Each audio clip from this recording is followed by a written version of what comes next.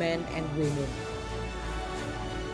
We believe that if private sector and public sector undertake these recommendations, they will contribute to build a more inclusive and sustainable value chain.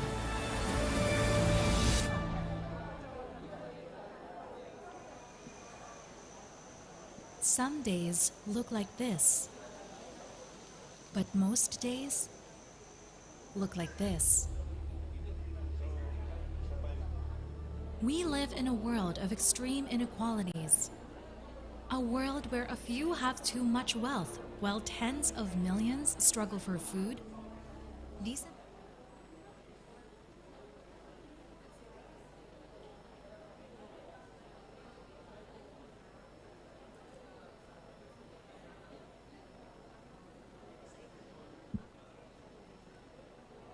Very good morning, ladies and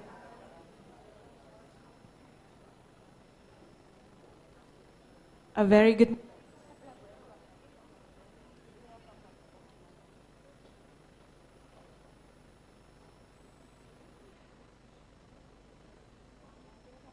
morning, ladies and gentlemen, please be seated. We are about to start our event.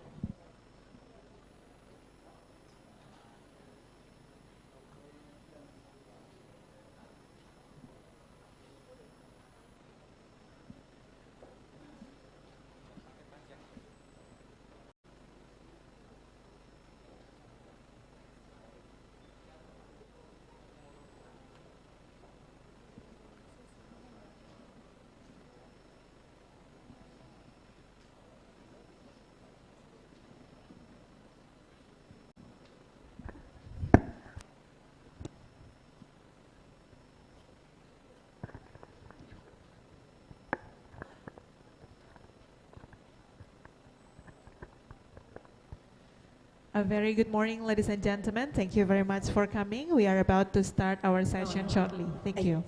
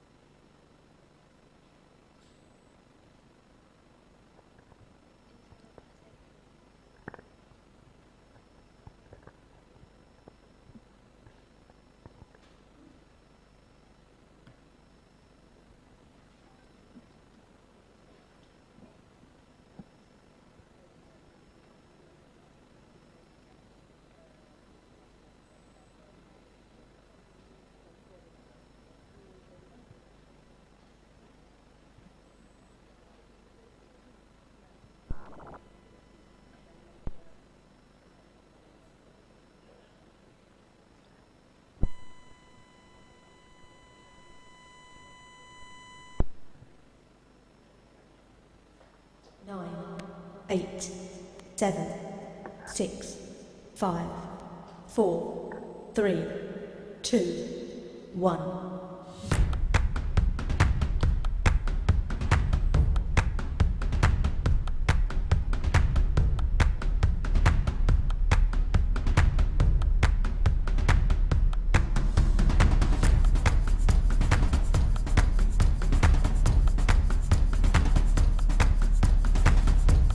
Recording in progress.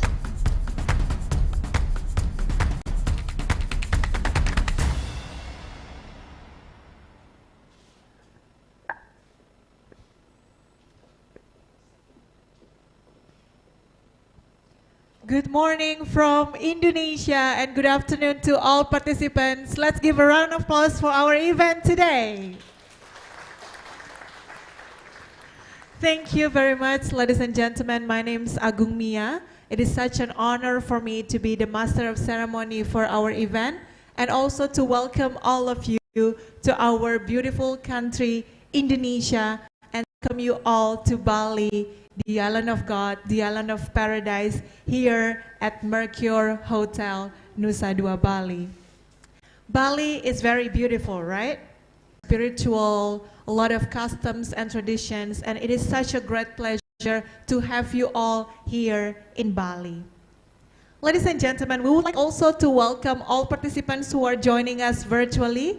Thank you very much for all our online participants, and we wish that you could be here with us in person in Nusa Dua, Bali. Honorable guests, ladies and gentlemen, first of all, we would like to play a video on safety and security briefing from Mercure Hotel, Nusa Dua.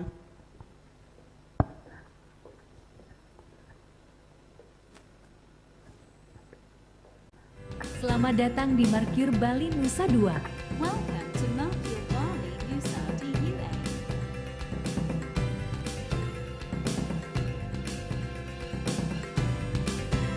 Safety Briefing Mercure Bali Nusa Dua. Dalam keadaan darurat akan terdengar suara alarm dan pesan evakuasi yang menginformasikan Anda untuk meninggalkan bangunan. In case of an emergency, you will hear an alarm sound and an evacuation message informing you to leave the building. Jalur evakuasi Mercure Bali Nusa Dua. Evacuation route Mercure Bali Nusa Dua.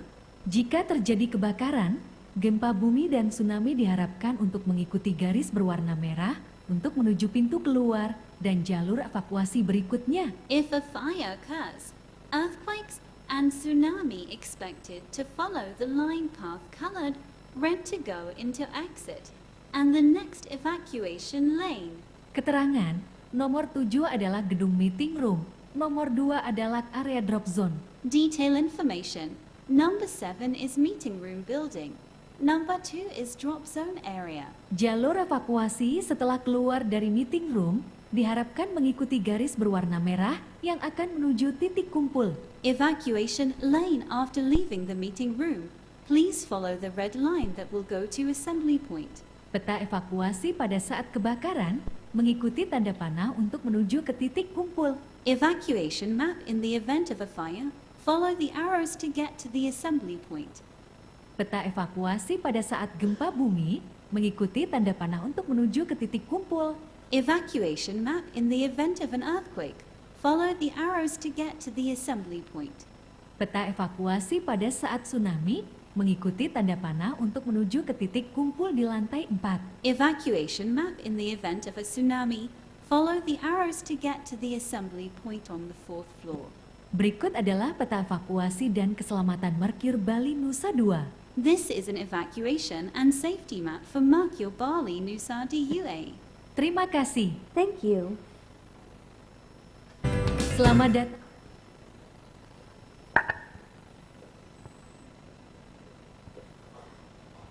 Ladies and gentlemen, before we start our event, allow me to share with you the house rules for our event today, which will be delivered by Mr. Muhammad Fardan Ngoyo from Oxfam in Indonesia. Mr. Fardan, the stage is yours.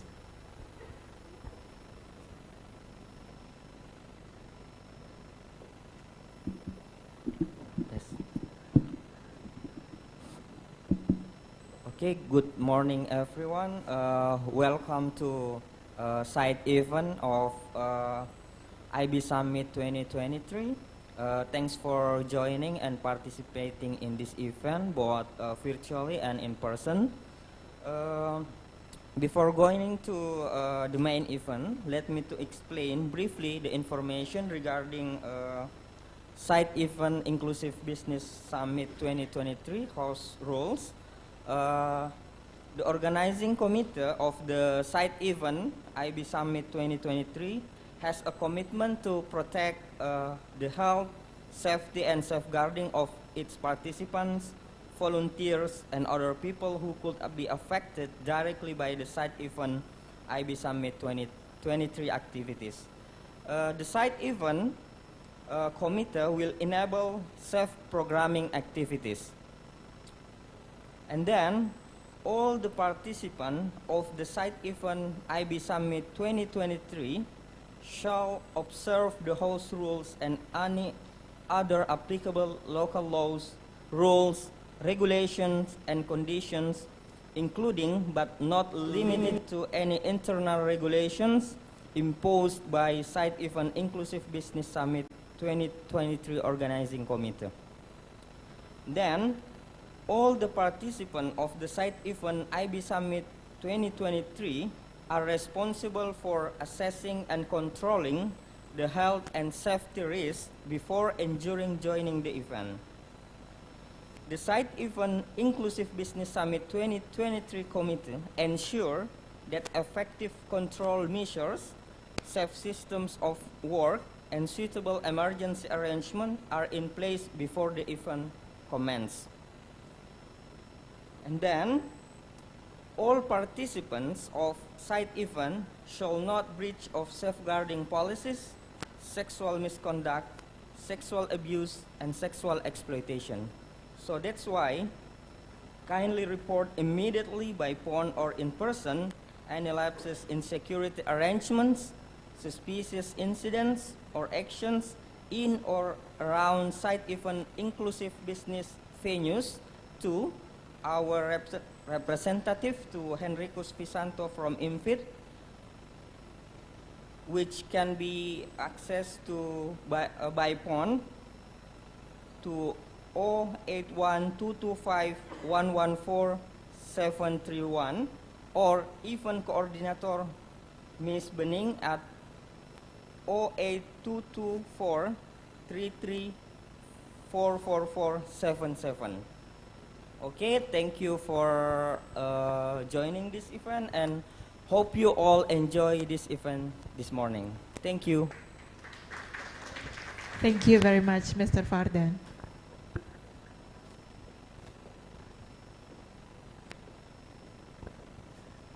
Ladies and gentlemen, please always be reminded of these rules for the next 2 days, as safeguarding is not only the committee's responsibility or the participants' responsibility, but it is also everyone's responsibility.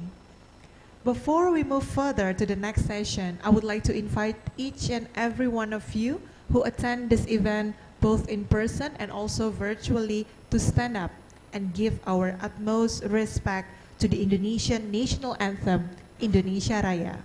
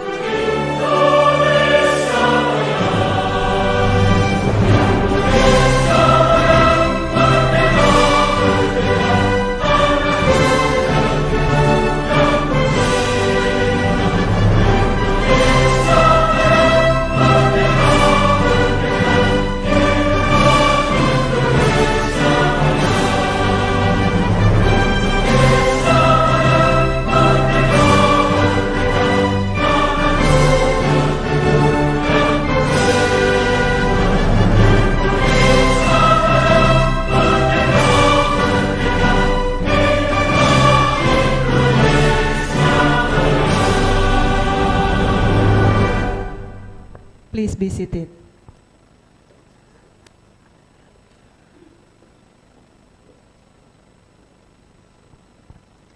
Ladies and gentlemen, on this very special occasion, please allow me to extend our warmest greeting to all distinguished speakers and participants. His Excellency, Mr. Teten Mas Duki, the Minister of Cooperatives and SMEs of the Republic of Indonesia, who will join us on tomorrow's session. Her Excellency, Madam Sukpapon Panit, the Permanent Secretary of Cabinet, Lao Women Union, ASEAN Committee on Women. Good morning and welcome.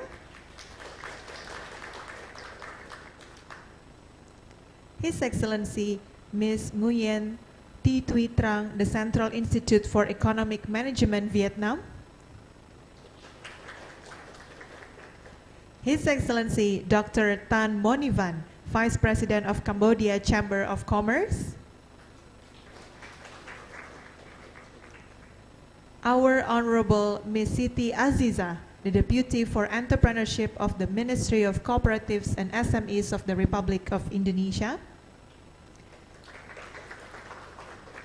Our Honorable Mr. Misto Hizaman, Executive Director, International NGO Forum on Indonesia Development. Good morning. Our Honorable Mr. John Samuel, Regional Director of Oxfam in Asia. Distinguished leaders of civil society organization in ASEAN, fellow journalists and colleagues in media, distinguished guests, delegates, ladies and gentlemen, welcome to the side event for the 6th ASEAN Inclusive Business Summit Collaboration for a More Inclusive ASEAN. Thank you very much for being here with all of us. This two-day hybrid side event for the 6th ASEAN Inclusive Business Summit 2023 is presented by a network consisting of Oxfam in Indonesia, International NGO Forum on Indonesian Development or INFID, Prakarsa, People's Coalition on Food Sovereignty or KRKP, and Small Business Women Companion Association or ASPUC as part of the effort to strengthen the engagement of civil society in inclusive business in ASEAN. The seminar is being relayed on Zoom and live on YouTube by two of the following organizations, INFID and the Prakarsa. All sessions will be delivered in English and will be interpreted in Bahasa Indonesia and Sign Language. Ladies and gentlemen, please be informed that we have provided the interpretation feature on Zoom. You may click the button on your screen located at the bottom right side with a globe symbol titled Interpretation, and then choose Bahasa Indonesia if you wish to translate. For our online participants, you may get the side event for the 6th Inclusive Business Summit information in our program book by visiting the link shared on the chat box.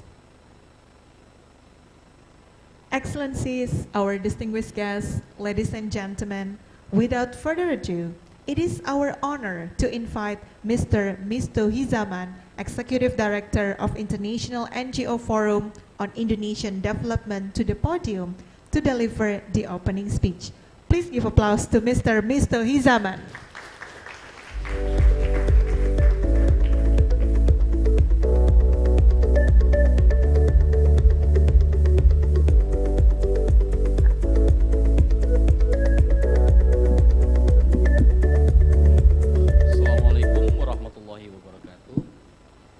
Good morning, distinguished ladies and gentlemen. Om Swastiastu, Namo Buddhaya. And I would like to express my greatest honors to all of this committee to ensure that this today's event will be held successfully and will achieve what we targeted together.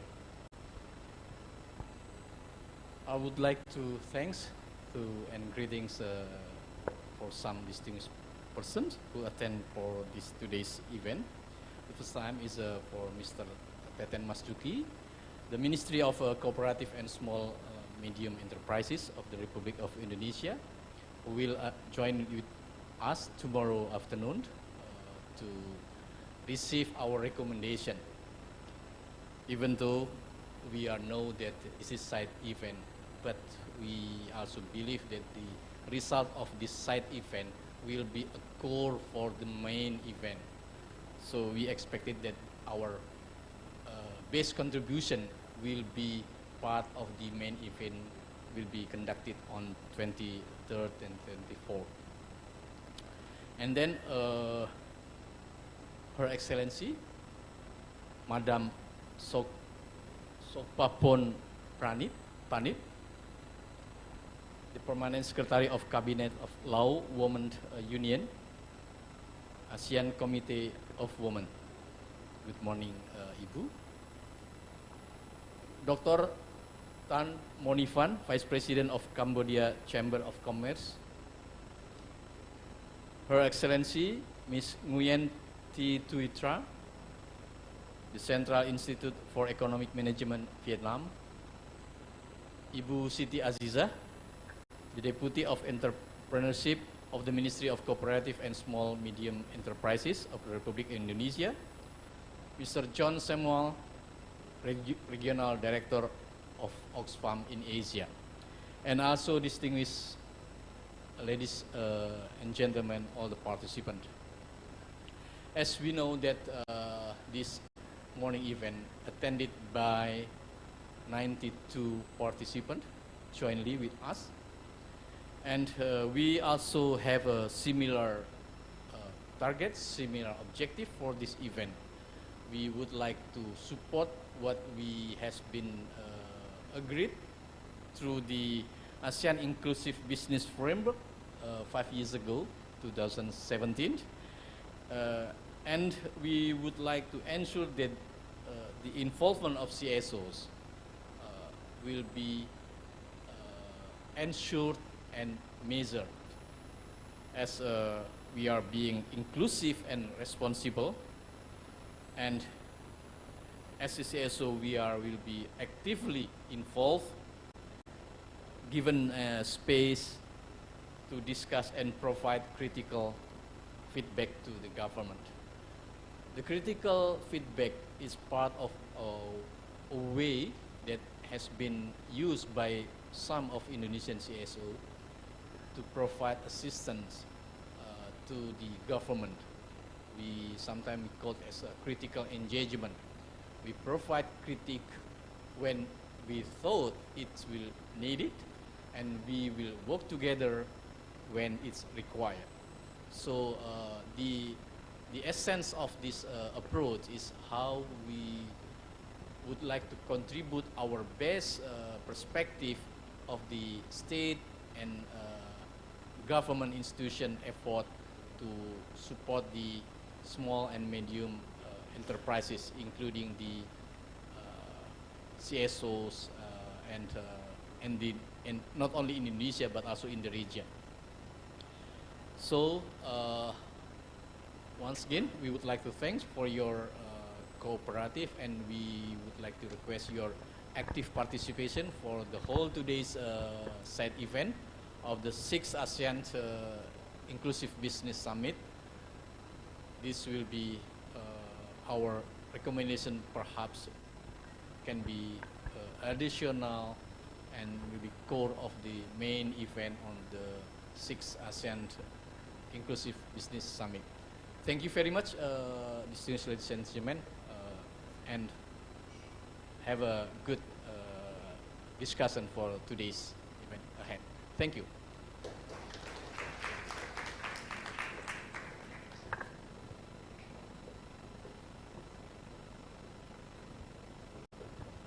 Thank you very much, Mr. Mistohizaman, Director Executive of International NGO Forum on Indonesian Development, or INFID, for the wonderful remarks. Ladies and gentlemen, the next today's special event, the CSO side event for the 6th ASEAN, the engagement of civil society in inclusive business in ASEAN, and to provide a forum for knowledge exchange, sharing best practices, and consolidation of CSOs, government, and 3 sessions today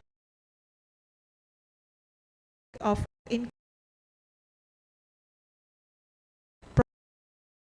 best recommendations will be facilitated by Ms.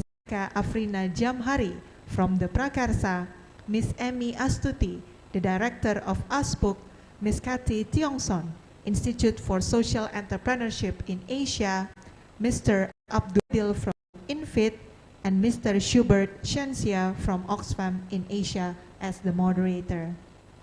Session 2, with the topic of ASEAN as epicentrum of growth by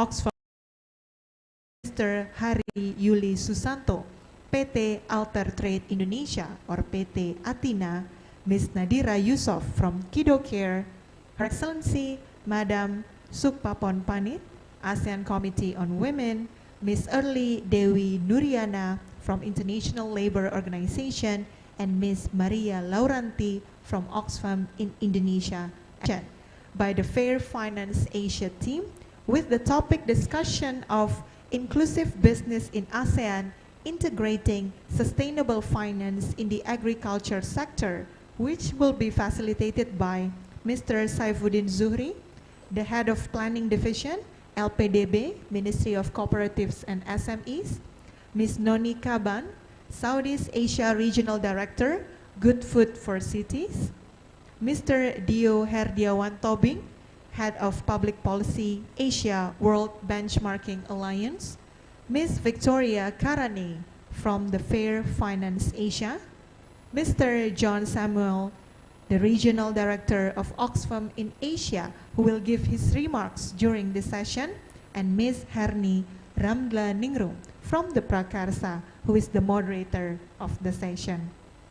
Please be informed that we also have two special sessions today, which are the Market of Ideas session on civil society organization engagement with private sector, which will be facilitated by Ms. Rapatsa Trirat, Oxfam International Asia Platform, and the music and dance performances by Dode Zanju and Robi Navikula on our dinner reception later. Wow, please give a round of applause for the amazing list of speakers and moderators for our event today.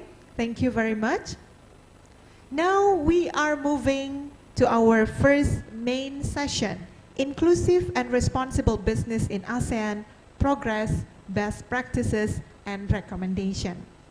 This session will give you a closer look at the progress, best practices, and recommendation to boost inclusive and responsible business practices in ASEAN. Without further ado, please give a round of applause to our moderator today, Mr. Schubert Ciencia from Oxfam in Asia.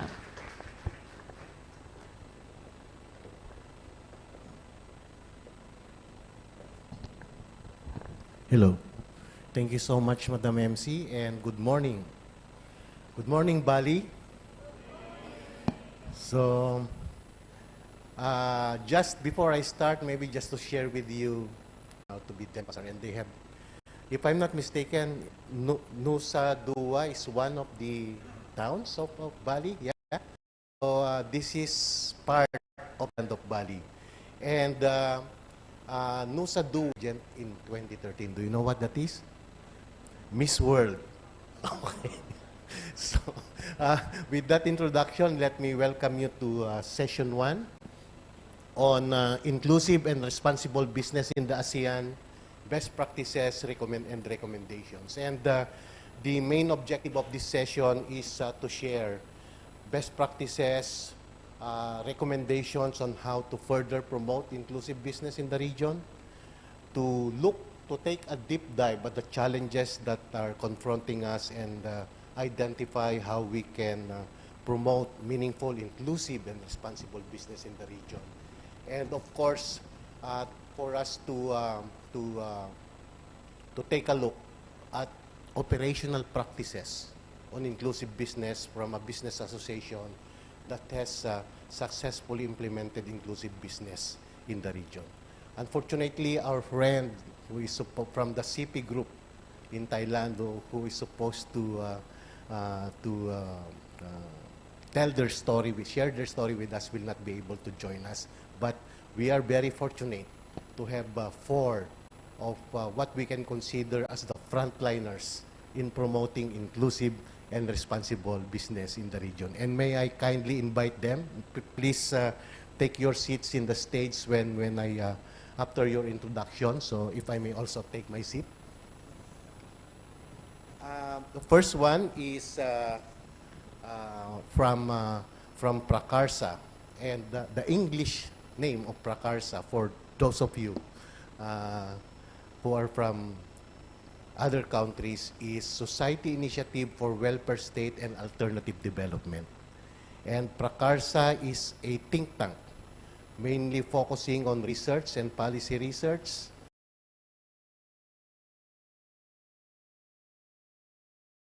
development. And joining us in their behalf is the research manager, ECA Africa. If you can kindly join us on stage, please.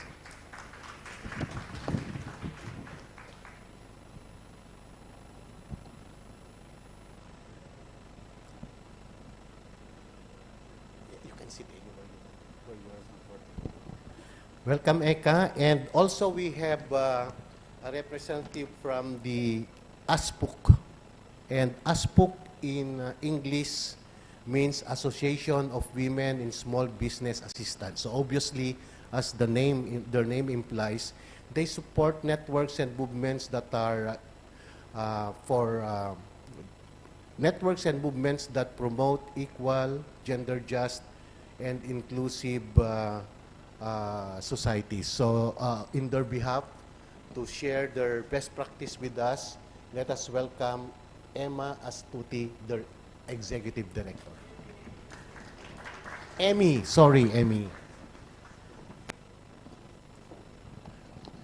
Welcome to the stage. May we also invite a representative from the Institute for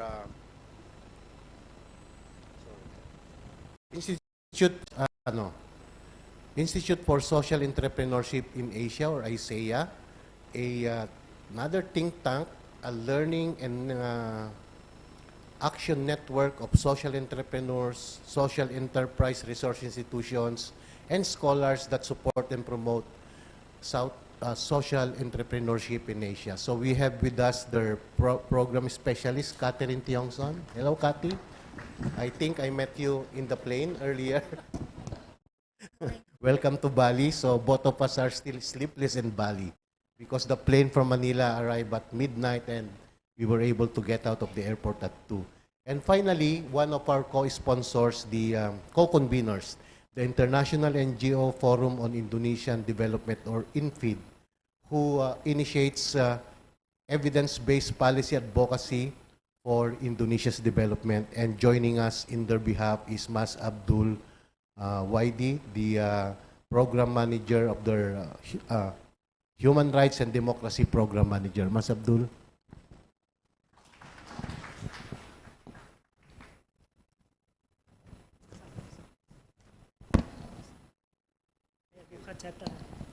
So, thank you all. Are you going to take our photos? Do it now. Okay.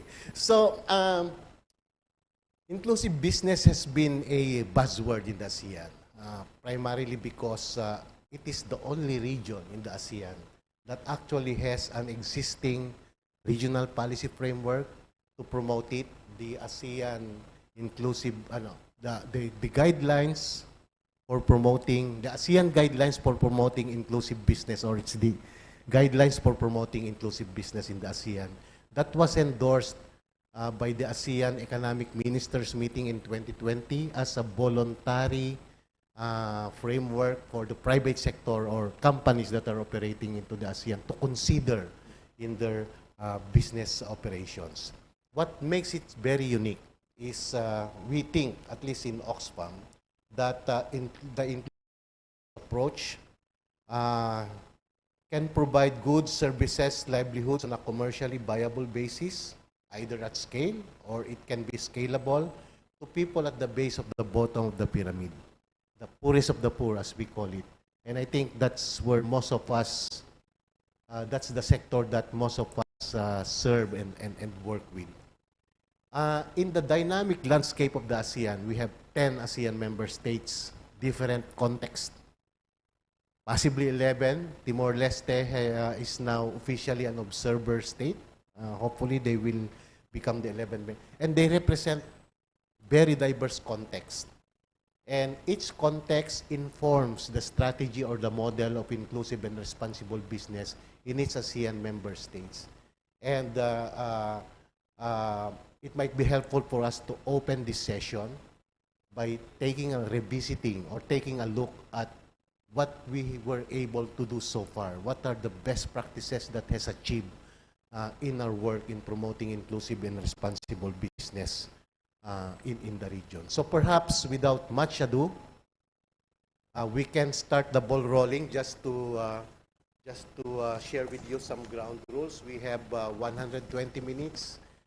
Each this year will have a maximum of 15 minutes to share their story, and then we will open the floor for intervention, clarifications, and questions for 35 minutes, and then 10 minutes.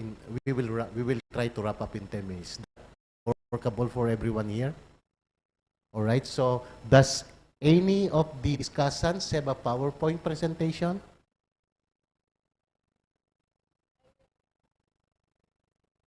Okay.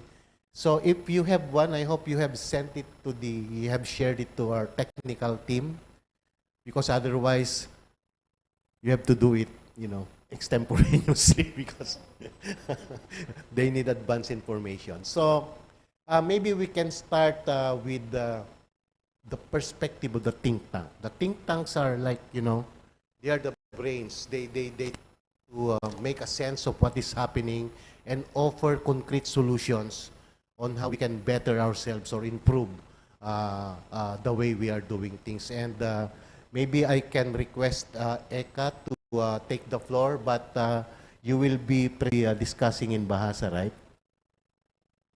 Yes, because my Zoom is not working, unfortunately. So that will be extremely helpful. So for those who click on that presentation, says are provided there. For me, you cannot rely on me that I will just nod my head.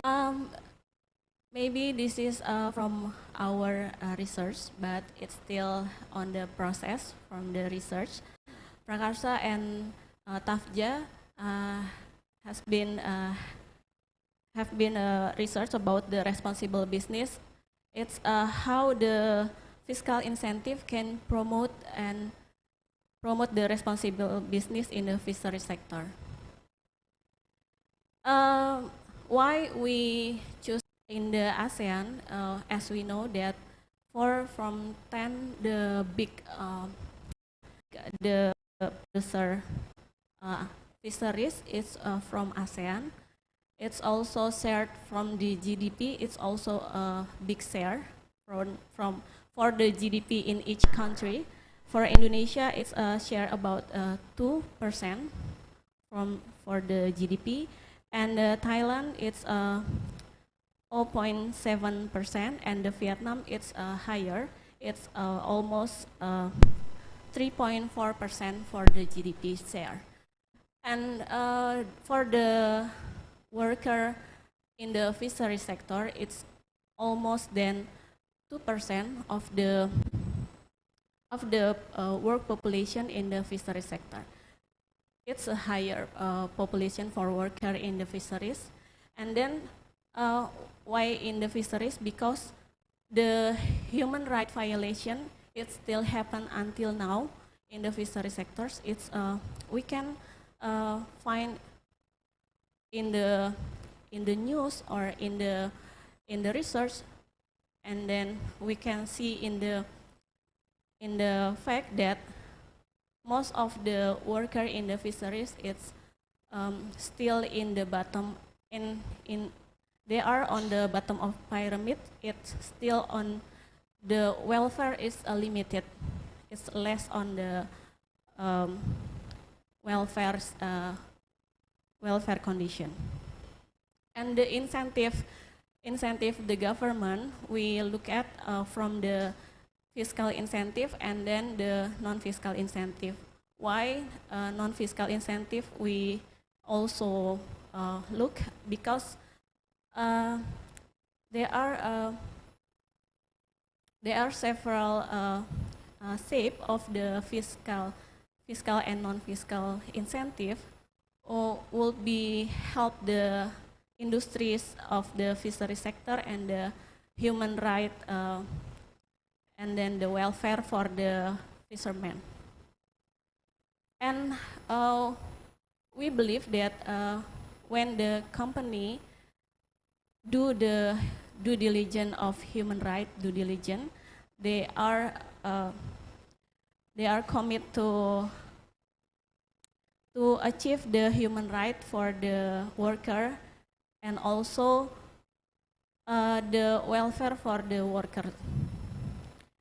The corporate must be proactive to manage potential and actual adverse human right impact in which they are involved.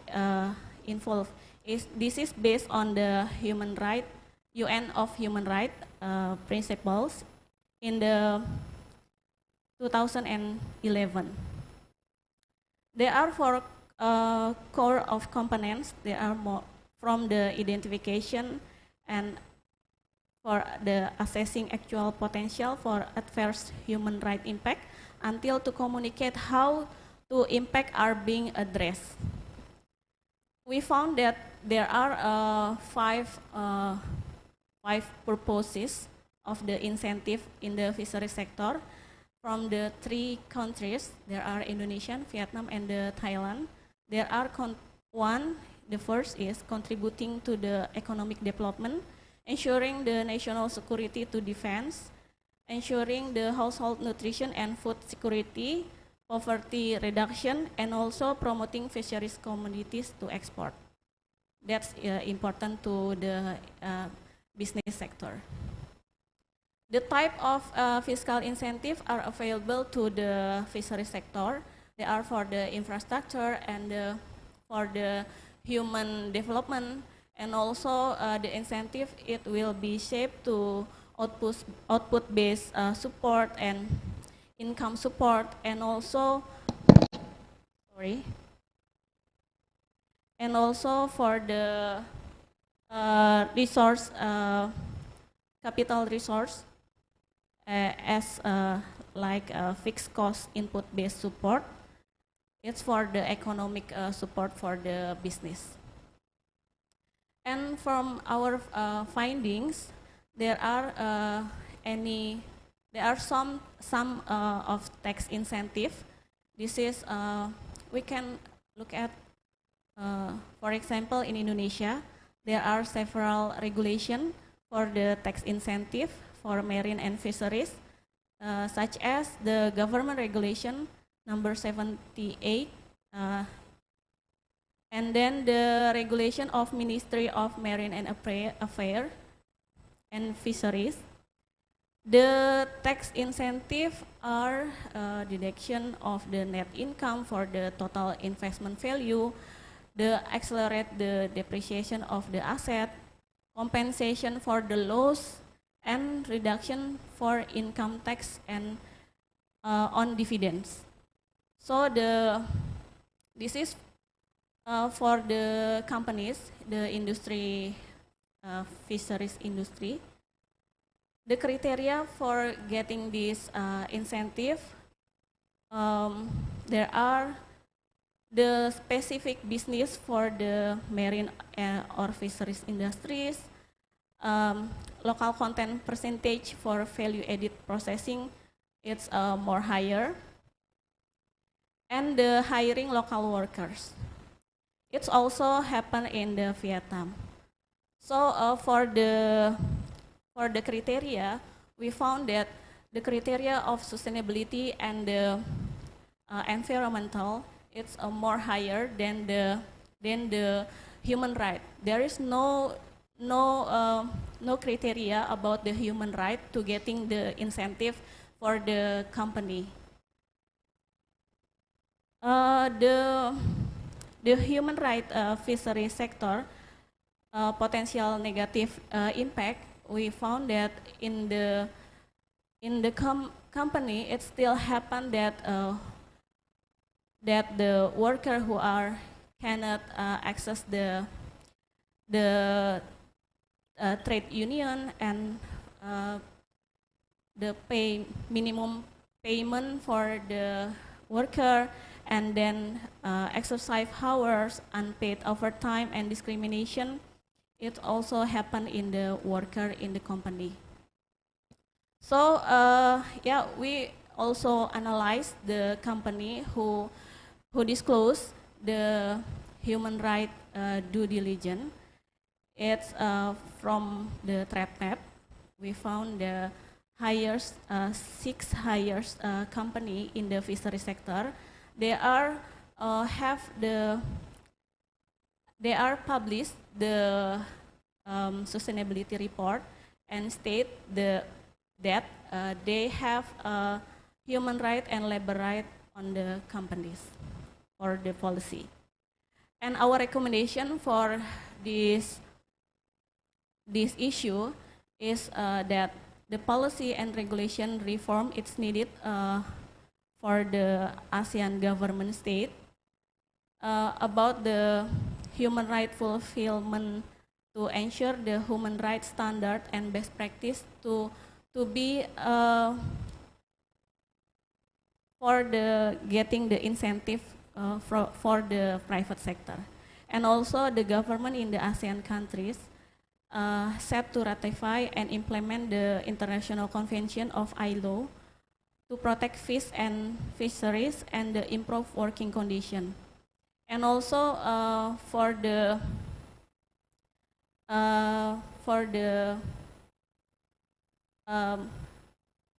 reporting the abuse and justice, it could be open or establish the accessible of effective grievance mechanism in the countries.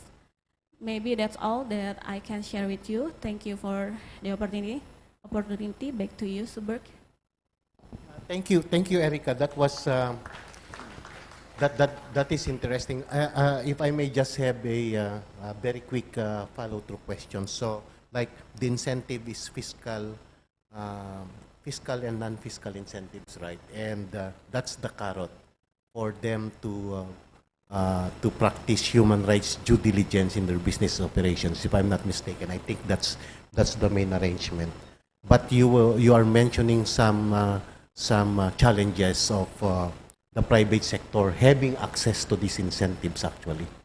And very quickly, did it work out well? At least from the case of Thailand, Indonesia, and Vietnam. What is your first impression? Like if we rank it 1 to 10, did it work? 10 is the highest number. And second question is, what do you think will make it work better? Very quickly. Okay, thank you, Suberg. For the 3 countries who has the regulation about the incentive for the fiscal and non-fiscal incentive for the fishery sector, yes, we already have a good regulation, but it's more be increasing the quality of the regulation. The important things is the human right due diligence. It's not put on the priority issue to the basic criteria for government to give an incentive to the companies. Because maybe the government still focus on the economic development and to push the investment in the fishery sector to have a good quality or the export quality, but in the worker itself, it's not really as a priority issue for the worker. Thank you. Thank you, Erica. So that means there's still a lot of catching up to do in terms of having the workers also enjoy the benefits of those tax incentives, how it translates into their better welfare and well-being. So there's so much to talk about, but I think we will leave it there. This is, for me, it's very interesting because the ASEAN is one of the world's top producers of seafood, and unfortunately, it is also where we have high incidences of concerns in terms of labor practice in the industry. So from the fishery sector, from the stream, let's try to look at it from the perspective of colleagues who have been working with women. And for us in Oxfam, this is very important. We think we need to take affirmative action for women, since traditionally and historically they have been marginalized for quite a long time. And perhaps we have Emmy here, who can share with us their work in with SMEs on concretely how do we do this? What are the challenges so far? What are the recommendations? And of course, what has been the good points that we have scored so far? So Emily, you have the floor. Thank you, Sugar. Which I respect to all speaker and all participants. Good morning everyone. Assalamualaikum warahmatullahi wabarakatuh. Om Swastiastu, Namo Buddhaya, Shalom, Salam Kebajikan. I would like to say thank you for coming to my presentation. It's great. It's great today. I have presentation. Maybe, yeah, I have slide presentation to show to all participants.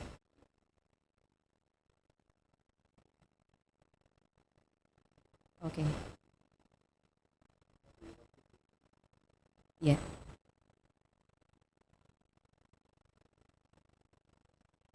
Okay, I would like to discuss about the role of women small micro enterprises in inclusive business in Indonesia. Next. Here I try to answer the four questions. First question, what is the role of women small micro enterprises, SMEs, in promoting and practicing business inclusion? Second question, what the best practice have been implemented by SMEs in promoting and running business inclusion?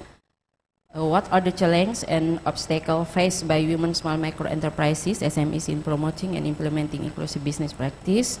And what the recommendations are needed to overcome these obstacles and challenges? Okay, next. Okay. The data show ASEAN population is 667 million, approximately 8.7% of the total world population. This is big potential to become producer of product, yeah. With a large population, yeah, we have the potential to become a producer of product for export to countries outside ASEAN member state. But at this time, unfortunately, many of us just become consumer. We are only market for countries outside at the at the ASEAN member state. The number of ASEAN MSMEs is 70 million. And the number of Indonesian SMEs is 65, approximately 65 million out of 278, yeah, 0.69 million population. Okay. Of the 65 million MSMEs unit, 64.5% are managed by women. The number of micro-enterprises dominate the business scale in Indonesia. As many as 64.6 million. Small business are only 7,000, approximately 7,000 or 1.22%. And medium business are even smaller at 65.5 thousand or 0.1%. And large business are the least in number, only 5.6 thousand. This proportion not changed for 23 years. Micro, small, medium enterprises add up to 99.99%, while large business only make up 0.01%. Okay, next slide.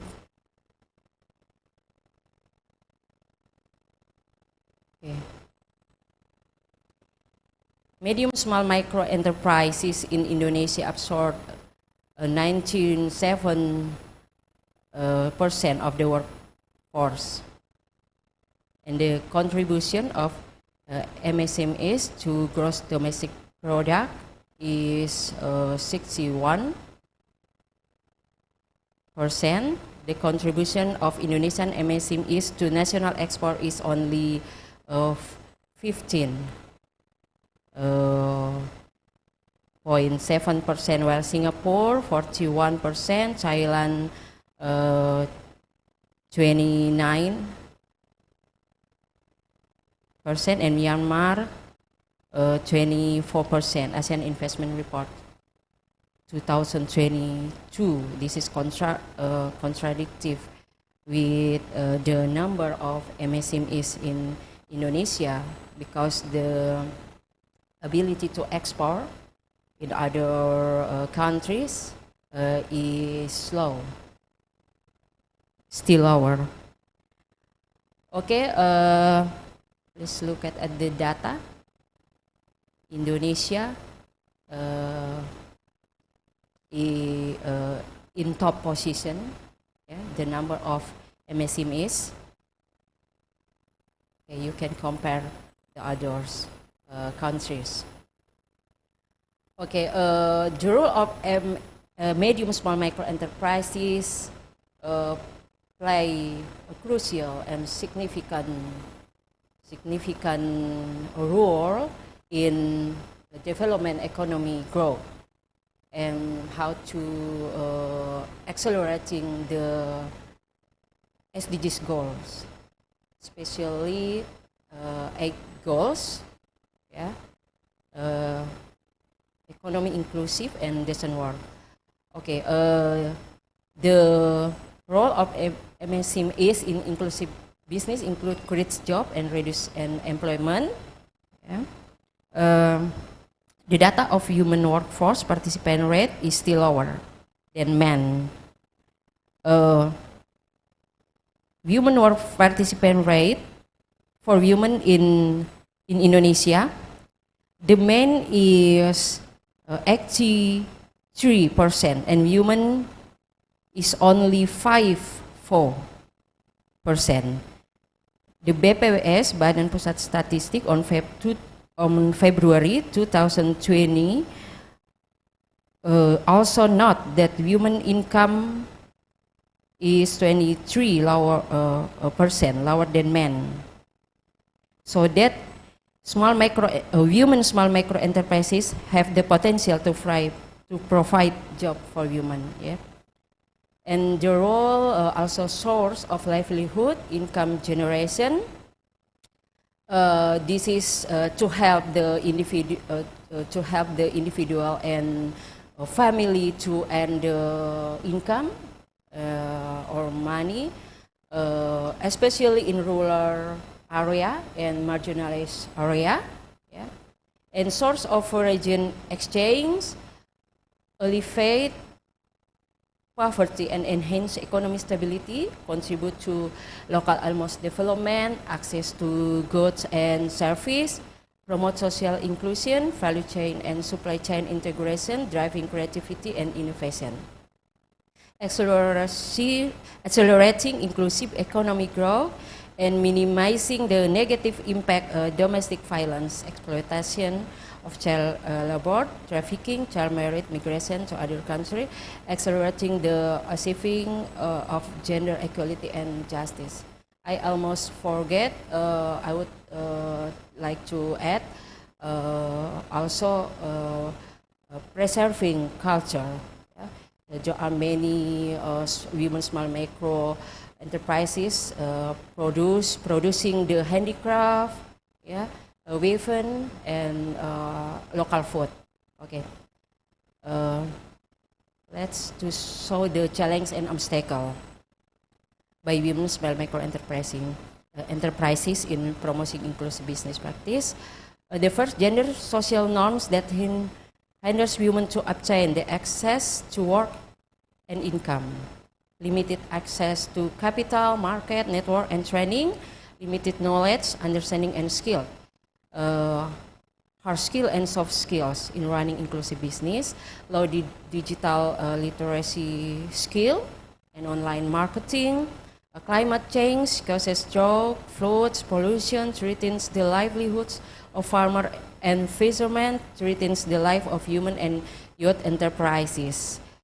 Business inclusion have not been widely understood by business actors, especially big company, including the private sector. Okay, especially companies in the palm oil plantation, mining, and fisheries sector.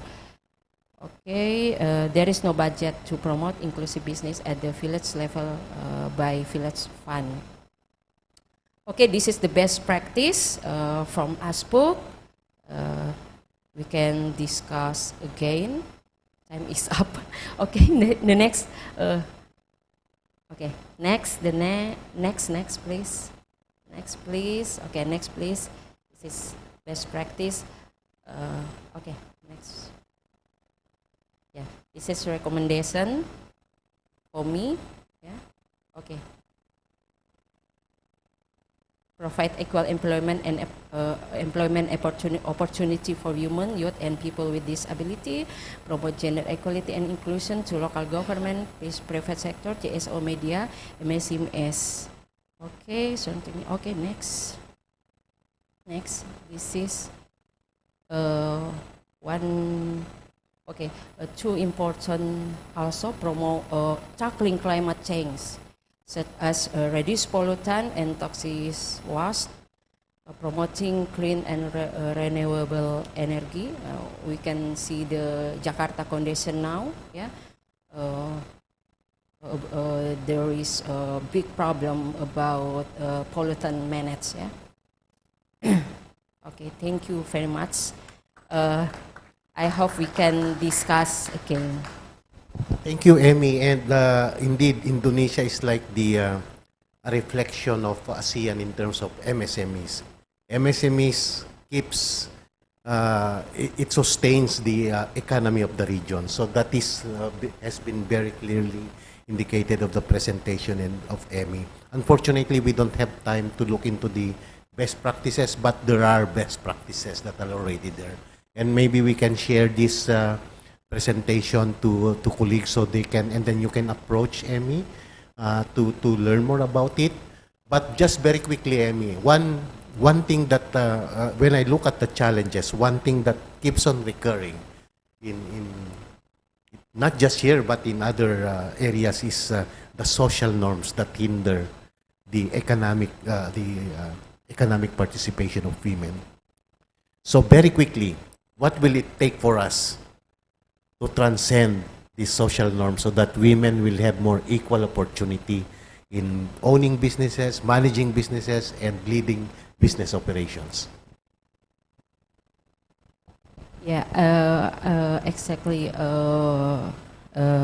Maybe I need to translate the the you're asking.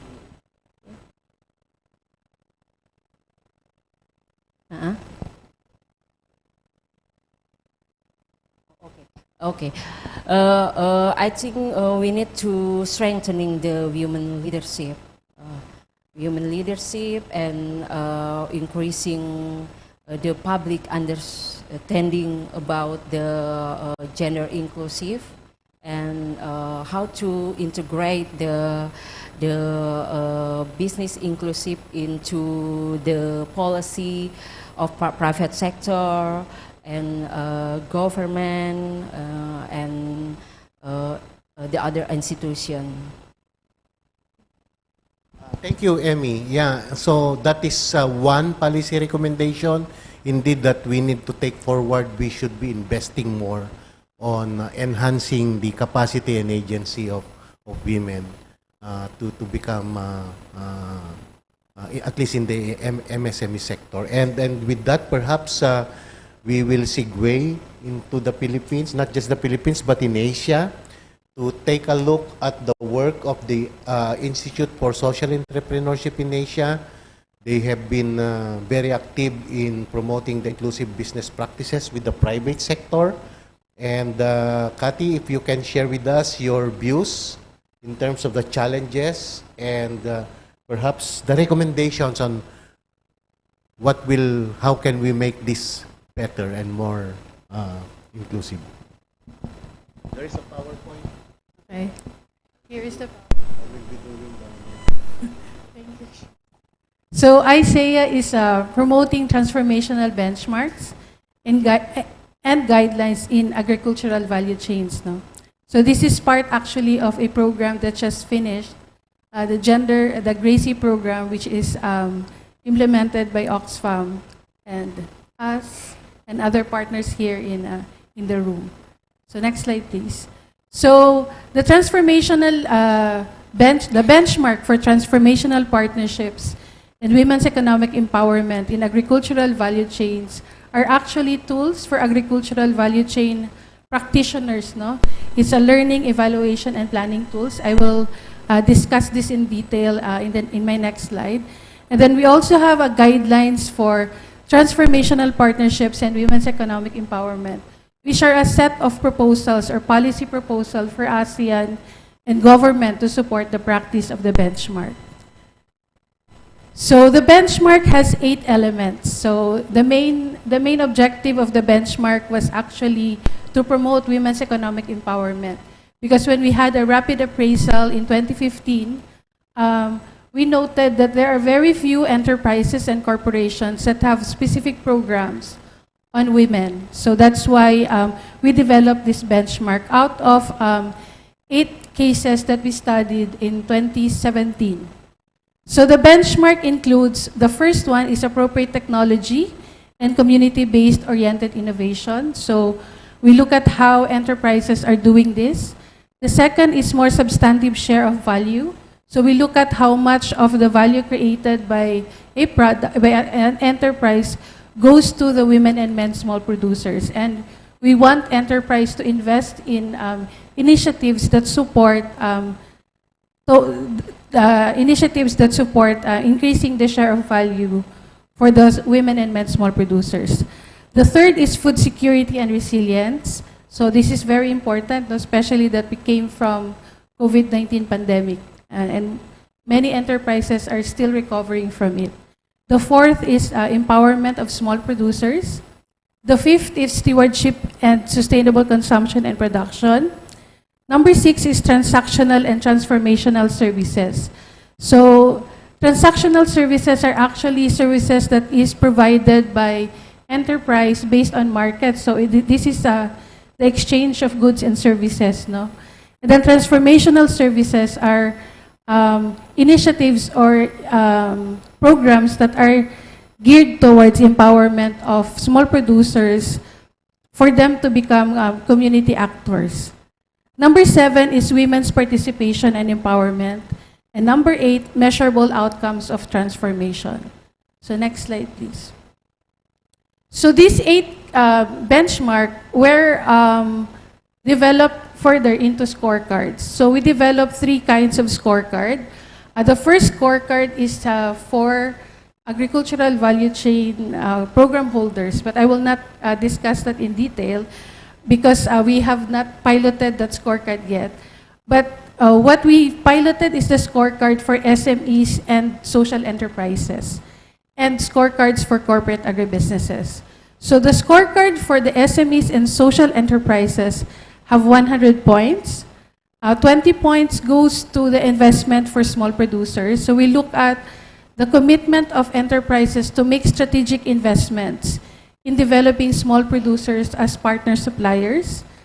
And then we also look at commitments to develop strategic partnerships with cooperatives, associations, and other self-governing organizations of small producers and their enablers. So that's 20 points. Then 20 points for all initiatives on women's economic empowerment in the supply chain and the communities that they impacted. The number 4 is responsible business outcomes. We look at the impacts that they produce from their interventions. And then, next slide. And then this is the scorecard for corporate agribusinesses. So we have alignment. The first element is alignment, or the alignment of their philanthropic and social investments towards developing small producer communities to participate in the company supply chain. Many of the corporations that we work with have CSR initiatives, but it is not related to their company supply chain. So what we want is maybe those companies can actually invest in developing supplier communities. The second element is strategic partnerships. So this is the partnership that they do with cooperatives and social enterprises. Third is we and supply chain, which is 40 points. The number 4 is responsible business outcomes. So when a company uses the scorecard, we have score interpretations. So I will not discuss the score interpretations now because it's going to be long. Next slide po. It's not working. Next slide, please.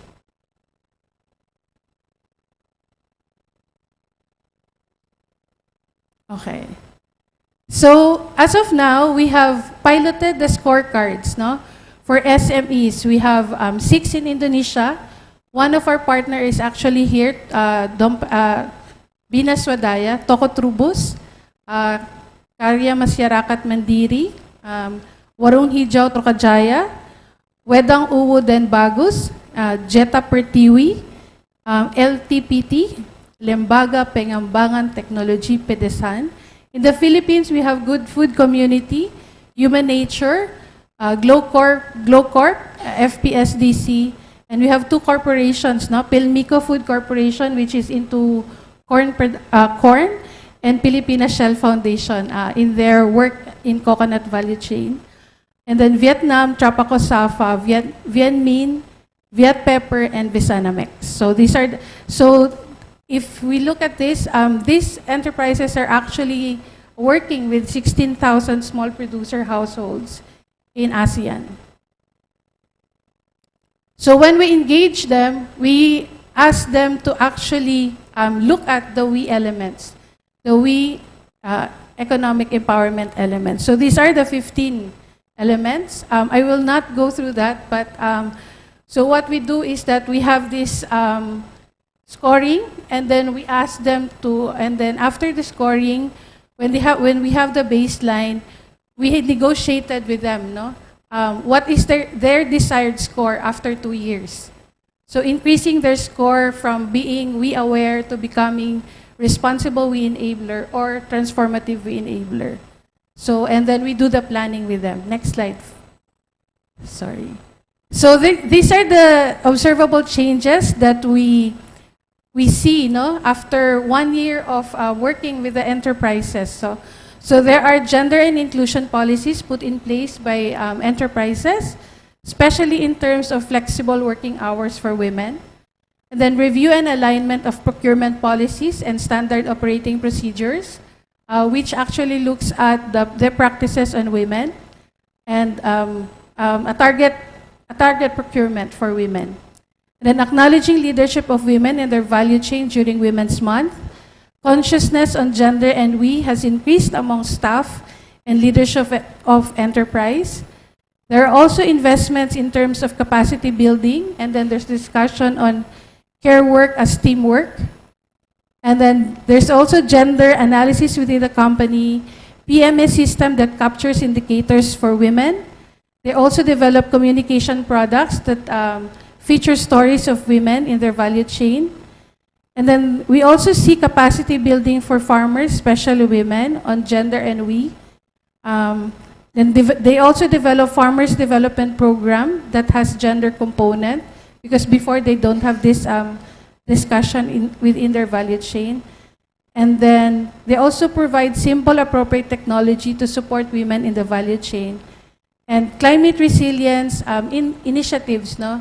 And even one of the company put up a climate resilience fund so that they can provide the necessary support for their women partners. Next slide. So we also, in terms of insights now from the piloting that we had in the last 2 years, so we see that the commitment of the enterprise leadership is very critical for the success of the intervention. The best results were achieved when the enterprise reviewed their policies and put in place an enhancement and a strategy on how to consciously engage women in their value chain. It is important to have capacity building of staff and the enterprise team on as a prerequisite to effectively cascade such among their partners. And then partnership commitment to SEs, SMEs, and corporate agribusinesses need to be translated into actual adequate investment to enable small producers to become effective partner suppliers, delivering the needed quality, quantity, timeliness of produce required by the market. And then importance of establishing partnerships with government, CSOs, academia, and other players to access resources for ensuring delivery of interventions and other transformational services. Just to share with you that this is something that is very, when we talk to the corporations, no, they have this, they're not comfortable sometimes, no, when we talk about gender and we, because it's not part of their expertise. So that's why we told them that maybe you need to partner with a CSO, a government agency to help you with that intervention. And then interventions need to take into consideration the ongoing recovery initiatives of enterprises. Because even some of our enterprises said that they need to delay the implementation of their action plan because they are still doing the recovery from the pandemic. So just to end, we have this, as mentioned before, we have guidelines of transformational partnerships and women's economic empowerment in agricultural value chains. It has 5 set of guidelines, and the 4th guidelines is in relation to the support that is needed for social enterprises and inclusive business to become innovators and enabling partners of women and men small producers. And one of which is actually enactment of social enterprise policies and also inclusive business policies in our countries. So I think I will end there, Shubs. Thank you. Thank you, Kathy. And so you are basically grading the MSMEs, the social enterprise, the private sector, on how they perform in certain areas. So can you tell us very quickly what is the reception? And number 2, what is the incentive for them? What is it for them that will permit themselves to be graded? And number 3, is there any implication, like, you know, these are enterprises. Bottom line is profit margins. So how will it contribute into that? Very quickly. So very quickly, so this is the materials that I have. It's there outside. So if you're interested to read, please read. Get 1 copy. And then in terms of so we rate them, no?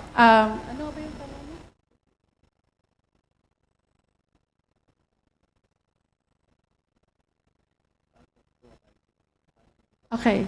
So when we do the piloting, no, so actually we work closely with our country partners, Binaswadaya, Dompet Duafa, and CCP in Vietnam.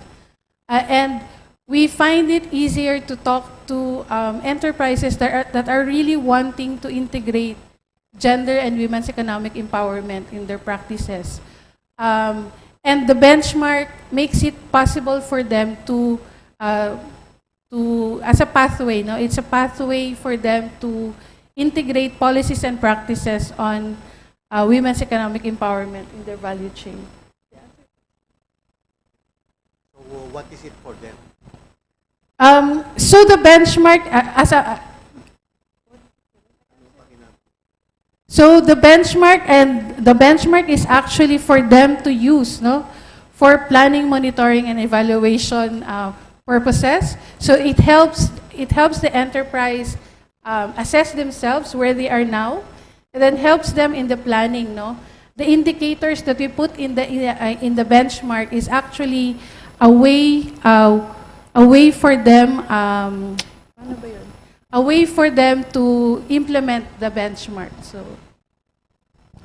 So it makes them better businesses, so to speak, socially and economically, if I may put it that way. So thank you very much, Cathy. Very interesting coming from the fishery sector, a focus on MSMEs by women, and then we have this kind of standards that can provide guidance to social enterprises in making good things better.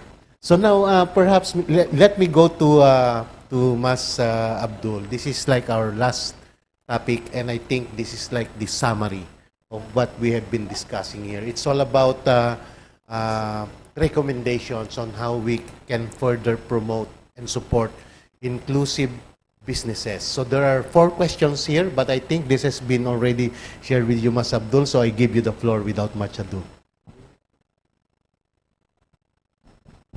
Thank you, Shubhat. Ladies and gentlemen, like Shubhat said, I have to make summary. There are 4 methods that I would like to answer. The first thing is about how can we encourage meaningful participation in the development of inclusive business. Yeah, if we would like to say about the participation, the meaning of participation certainly about the involvement in this context of inclusive business or responsible business in ASEAN. Actually, we would like to say the involvement of civil society and 10 countries in ASEAN. If we say about the civil society, normally we discuss about the particularly marginalized group, for example, disabled community, indigenous people, and then women. So that we have to encourage the participation, the involvement of civil society in ASEAN, and then 10 countries in ASEAN in discussion about the inclusive and responsible business. I would like to convey for meaningful participation to encourage the inclusive and responsible business in ASEAN. The first one, CSO Indonesia and government would like to would like to continue the high-level meeting between Ministry of Cooperative and Small Medium Enterprises in ASEAN level. We would like to endorse all ministry would discuss about the inclusive and responsible business in ASEAN, and make meeting among them to make cooperation to ensure business achievement, and so on. And then we would like to encourage the formation of the IB Center in ASEAN level.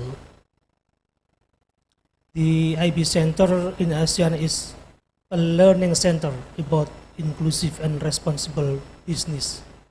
In this institute, we can update information about what has been done, what has been formulated also by each country, and their experience of running inclusive and responsible business in each country. In this organization, CSO also can be involved, can be actively involved. And then thirdly, we would like to encourage the access of finance policy. We would like to encourage monetary and fiscal policy in each country that can be accessed by small medium enterprises. Access to finance will encourage as many civil society as possible from the marginalized group to be actively involved in business. And then the fourth, we would like to endorse the or private sector. I think they should actively to support so that small medium enterprises can be actively in supply chain. Okay, in and then between countries. So if we discuss about the supply chain in economy, we would like to endorse not just among the investor, not just among the private sector in large level, but also in small and medium level could be involved in this supply chain. Yeah, we know that actually we also face the limitation of inclusive and responsible business in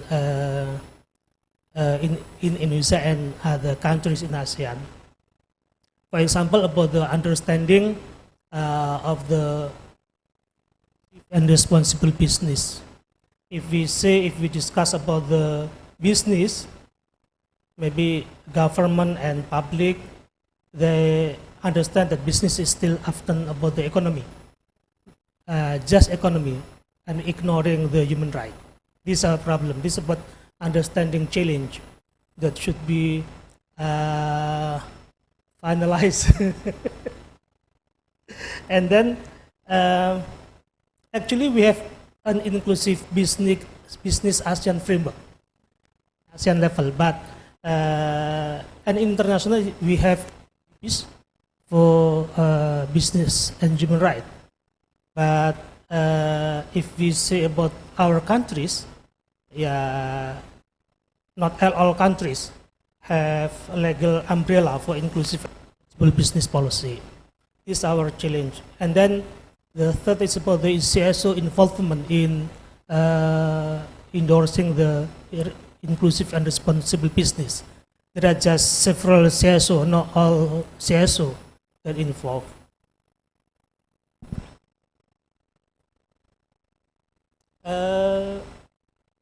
Yeah, maybe we have no perfect example if we say about the inclusive and responsible business, but actually we can mention several efforts from government, for example, from Indonesia and then from CSO. From Indonesia, for example, there is a national strategy for business and human rights. We would like to endorse the inclusive and responsible business, human right, inclusive and responsible business would be decree from President.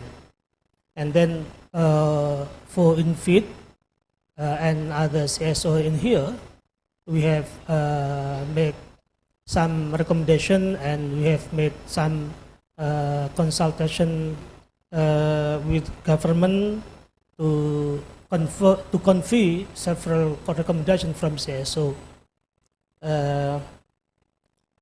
Shubet and our audience here, ladies and gentlemen, I would like to add the recommendation, particularly for state, for sector, and then for CSO.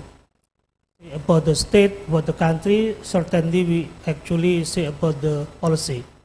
So we would like to encourage to government so that they can make several policies about public or non about fiscal and monetary policy and be accessed by small medium enterprises, for example. And then we would like to endorse the government to make several regulations that make easier for small medium enterprises to involve to access the regulation. For private sector, we would like to invite them to discuss about the principle of human rights. We would like to make understanding that who will responsible to human rights principle, actually not just by government but also by private sector. We would like to say, and actually we have made discussion, we have made several meetings with private sector in Indonesia, and we can say that several private sector would like to fulfill the principle of human rights. And then for CSO, certainly we would like to encourage us, civil society organization, to continue our advocacy on inclusive and responsive. And then we would like to make some literacy, some education or popular education, and then this activity, actually this part of our effort to make inclusive and responsible business will be formed by us, and then we would like to endorse the vision to make inclusive and responsible business could be done by us, and we should. Thank you, Mas Adi. So my takeaways from your sharing is that we need a more substantial role for CSOs in the whole scheme of things, right? And we also need an enabling environment so that inclusive to support the promotion and growth of inclusive and responsible business. So very quickly, what do you because INFID is also like a UN partner, a recognized partner of in the UN system. What do you think how do you think the position CSOs should position themselves, and how they can contribute in creating an enabling environment for inclusive and responsible business? Thank you, Shubha. I would like to confirm that INFID actually as an active participant in economic and social the INFID. Actually, INFID is active participant for UN facilitator for economic and social right. Yeah. US, yeah. Yes, yeah. Okay, yes. And we have made several reports about our condition, about Indonesian condition on inclusive business, and also we made recommendation after our report, not annually but 2 years report. Yeah. Thank you so much. So please give a round of applause to all our discussants. Tatat, may I ask how many minutes are left for the Q&A? 20 minutes. So we will devote 20 minutes to the Q&A. We will ask 3 questions first, and then please direct your questions to the right discussion. So we have it here, Madam, and then another 2, please. First 3 questions, and then right behind there, and then we have 3. So if I may kindly request you to be very brief in your questions, to introduce yourself and be very brief to your questions and address this to the relevant discussions. Yes, ma'am. You have the floor. The microphone is here. Good morning or good afternoon, ladies and gentlemen. Thank you, Schubert, for giving me a chance to share. Very interesting with the first discussions round about the best practices sharing, actually. But at the first, if I sum up from this, interesting from the ASEAN give the model how we can measure the inclusiveness in the inclusive business. But if I see the list of your participants in your pilot, mostly seems like they are social enterprise. And what we are talking here is the inclusive business. But if we read from the definitions in the guideline, mostly inclusive business is dominated or characterized by middle and big companies. So this is different missions. In the big companies, they are profit maximizing, while the social enterprise is more equality with the social missions. Then it's no wonder if you're finding quite positive how they their openness on the, and I see their policy of the women inclusiveness in the institutions.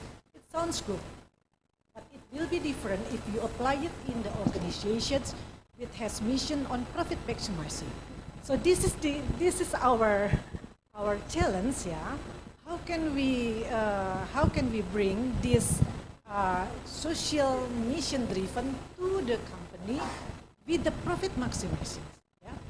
For me, inclusive business, frankly, little bit like utopia, because profit maximizing will be like they would like pass the ethic, the value that we are promoting. So, but I would like to appreciate the work, because the private sector become more aware on the importance of the inclusiveness. We have as well too grateful that now the development has as well different measures in the economy to compare with the GDP. They have the inclusive index as well. Indonesian has as well the inclusive index. If I saw the criteria known with the values such we discussed with the women, with the human right, their category of issues are at the first, the growth on economy. Again, economy is the first. I think the speaker as well taught, and the second is the income distribution. This is the second. And the third, access to the employment. This is the third pillar measured by our government to measure the inclusive development. So that means the things that we are discussing is very hidden. So that's now how can we bring, if our value become as well the pillar in the measuring the development index in the country. So this is the challenge. Might be because yes. from Infit can contribute this. Yes, Thank madam, you. can you kindly introduce yourself? Oh yeah, I forgot. So excited to respond. My name is Eri. I come from Indonesia, from ASEAN Solidarity Economic Council. Thank you. Thank you. Before I invite the panelists to respond to that, can we take 2 more questions, please? So the gentleman behind, can you kindly introduce yourself, sir, and then your question or reflect. Thank you. My name Wahyu Susilo. I come from migrant care, national NGO working on migrant issues. I want to mention about the fisheries issues. Yeah. In the last summit in Labuan Bajo, I think one of document released in this summit, ASEAN Declaration on Placement and Protection of Migrant Worker in Fisheries Sector. I think I think we need to incite the private sector to encourage this document to implement the declaration about the fisheries especially in issues of migrant and fisheries, because I heard for presenter the presenter only recommend about the ratify ILO convention about the fisheries, but in the context ASEAN, we have the new document related with the fisheries issues, especially migrant and fisheries issues. This is our mention. Thank you. All right, thank you, sir. So we have two outstanding questions. Number one is measuring inclusivity, and then number two is how do we factor in the subject of migration. But before I go back to you, let me get back to the gentleman behind, and then we will give the floor to our discussants. So that's one for you, Mas Abdul, and perhaps one for you, Erica. Yes, sir. Thank you. My name is David Fina. I'm from Alpha Omega Foundation in Kupang, East Nusa Tenggara. The first question is actually something a little bit bothering to me. Ms. Eka is mentioning that fishery industry or fishing industry in Indonesia is contributing only 2% to GDPs. Is this really the right stats? Because I think Indonesia, the area of Indonesia, maybe 60 to 70% of Indonesian area are water.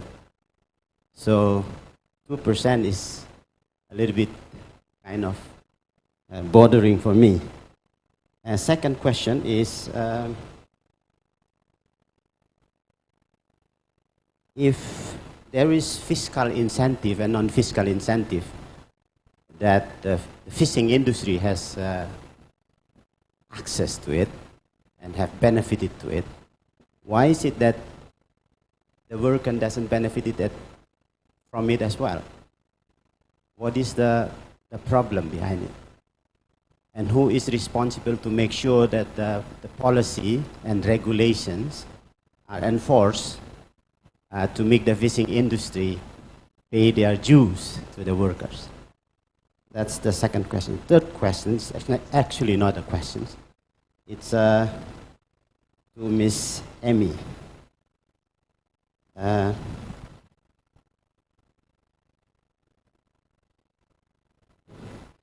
You were saying that of the total of 70 million MSE in ASEAN, Indonesia is contributing 65 million. So it's almost like 80% of the total MSE is from Indonesia. Okay? And you were also saying that 64.5% of the MSE were managed by women. This is a promising, really a promising stats.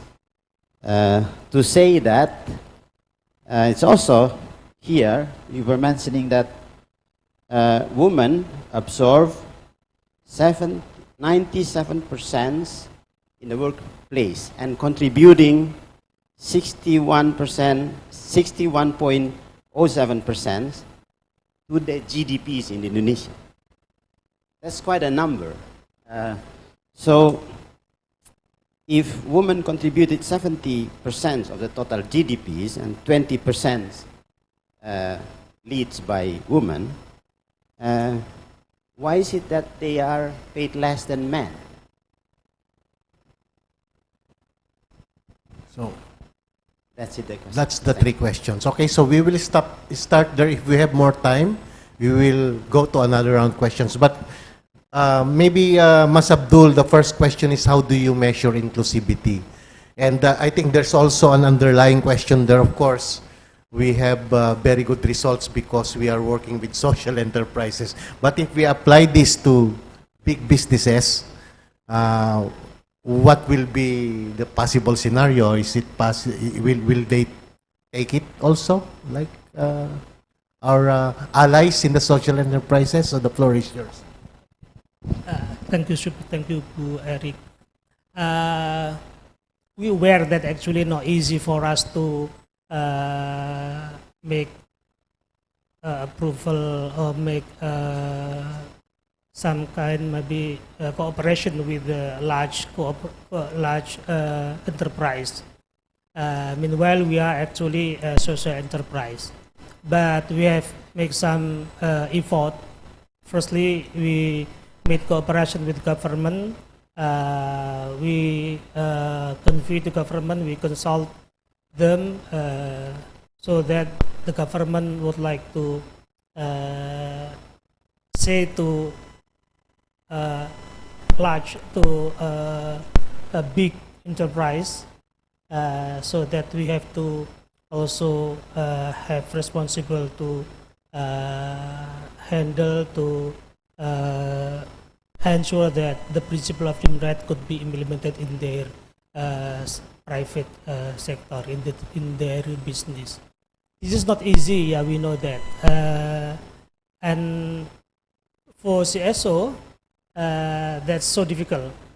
That's so difficult for us to make convenience for big enterprise so that they can implement the principle of human rights.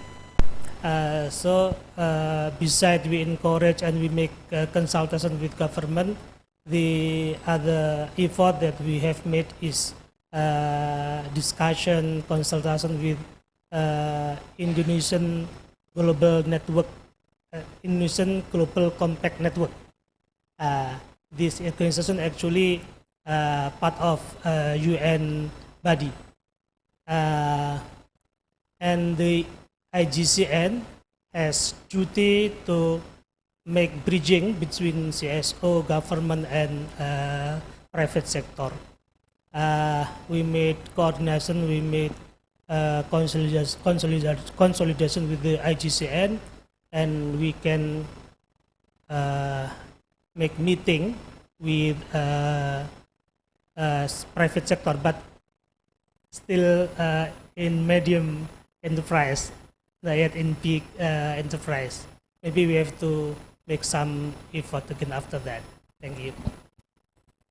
Thank you, Mas Abdul. Maybe like San Miguel Corporation in the Philippines, or Olam in Indonesia, or Cargill in Malaysia and Singapore. So, you know, going into the inclusive business dialogue. So, it's about measurement, Cathy. So, very briefly, if you can share your thoughts on how do you measure inclusivity? So just to answer some questions from Eri, no, we actually tried to promote the benchmark, no, with big companies, and during the pandemic it is very challenging because they told us that they need to recover first and they need to take care of their workers first. So that's why it took us 5 years to actually get 2 corporations to pilot the benchmark. So that's, but in terms of promotion, we promoted, because our target actually is to promote the benchmark in the Philippines first, no? So we work with the Philippine Business for Social Progress and the Philippine Partnerships for Sustainable Agriculture. So they have this big corporation partners, and luckily we were able to get 2 corporations. And it's true that in the piloting that we did, most of those who agree to pilot the scorecards are social enterprises. Because during the pandemic, it is them that is willing to still invest in the small, the women and men small producers. So that's my answer. Thank you. Takes time and a lot of effort, in other words. So moving here yeah, to Emmy, there is a clarificatory questions from the gentleman. You can respond in Bahasa if that will be more comfortable. I would like to respond, Madam Eri. Here I note the find of inclusive business from World Bank Council. They define it as a business that helps people in low-income communities gain greater access to goods, service, and livelihood opportunity. They talk just about how to increase the income of the people, especially in marginalized area or low-income countries, and how to to open the access, to provide the access to income, and how to gain the profit. But I understand inclusive business.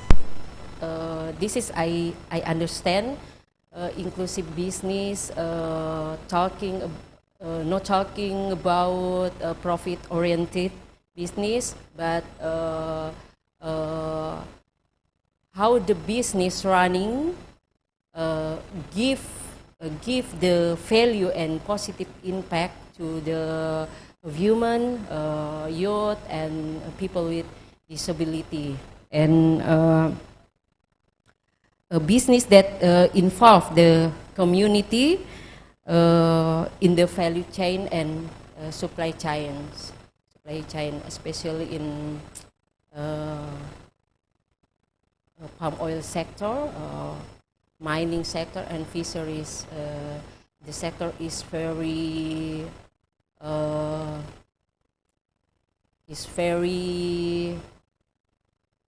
patriarch culture and male dominated.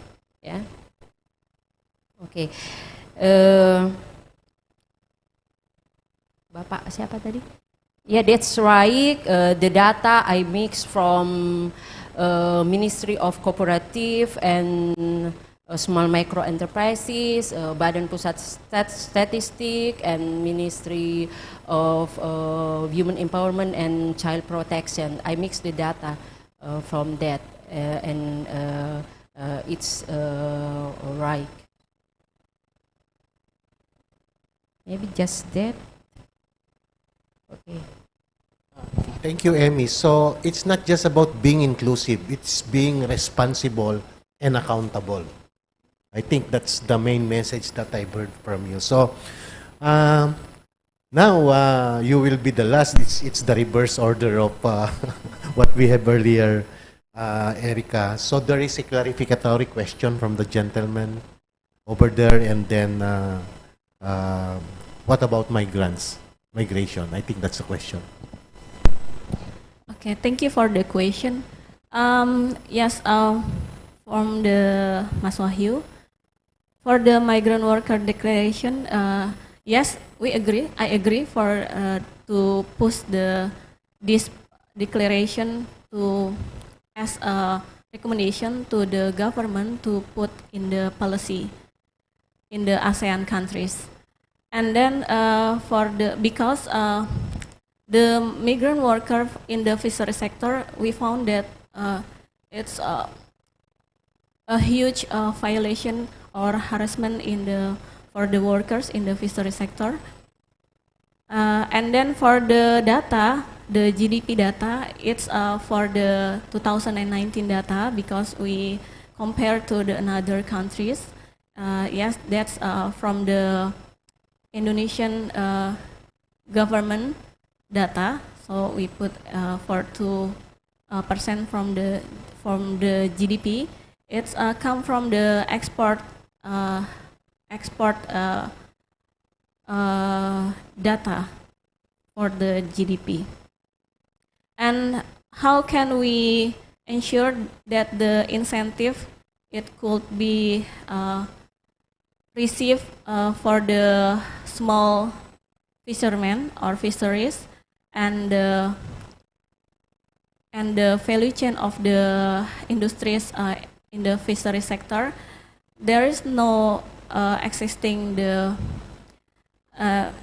policy to give an incentive to the fishermen or the small scale fisheries industries, because the government incentive, even though it's a fiscal and non-fiscal incentive, it's more for the industries, the bigger industries and the company. Okay, thank you. Thank you, Erica. Unfortunately, we don't have time. Colleagues, Tatat has been looking very hard at me. It means I need to close this session. And I don't want to remember session 1 as the session that ate into the time of the other sessions. So thank you very much, Erica, Emmy, Kathy, and Mas Abdul. Let's give them a round of applause. Thank you very much. And let me try to quickly summarize this by sharing my experience in engaging the Inclusive Business Summit. I started joining the third Inclusive Business Summit in Bangkok with my good friend, Mr. Oscar Hack, who I considered as the master of inclusive business. So during that time, the discussion is conceptual level. Concept about what do you mean by inclusive business? Then you have we refer to the ASEAN Inclusive Business Framework in 2017 that was adopted by the ASEAN Summit in Manila. And then finally in 2020, the ASEAN Economic Ministers endorsed the voluntary adoption of the ASEAN Guidelines on Promotive IB. Now we are looking forward into making it mandatory in the region. But to be mandatory, there should be something for everyone else. There should be incentives. It should directly benefit those at the bottom of the pyramid, like in the fisheries sector, like the women. And we should have very clear enabling policies in place and tools of measurement, measuring progress and success. We should have all that. In other words, I think ASEAN can be complicated. I have been working with the ASEAN for 5 years now. But it might seem impossible, but the impossible only takes a little longer. That's the rule of the game in ASEAN. It takes time because you are dealing with 10 ASEAN member states who have very different economic and social context. The thing is, we need to, I think what we need to do is to put the dots together, because at the end of the day, for me, looking back at my experience, things are already in place, like our friend Iswara has mentioned here.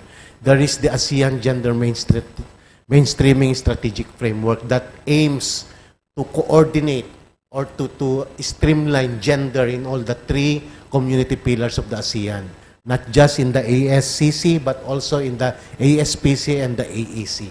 That was launched, if I'm not mistaken, last January. Last January this year, 2023.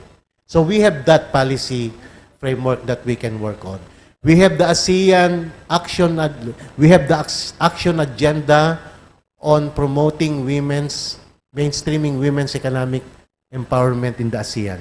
And we have friends here from AWEN, ASEAN Women Entrepreneurs Network, who has been working very hard in operationalizing the action agenda. So I think we have Pilwen from the Philippines, previous chair of AWEN, and we will have one panelist from Malaysia also, from AWEN Malaysia. And the current chair of AWEN now is Iwapi of Cambodia, but they will be turning over to Cambodia, Iwapi of Indonesia, I'm sorry, but they will be turning over to Cambodia this year, for the next, as chairs of the next 2 years. So we have the Declaration on Strengthening Social Protection. We have the Declaration on Protecting Migrant Workers. If you look at the ASEAN, because the structure is siloed, these are like separated by universe. But if we are going to connect the dots, and put everything that we have, organize ourselves in such a way, I think we have a very good batting average. So like what I've said, we started with concepts in the third ASEAN Inclusive Business Summit. Now we are talking about best practices. Fisheries sector, working with women, we have the tools. Enabling policy framework, we have that. Obviously, there is still much to do, but the prospects are encouraging, and it really helps that we are now having this event. It is an official side event to the 6th Inclusive ASEAN Summit, and my understanding is whatever recommendations that will be distilled here will be conveyed to the 6th ASEAN IB Summit for their consideration. And we have Madam Supachon. Great to meet you again here, Madam, from Lao Women's Union. We just convened a regional event in Vientiane last July. They will be the incoming ASEAN chair in 2024, and certainly we look forward to that. And hopefully, who knows, in 2024, the ASEAN will finally make or decide that the guidelines should be mandatory. Who knows? But it's not, it's easy to Lao. After Indonesia, it's Lao, and then Malaysia, and then Myanmar. But there is talk because of the situation in Myanmar, it might be the Philippines. So, let's see. But thank you very much for your time. We have 1 minute. I'm happy to be here. While on my way here, I watch a movie in the plane. It's called Ticket to Paradise. George Clooney and who's that pretty woman actress again? Julia Roberts. Yes. And indeed, I am in paradise, and hopefully we will deliver a lot during our 2 days stay in paradise. Thank you very much. Thank you so much to our moderator and speakers. Please kindly remain on the stage because we have a special gift for you, for our moderator and speaker. We would like to invite Ms. Herni Ramdla Ningrum from Prakarsa to present the gift to our honorable speakers and also moderator.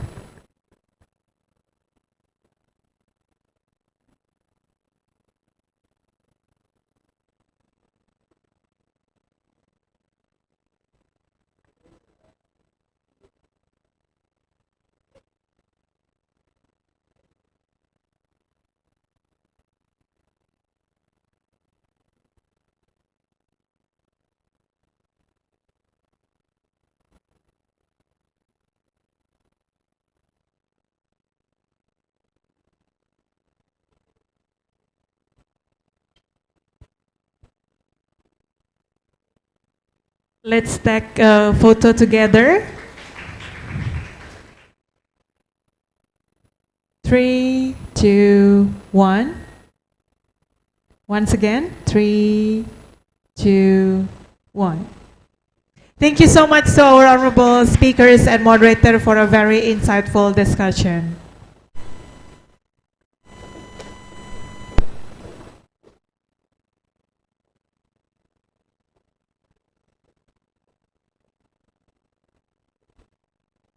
For our online participants, we would like to inform you that you are welcome to also ask questions and also participate by typing your questions or also responses through chat box. Ladies and gentlemen, now we are arriving at the open mic session, Market of Ideas. This session is a platform for CSOs and the private sector to engage in meaningful discussion. Going to continue to the next session. We would like to inform you that we have prepared some coffee, tea, and refreshment, and you are welcome to take some and bring it inside this room as we are going to directly continue to the next agenda. Now, without further ado, I would like to pass the session to our facilitator, Ms. Rapatsa Trirat from Oxfam International Asia Platform. Let's give a round of applause to our facilitator, Ms. Rapatsa Trirat.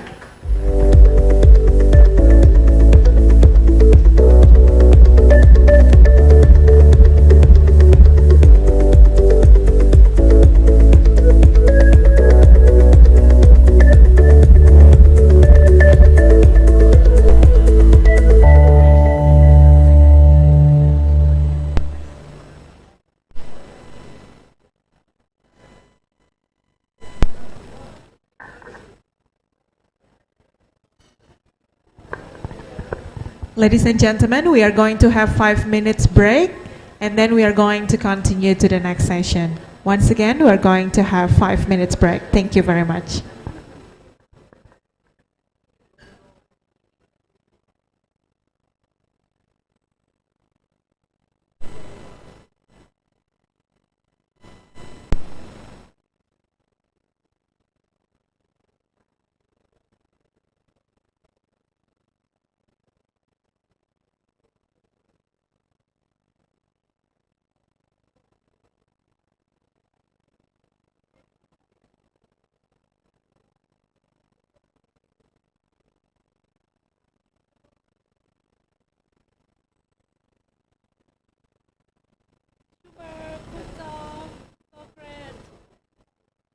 You're next. You're next.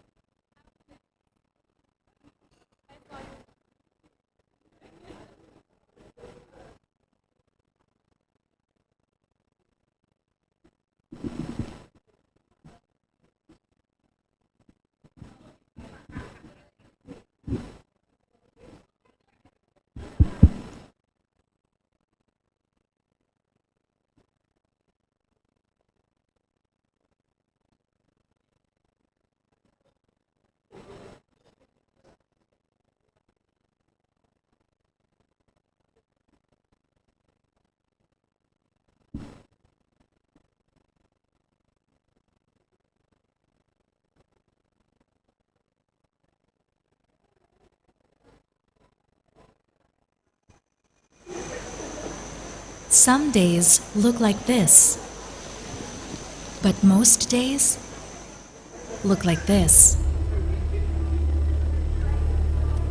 We live in a world of extreme inequalities, a world where a few have too much wealth while tens of millions struggle for food, decent jobs, water, and clean air. Recording stopped. We are witnessing a deeper economic and gender divide in Asia, with the burden of climate crisis threatening the prosperous future of people in this region. Despite enjoying rapid growth, majority of Asians have been left behind. We believe in an Asia with a better future for all, one where everyone will thrive, not just survive. Yes, it is possible. Yes, our future can be with equal rights and dignity. One where people from all backgrounds get fair compensation for their work. Where everyone has access to quality health and education. Where people live in safe and clean environments. Where girls and women have the freedom to voice their choices. And we can do so without leaving anyone behind, embracing diversity and empowering people. Oxfam has been working with partners in Asia to help create lasting solutions for inequality and poverty. We work to ensure countries transition to clean energy. We campaign for redistribution of care responsibilities between men and women, with governments investing in care services. We consult indigenous groups to develop sustainable ways to use natural resources. We provide aid for refugees to access clean water, toilets, and shelter. We hold corporations accountable by advocating for fair business practices. And we are able to do all of these because of those who believe in our work. We continue to amplify the voices of people to achieve a brighter future for all. We want you to join us, because together we will have more power to make a difference. Together, we can make things happen here and now. Tes. Banyak sekali manfaatnya bagi saya. Membuat saya berani berbicara. Biasanya itu saya tidak berani. Sekarang saya berani biar Ibu Gubernur saya juga datangi untuk berbicara. Setiap pekerja pasti ada tantangan.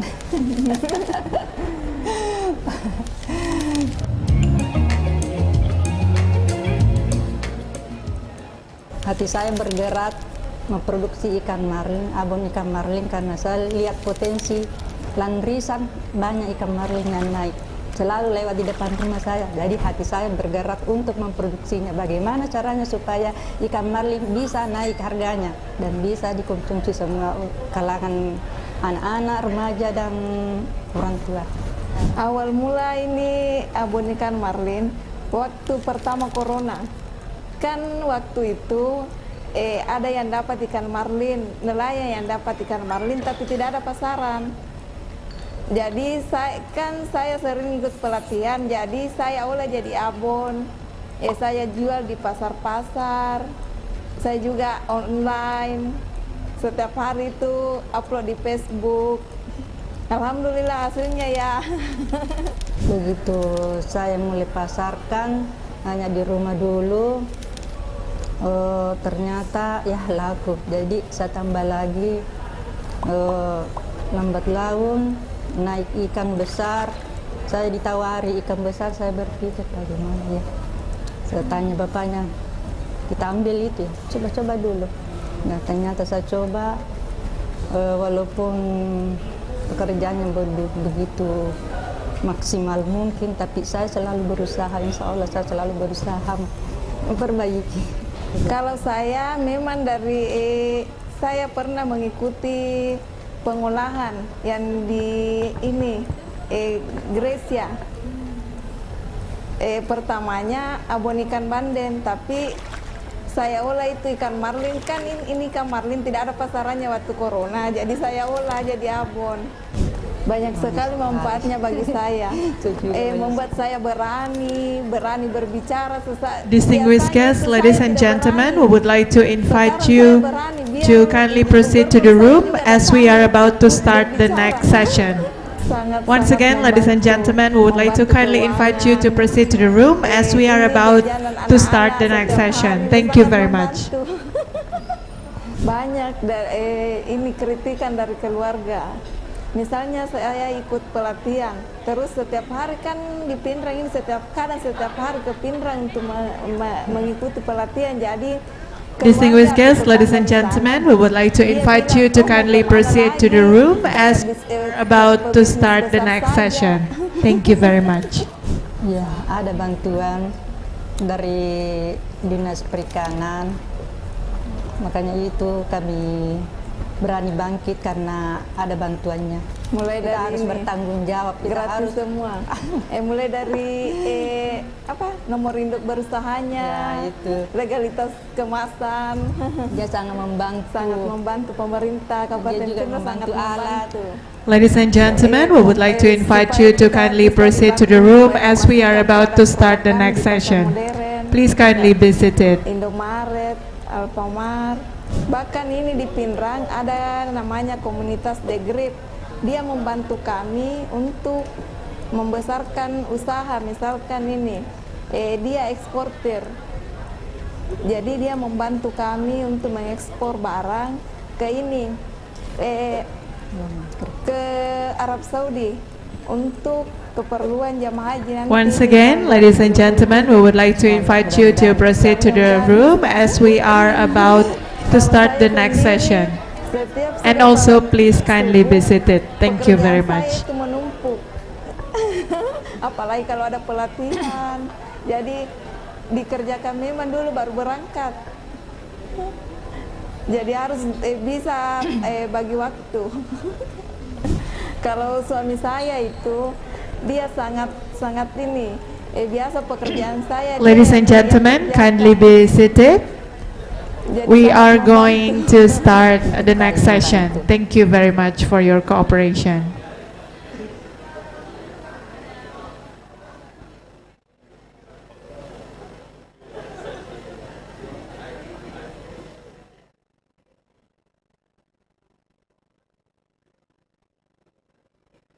All right. right, ladies and gentlemen, while enjoying a cup of coffee or tea, we are going to continue with the next session. Let's give a round of applause for the facilitator for our next session, Ms. Rapatsa Trirat from Oxfam International Asia Platform.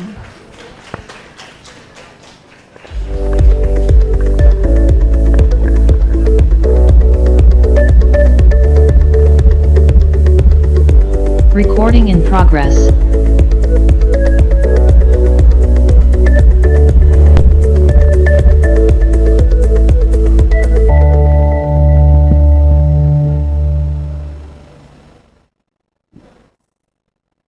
So, good morning, everyone.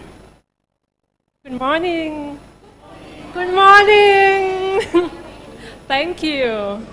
So, everyone, welcome again. I hope you enjoy the coffee and the snack, and yeah, it's so great to be here. So let me introduce myself. My name's Rapasa Tairat, but all my friends and colleagues call me first. I'm the regional coordinator at Oxfam in Asia.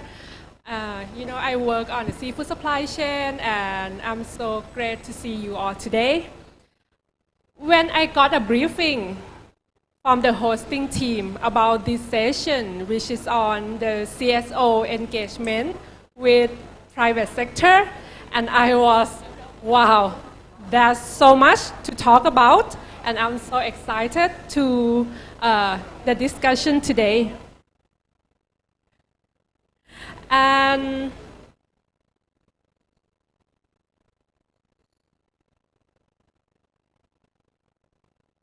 yes.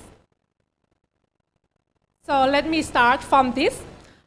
I think we all agreed, right, that collaboration between stakeholders are key in promoting inclusive and responsible business.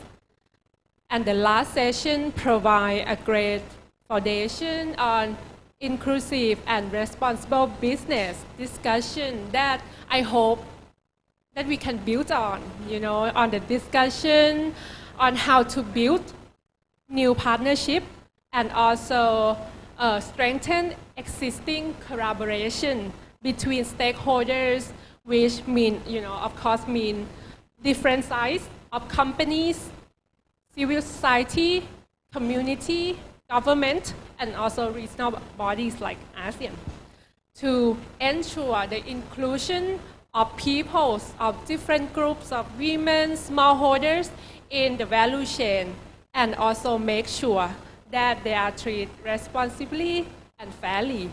And I'm really excited to, and hope that this session will provide the space for that connection and discussion. At the end of the session, I hope we learn about the best practices, experiences, challenges, and recommendations. And also, register what might be the gaps, existing gaps that we would like to close, and also open for recommendation, in this room, so that we can create and promote inclusive and responsible business in Southeast Asia. But before we jump into that, I believe that Tatan will do the timekeeping, and also someone will monitor the online comment, right? Yes. Okay, so, and if any, participant, if you have any question, please raise your hand, and, we will be very happy to hear from you the different perspective, different experience that could contribute to this discussion. But before that, we will have online participants, right, that have been wake up very, very, very early in the morning from the Netherlands, to share with us a 10-minute presentation. So I'm not sure if he's here.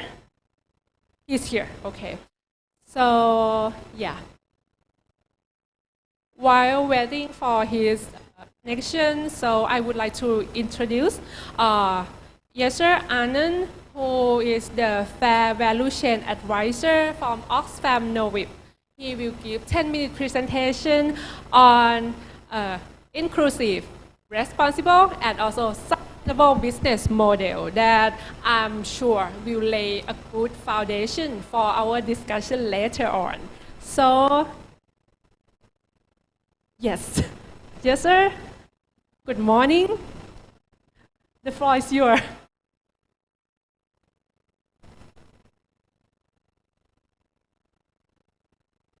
I don't think we can hear you. No.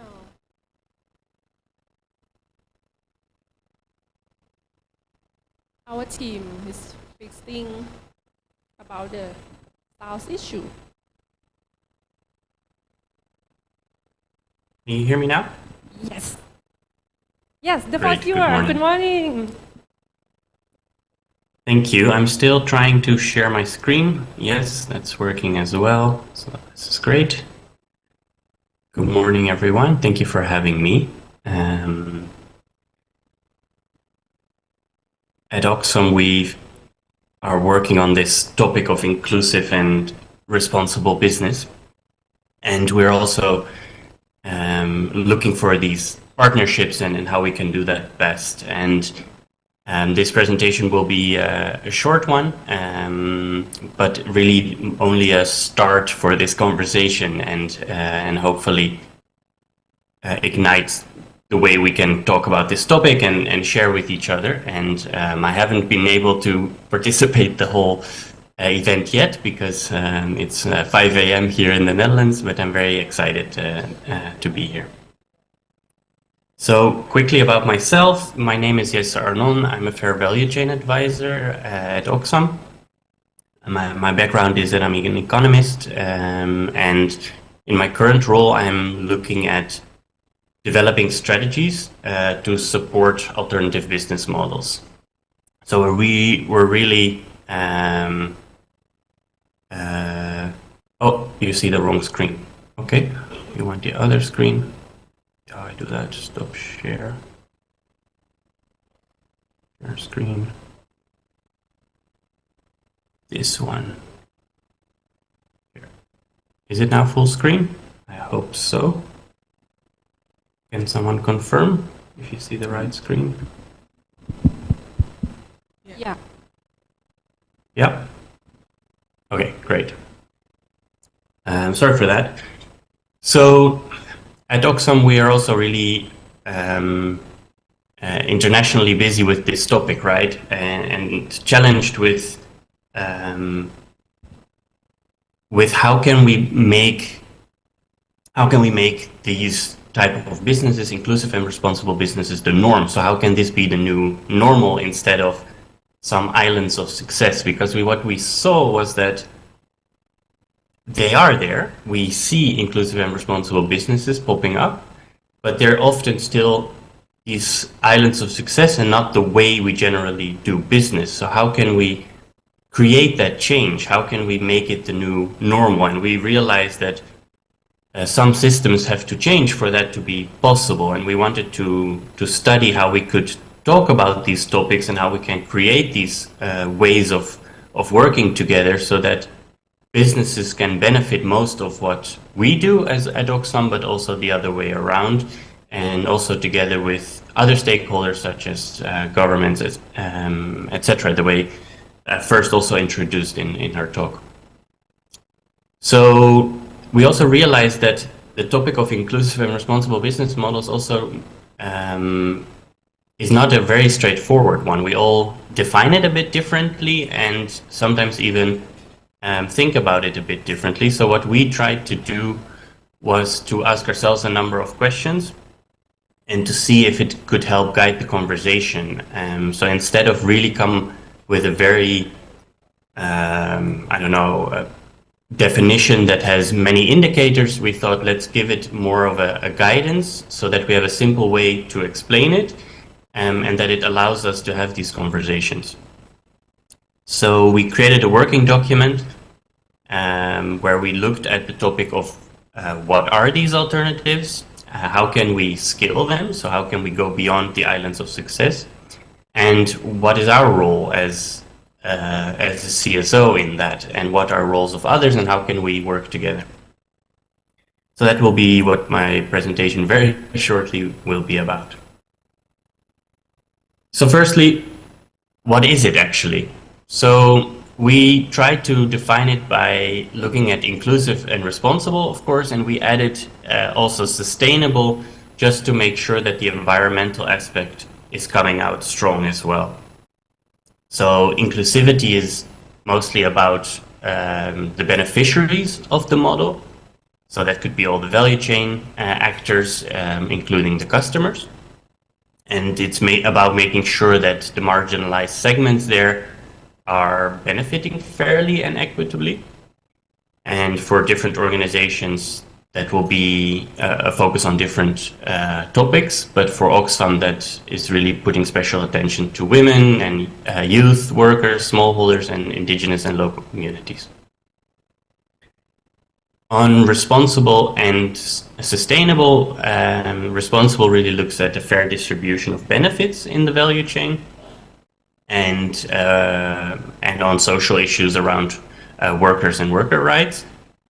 And environmental sustainability really is about topics such as climate change, natural resource depletion and adaptation. Waste management, well, there's a number of environmental topics that we wanted to make sure are covered in this topic. What we added is also viability, sort of economic viability, and it isn't really a condition for a business to be economically viable yet, but we did see that we needed a distinction between a project that is funded by different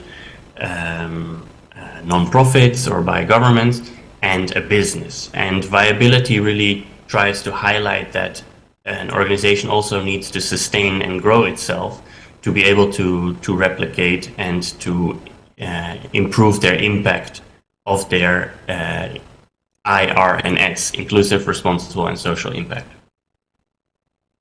So that is sort of the guidance of, okay, how do we see this topic?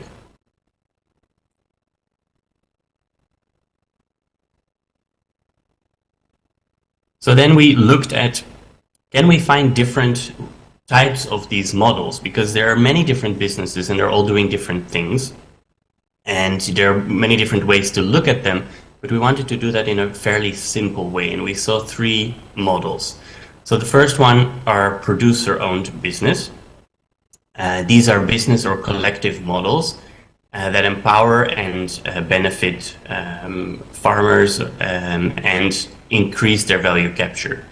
So in our study, the focus was on food value chains, and so we defined that as the first model. The second one is a model where we see that there are a number of businesses that have a specific purpose that is either about inclusivity or is targeting responsible or sustainable business. So these are usually small and medium-sized organizations that have a real mission about creating positive impact. So they often want to do that at producer level, and they try to share value and risk with their suppliers. And then the last one is businesses with strong IRS policies.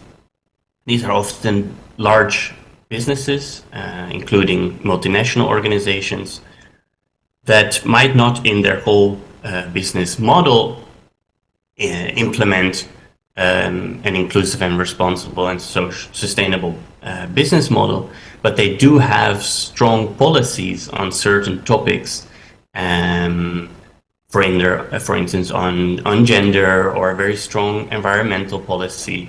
And we think it's important not completely to exclude these businesses, because they are on the way, they're taking steps toward becoming IRS models.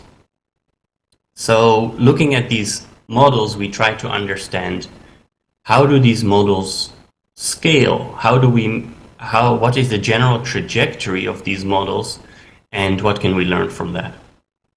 So we saw 4 different scaling mechanisms. The first one is the most intuitive one, and that is just growth of the business itself. So you start your business and you're selling more, either your more products or in different geographies, etc.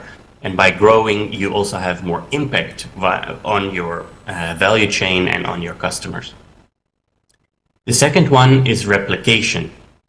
And replication means that the model is working and that like-minded businesses are copying the model, either in different geographies or become competitors, to do the same thing and have the same impact. And if more businesses are doing it, then that also means that it creates more impact.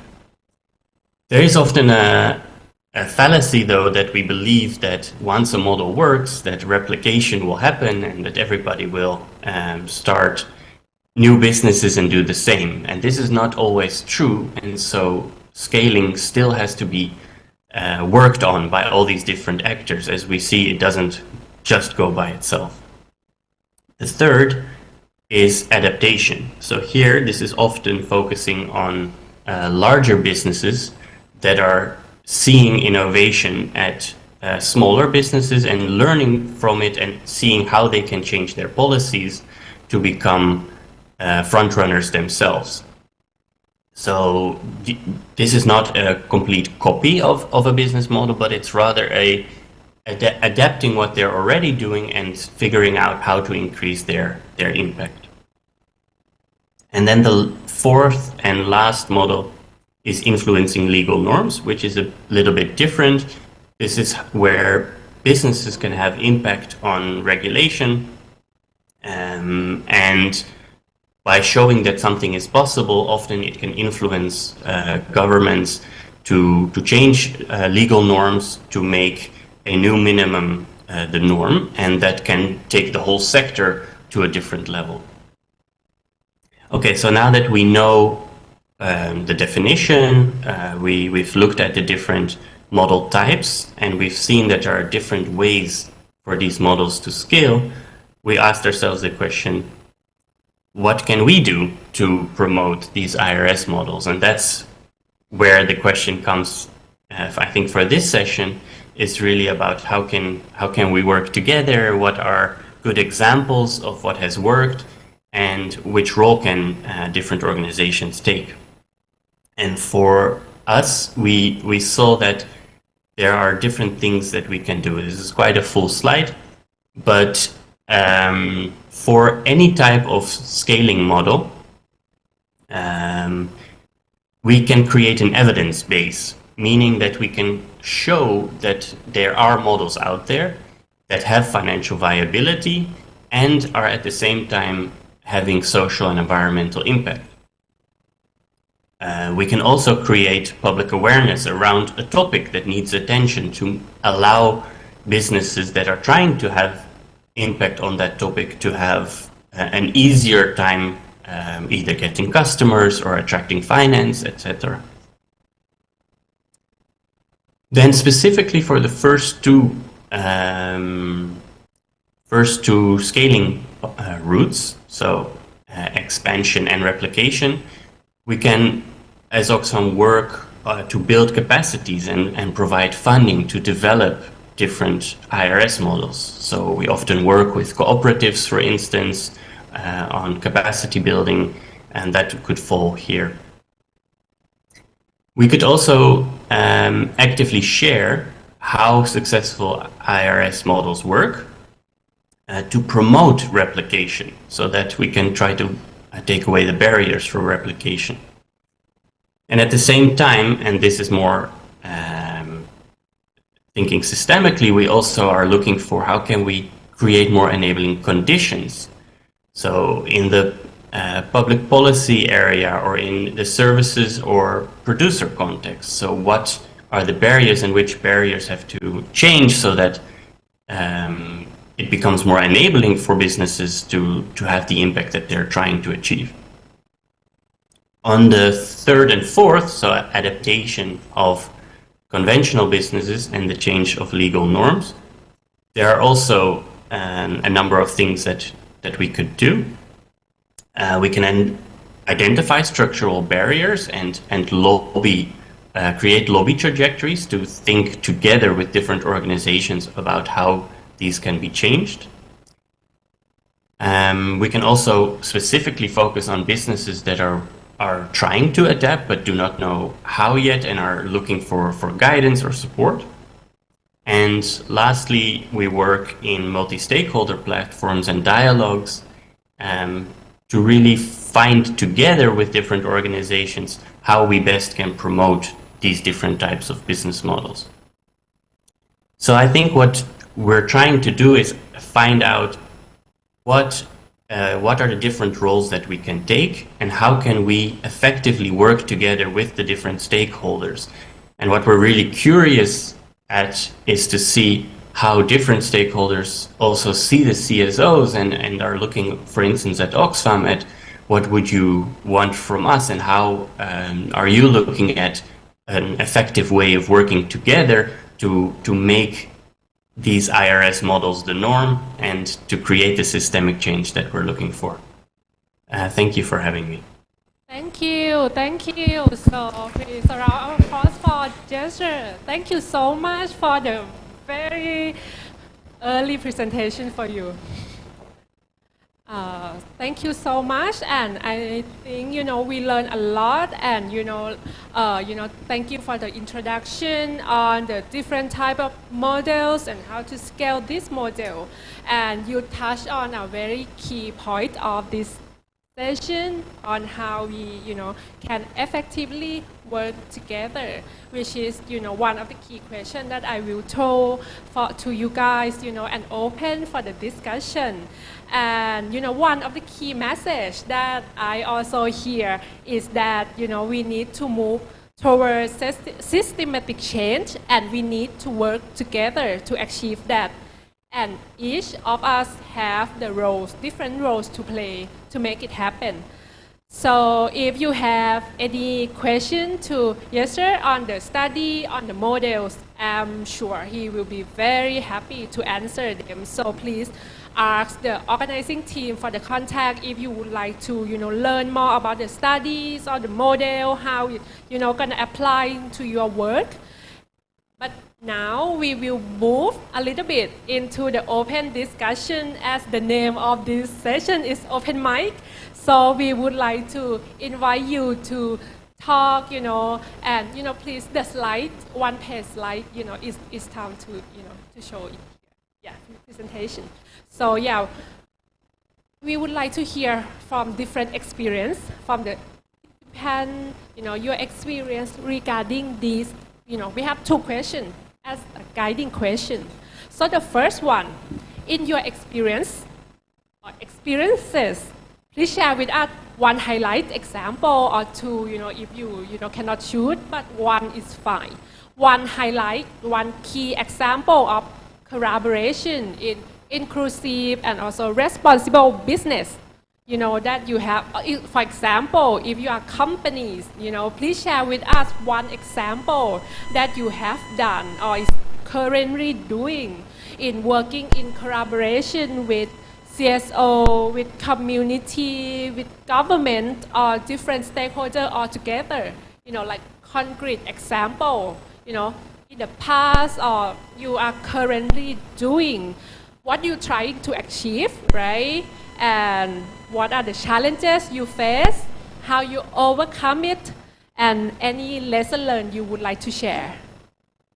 The second one is that what you would like to see more of is, is in terms of your expectation. Just also mentioned about that, what you would like to see, like different roles, in order to create inclusive and responsible business, and what you would like to see more, and any recommendation to make it happen. I said two questions, right? But there are so much of the subset question in it. But, please feel free to, talk about your experience. It's just a guiding question, to guide on the discussion on this session. So, any first volunteer to speak on, on your experience? Anyone? Yes. Is there any mic? I saw many mic coming your way. Please introduce yourself and 5 minutes each, right? Yeah. Hi, my name is Oscar. I'm program manager for the Inclusive Green Economy program at Oxfam Cambodia. So we work with a lot of private sectors. I will share my experience, but before that, I would just like to express my panic right listening to the different stakeholders. I think what's important for us maybe to discuss at some point is inclusive business, responsible business, sustainable business. Everything related can really create confusion for the private sector to actually deliver on what we're trying to ask them to deliver. Imagine the number of indicators you saw in the first session. Imagine you are a micro, small, medium enterprise. How do you actually deliver on those indicators? I mean, the cost of that is exponential. So I think for our society organizations, it's also important to really look at it from what can be delivered. Okay, sorry, ramble. Just wanted to share that. In terms of collaboration, so just an example is, and maybe San can also expand on it, is one of the enterprises that we work with is called Soji. Basically works on solar water pumps. And basically we work with them on business strategy. The objective there is it's led by a woman CEO. However, in order for her to have her company inclusive, several policies and procedures. So we basically work on some of those policies and procedures. In terms of impact, the solar are really very critical for women working in the rice supply chain. Because before that, actual physical labor would be contributing backbreaking work for them. So the business itself, as the product that it creates and delivers, really impacts on better health for women in agri-supply chains. So if you want to add something to that. Maybe some lesson learned. All right.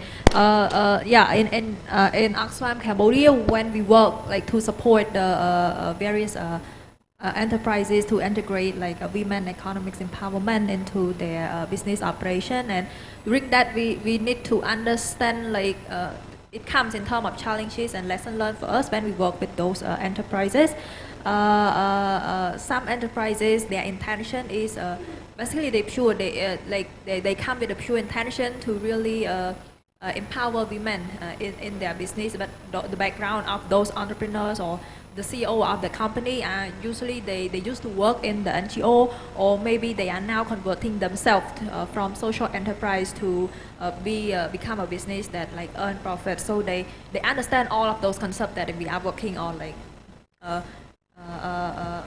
poverty reduction, women empowerment and stuff. But there are other entrepreneurs that they come to us, and mainly because they see it as a way to help them get more investment. So we need to be adapted to their context as well, on how when we go to talk to them, they understand what we want, and that can also align with them. Okay, either women entrepreneurship or maybe climate change, climate resilience or something. It's just a way for them to get more investment. Yeah, but how it works. Thank you so much. Thank you, Oscar, to become the first person to raise your hand. Thank you so much, and I hope to see more of it. So I will summarize at the end, but do you... Oh, yes. Pardon, and then you, okay? Okay. Yes.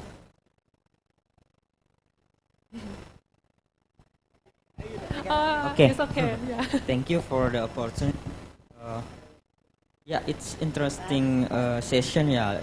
Today that we have many speakers that identified standard and what benchmark that we can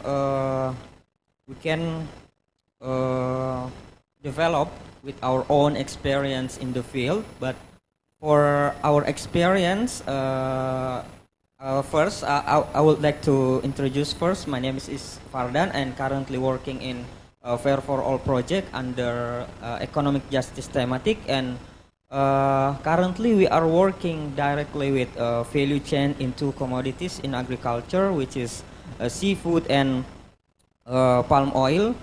And the key takeaway from our journey with those commodities is that there is a differences in the value chain, and the most important thing is how to look and delve into this value chain, because we have identified, for example, previous presentation about 4 standards, which is alignment and partnership and also responsible value chain, but including women economic empowerment. But we have to see that there is no one size fit all for each value chain. So that's why we have to see across the value chain which actor with right holders, and also which are the private sector and also government which connected it with the direct value chain. For example, in palm oil, currently in Indonesia, still have effort to ensure sustainability and responsible value chain, but there are many efforts from various stakeholders, for example, from certification agenda, both RSPO and also ISPO, and also currently government also have platform of national action plan of sustainable palm oil, which cannot be aligned with what we have driven. For example, what Yese explained about IRSBM, but for another value chain, it can be different approach or different context. For example, in the shrimp or in the seafood sector, and what key waypoint from our journey is how to align what we propose with various idea, for example, just and sustainable business model, IRSBM, and also the platform of inclusive and responsible business can align with the current effort of government, and also with the market-driven either certification agenda or consumer-driven for more responsible and sustainable value chain. Yeah, that's our experience. Yeah, far down. Not okay. So like you and also San also share one issue about the contextual, right, of the situation of the value chain that is specific, right, and not one size fit all, not standard, could apply to all the supply chain, right. You mentioned about a lot of the standards, right? And one of the challenge, or we could say lesson learned, is that the issue of alignment, right? That I would like you to explain a little bit more, if possible. You think this is the issue of alignment between the standard and how to align it with the government, effort. Am I right? Yeah. Yes. Yeah, like what Oscar said about the confusion of the certain ideas or certain standard, but I think what we learn from those standards is there's a key elements of those standards. For example, in the RSPO, for example, and ISPO, there are some elements that has connected, but with different words, and also in our regulation also there is an alignment, but as long as we have a platform for make a conversation to align with this issue, I think We also learned that now currently RSPO and also ISPO open the even though they are a different certification, but they are not compete each other for driving, but they build collaboration, not for competing their ideas to driving more responsible or sustainable value chain. Thank you. Thank you, Fadan. So please. Yeah, thank you. Hi everyone. Assalamualaikum warahmatullahi wabarakatuh. My name is Indah, Executive Director of Indonesia Business Council for Sustainable Development. So I'm representing the private sectors. Yes. Looking at the question, I would like to respond, but before I would like to draw the line with the term of inclusiveness. Because in the private sectors, the terms of inclusiveness is not only the bottom of pyramid, but also the gender issue, and also minority people, and another one is livable, if I'm not mistaken, yeah? So here I would like to emphasize on the bottom of pyramid, which is the people close to the poverty line. So there are several ways how the private sectors can collaborate with the CSOs. One as their suppliers, and second as the distributors. Actually, there are more too, but my session will be tomorrow, so if I share it now, no one of you will come to tomorrow. So for the supplier, I think what the CSO can do is to help the community to improve their capacity, or providing capacity building for these people. And then for the distributor, for example, this is also the same way, because the company needs them to produce, to distribute their products, and they will collaborate with people or community who have this capacity to explain to the end user how they can use their products. So basically, these are the two examples of how the private sector can collaborate. And as the lesson learned, I think Indonesia, I don't know how about this in other countries, but in Indonesia, I see that the number is still low. Normally, the private sectors establish their own foundation or NGOs, and they use these as, how to say, the implementer to provide capacity building for the local community or the bottom of pyramid peoples. But actually, to build collaboration, that's team is not enough. I think they have to collaborate more with other NGOs. So I think the number of collaboration between the private sectors and also the CSO should be improved. I think that's all the point to respond to your question. Thank you. Yeah, thank you. Thank you. And if I may, you mentioned about capacity building and training, right? In terms of, the roles that you would like to see more of it. Can you elaborate a little bit more, in terms of in what thematic issue or in what areas, you would like to see more, the engagement with CSO, or, or the trainings for the suppliers of community that you mentioned. Yeah, maybe it's interesting to highlight the example from the previous respondent on palm oil, for example. Mm-hmm. In Indonesia, we have the standards for the smallholders. And I believe some sectors like financial institution and so on needs the local community to follow that standards. And the gap is, it's quite often that this community doesn't understand how to follow the standards. And this is the role of the CSO to provide capacity building for the smallholders. And another example maybe is on, how to say, the hair products, yeah, that I will share also tomorrow. But I will spill this out now. So these products needs SMEs, yeah, because they work on the barbershop, salon, etc. And normally they work with women. So to make these women have their income and can distribute their products, they also need partners to provide capacity building, how to do the hairdresser, washing the hair, etc. So this kind of capacity building that will be needed by these women as a distribution line of these companies. we definitely would like to hear more about that tomorrow. Yeah, thank you. Yeah, thank you. I saw, okay, who raised your hand first? I saw three hands, yeah. And, oh, I'm so sorry. I will have to, pick, from this side, and then I will come back. I'm sorry. Yeah, it's natural for me, to look that way. I'm so sorry. So, will you, can you, okay, you, and then you, and then, and then I will come back, and then I will come back here again. Please, thank you. Please introduce yourself again. I know that you already have done that.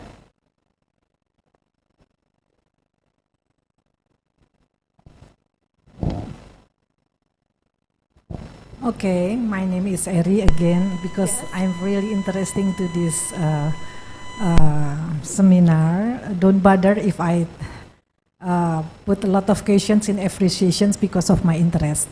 So my name is Eri from ASEAN Solidarity Economic Council, but in this part I'm as well as a board of Bina Swadaya, so might be my response will be later on continued by my friends from the Bina Swadaya. Finally, from the resource person, I'm very glad to see the models that the inclusive business could be as well the type producers own businesses. It doesn't, in the presentations, it doesn't give the example, what kind is it, but I imagine the producers own businesses could be like the cooperative, yeah, because the producers itself is owning the company. Then I remember to the good type of this model in Indonesia and collaborated the Bina Swadaya. This is the cooperative of the dairy milk in East Java. It has a lot of members, might be how many, might be detail, Emil can explain ya about the Koperasi Setia Kawan, dairy milk, yeah. Yeah, so we can see that actually finally I can see with this hints of the model, I can see there is as well, if you see from the members, they have a lot of members. This is like a big company. Oh, finally I found the type that actually is not only based on the financial capital. There is as well a business that categorized as inclusive but based on the social capital, because this is cooperative. As you know, the cooperative model, they has their own standard. So I don't know, might be in the palm plantation is different, but as I talk to them, they guaranteed this might be more than 1,000 farmers have the health insurance. Yeah. Can you imagine? This is, I feel that is great. And then the second, during the COVID, none of the farmers are getting failed, or even though they become more economic activity because demand on the healthy food are raising during the. So this I think that we have to promote it from the CSO, yeah, because they are aligned with our platform of thinking. That means we try to strengthen the company which own not only basic on the financial capital or the shareholder, but more on the stakeholders. That is the cooperative. So might be my friends of can explain more because she knows about the detail of this cooperative in Nangko Jajar, Jawa Timur. Thank you. Yeah, cooperative Setia Kawan is the big cooperative in Indonesia because already have been established since the Dutch colonial. It's very long time, and they have the big members, all of the dairy product for the milk. And now they try to replace with the organic dairy product, and we collaboration with the Danish embassy. Danida from Denmark, also Seges from Denmark too, and the Ministry of Agriculture. And because they are the cooperative, they're really involved for the member. In Indonesia, they said dari, oleh, dan untuk anggota. What is that? Dari, oleh, dan untuk anggota. From, to, and for members. So all the activities, their business activities is for the member, and they have the company, the collaboration with the Indolacto. But because of the organic dairy is still a small product, they cannot join with the Indolacto. We bridging with the Masarat cheese. They are the micro small enterprise that concern to the organic dairy product, and they sell niche cheese, so they can have the higher dairy milk product from 6,000 to 12,000, and very profitable for the farmer. And this is the good collaboration for the Indonesia government, and this program in the first time in Indonesia that we don't have the organic milk before, and this is the pilot project, and we want we try to re-implementation in the other area, because business is business, but they can involve with the society. They can improve their daily life, not only for the human but also for the co, because the organic is always said the welfare of the animal welfare. Yeah. Yes, something like that. Thank you. Thank you. And like any suggestion, for the future that you would like to see more of it? Yeah, Bina Swadaya think that this is the successful program and the government also said that this is the successful program, because more and more farmer want to move to the organic dairy product, and we have from the KPI we have the higher result. So we have the collaboration between dairy product until the marketing. This is the point that agribusiness not talk about the one side, but from one to other. This is the from supply to agriculture value chain, like Kathy said. And this is not only supply chain, but we create the value chain for all stakeholder, including the private company and also the cooperative and the member of cooperative. Thank you. And Tata remind me of the time, so I will be back to you, sir. I have to go to this side, and I hope that we still have time to go back. We need to be brief because we have 10 minutes and we have 4 of you, please, and we would like to hear from all of you, so please. Okay, so my name Hari Yuli. I'm from PT Atina, private sector. Our business in the shrimp industry, we are exporter. Atina also working with the smallholder.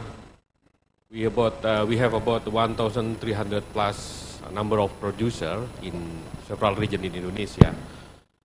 So nowadays in the seafood sector, market-driven pressure is getting high, and requirement on the name of the sustainable seafood criteria is also increasing.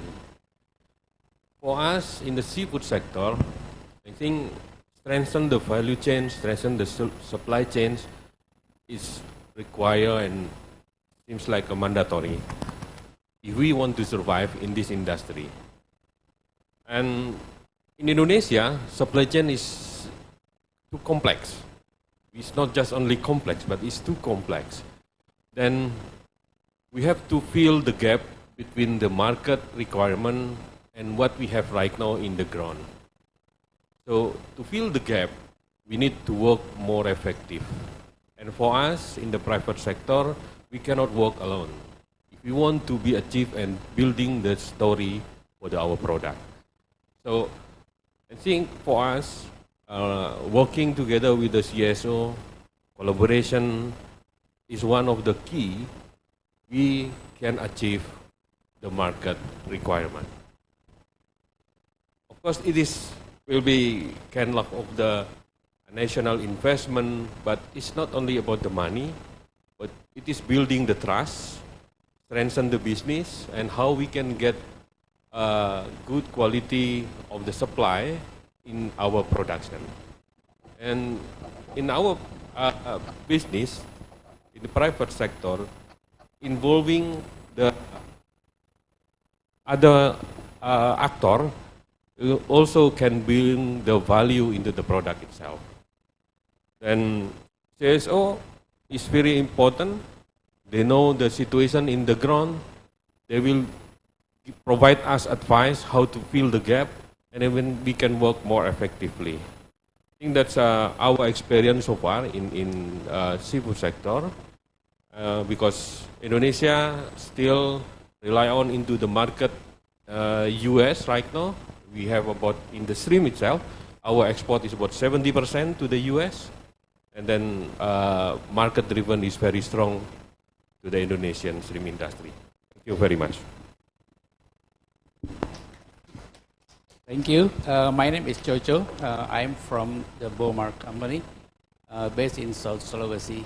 I would like to introduce that our company is an integrated shrimp hatchery. Start from hatchery, grow out, and value-added processing. Most of our products sent to Japan.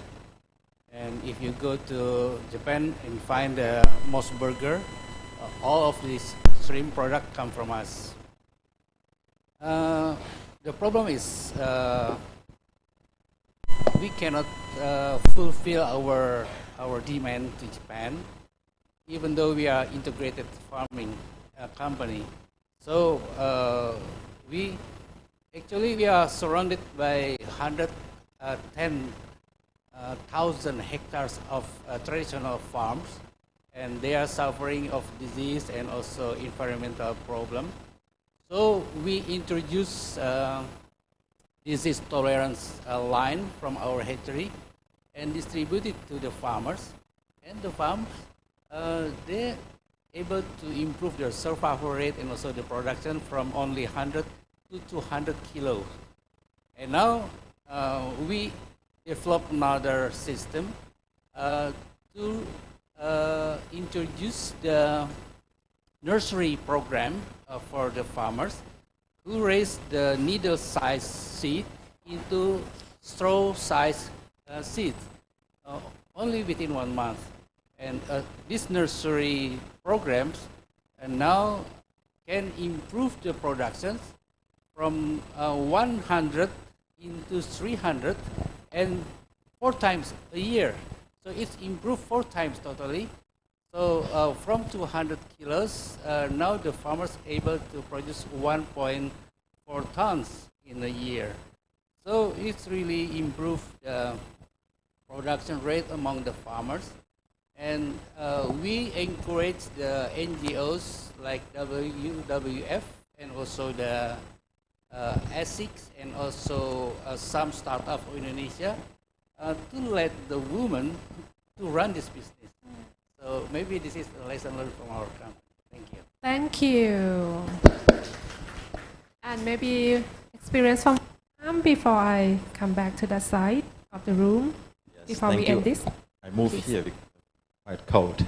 I'm squealed. My name is Kuong from Oxfam in Vietnam. I'm looking after the private sector engagement program in Oxfam. So I just want to share that time because I want to follow up what was shared by a lady here about the role and also the support from the private sector or the CSOs to the community or the producers. In one of our projects in Vietnam, we promoted the collaboration between the private sector and the what we call producer cooperatives or producer groups in the shrimp and rice. Then we organized different, we implemented different activities, but include also dialogues between the private sector and the producer groups, producer cooperatives, and during that dialogues, they identify the needs and also the gaps that they need to fulfill. And back to what just the previous sharing, like the company has the difficulties in like meeting the expanding demands, and they also have the difficulties in, for example, unstable supply. So they need to sign the contract with the suppliers. So that's what our project did, getting them together and then let them dialogues and sign the contracts. And from that contracts, it's not only about buying the supplies or getting the supplies from producers, but they also provide support to the producers groups. What previously we heard, we hear the sharing that CSO may provide technical trainings, coaching to the producer groups, but in our case, the private sector is the one who take that responsibility. They provide trainings, coaching to the producers on, for example, in shrimp, that the aquaculture stewardship cultural standard that they provide. But for Oxfam, or CSO like Oxfam, we are not able to provide those training. Of course, we can hire the consultants, but if the private sector can provide that training, we are very welcome to that. So it's very like win-win collaboration, partnership, that the private sector, they want to improve the farming production, improve capability of their partners. But for Oxfam, in that collaboration, we provide support to like cooperative improvements in operation, management, leadership, while the private sector also can give their support to the cooperatives in terms of market access, understanding better the access, the market requirements, and also improve the farming production, for example. That's what I want to follow up. But to the second question, I think, about the collaboration between private sector and producers, suppliers, I think the concern of sustainability is key. We have different support through different projects, but we found the long-term relationship or partnerships among those two partners are quite a big concern. So back to what was shared at the beginning by our colleagues, that influencing the norms or the policy on inclusive and responsible business is very important. I think the policy should be understood by the policy by the private sector and also the policy by the government that rules the working or the collaboration environment. So I think for CSO like us, and also in the working with the private sector, with I think influencing the policies, it's very important. So that's what I want to share. Thank you. Thank you. I saw 4 hands and I saw Tatat raising 1 minute left. So, Tatat, what is your verdict? What do we do? Do we, how many more, like, 1. I think. Oh, okay. Trina? Tatat is, okay. We can have more discussion during lunch. Of course, we can have like open mic session during lunchtime. But this is the last participant. If you would like to share. Now they have a meeting. Yeah. I was asking whether everybody was, standing when they were, sharing the experience or not. So I will just stand up so everybody can see me. Yes. All right. My name is Rina Prasrani. I'm from the Indonesian Association of Women with Disabilities. I'm blind, and this is the president of the Indonesian Blind Union, Revita Alvi. She's deaf. She's hard of hearing. So we were working together in this venue to inform each other what's happening. And for the experience for the Indonesian Association of Women with Disabilities, of course, we haven't into any like large business that people have here, but our experience is more about how accommodating women with disabilities in increasing their economic life. There are a lot of SMA for women with disabilities, but the interaction between their activities with the environment is not working well yet. For example, there are a lot of trainings for entrepreneurship, and sometimes the labeling is inclusive training. But when we attend the training, it is not inclusive at all. So from our experience, it is needed for whoever you are, and whatever business that you're doing, and whatever program that you're doing, which is related to business, it is important to take account the marginalized group like us, not only for providing the accessibility. The accessibility is only for to get everybody on the board. But when we are on the board, it is necessarily to look into individual needs, which is called the reasonable accommodation. And for some business, the reasonable accessibilities and reasonable accommodation is viewed as an additional cost. But what we are going to try to change here, please do not take it as an additional cost. Please see it as a reasonable cost for us to run with you together. If not, because who will be left behind?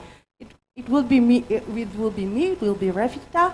It will be women with disabilities left behind if you don't consider the reasonable accommodation accessibility as a reasonable cost. But if you see it that as the reasonable cost, then we can get into the board at the same equal rights. And also we can run at the same speed as you are and increase the business and also grow the GDPs for the country. And remember, ASEAN country is a people-centered organization. So it is very reasonable for this organization to look into the people itself, including persons with disabilities. Thank you. Thank you. Thank you so much. So I'm sad that we don't have enough time to hear of our experiences. So sorry, but we still session that we could have like another open mic that we can share, we can connect, and we can talk about spirits and how we can collaborate. So in this session, we see many example practices of collaboration between stakeholders with emphasis that collaboration is key, and we need more of it to realize the goal. Do you hear me okay? Yeah, I will share. Hello? Yes. Yeah, to realize the goal that, with participation, meaningful engagement of people, smallholder, women, and to ensure that, they are treated fairly, responsibly.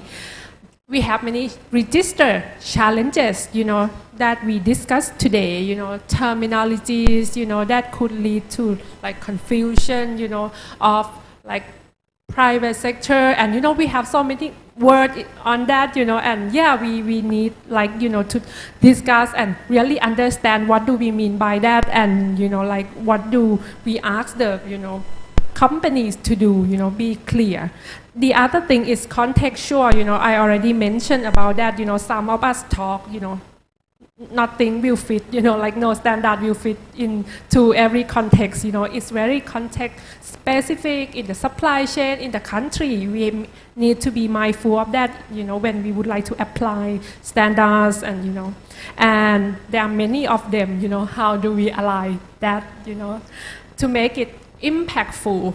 And yeah, we have like challenges we discussed, right? And we also have like good recommendation and good sharing, of the practice.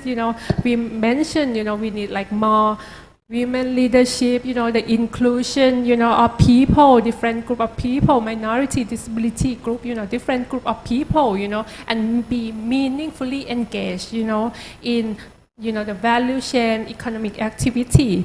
And I think like almost all of you, if I can link, one message is that, we need to involve people, different stakeholders, different people. Mr. Harry, you mentioned, that it is not easy and we cannot work alone. We have to work together and we have to work together effectively, in order to achieve what we would like to achieve, the goal that we would like to, achieve and see it happen, realize in, reality. And yeah, collaboration. What we need to see more of it, I hear knowledge sharing, standard tools, alignment, capacity building and training, but not only one size. CSO training for private sector. Private sector also have the role, to play, to train, CSO suppliers, to work together. And Keung, you mentioned like dialogue is a key. With dialogue, we know what's the issue are, what are the gaps, so we, can talk about solution. So yeah, and also trust building. Sorry, there are so many issues. I make the note here, trust building, connection, networking, and also policy, the work around policy issue. Yeah, and at the end, this session is about collaboration, and we hope that it's not end here. The discussion should be like more and more. Now we are here, face to face. So let's talk about that, and not let it end here in this session. Thank you so much. Thank you. Thank you very much. Now we are going to present a gift for our facilitator. We would like to invite Ms. Tatat from Oxfam in Indonesia to present a gift for our facilitator. Thank you so much to our facilitator for making this session very lively and engaging. Let's give another round of applause to our facilitator, Ms. Rapatsa Trirat.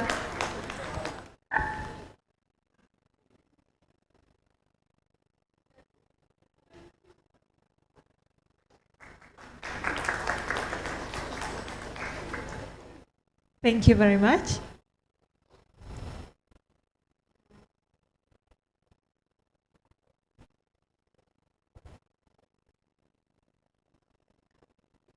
Ladies and gentlemen, before we move to lunch break, we would like to remind you to fill a form for cross-country collaboration, and please choose your issue preference.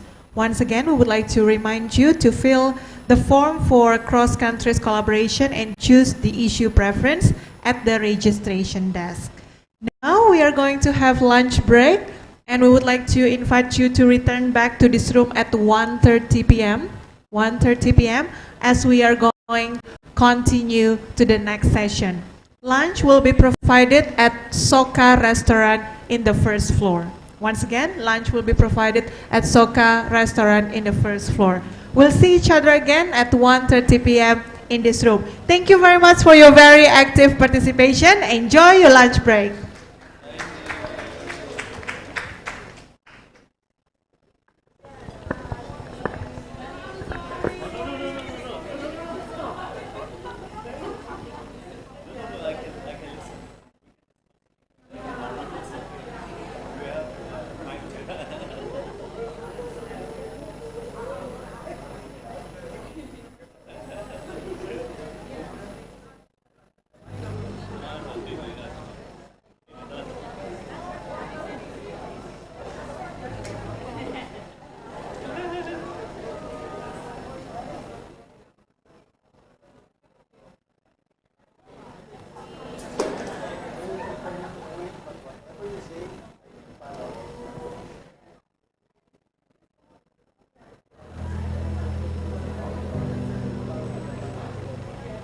The ADB defines global value chains, or GVCs, as cross-border networks that bring a product or service from conception to market.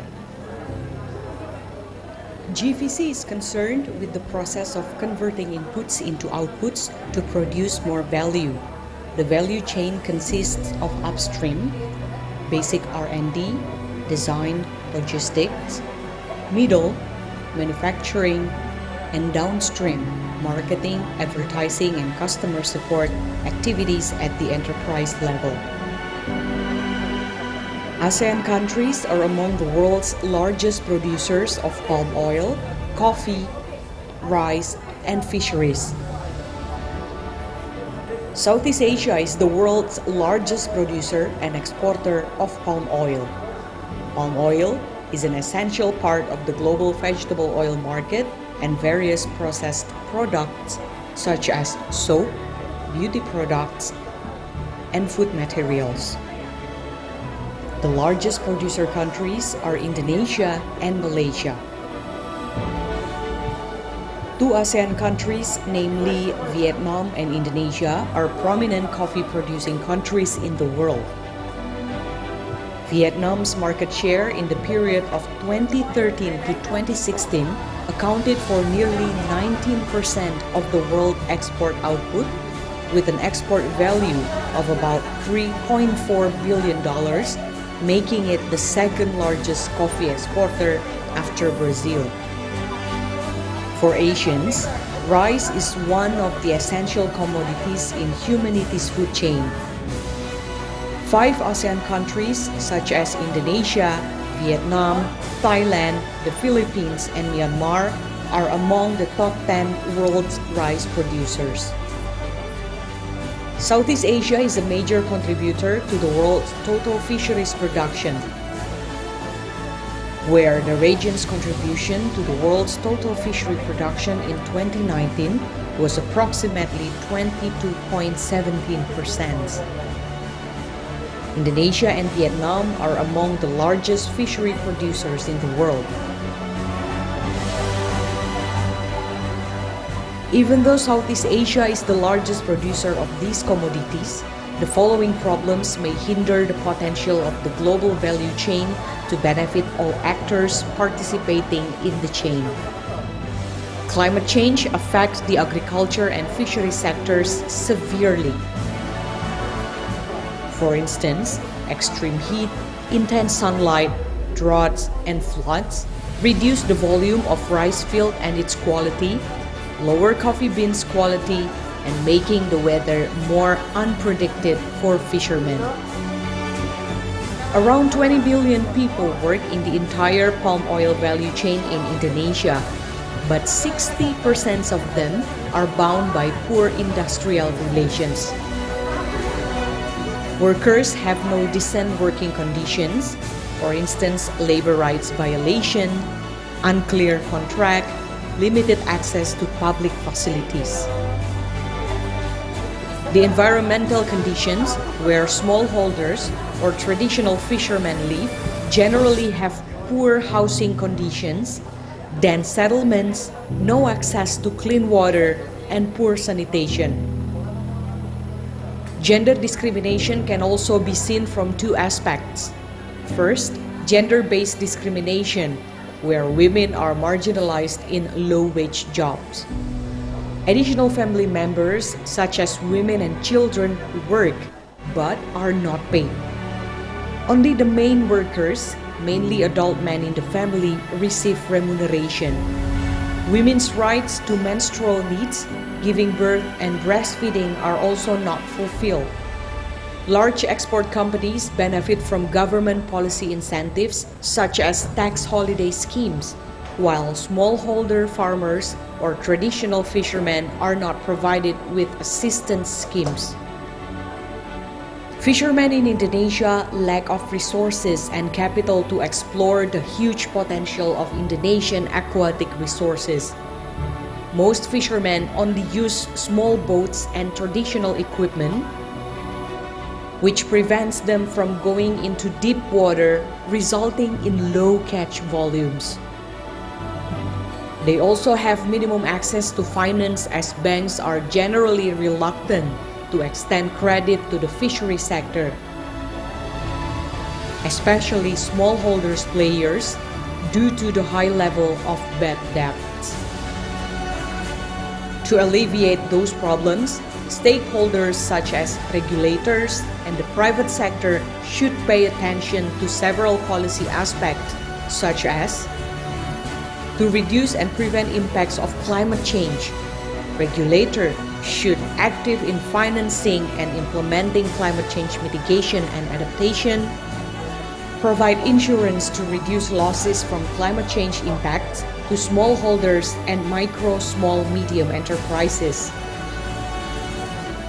To reduce inequalities, regulators can promote equality in supporting marginal actors by improving organizational skills and providing training, equipment, and financing in more sustainable ways, not just supporting the big corporations.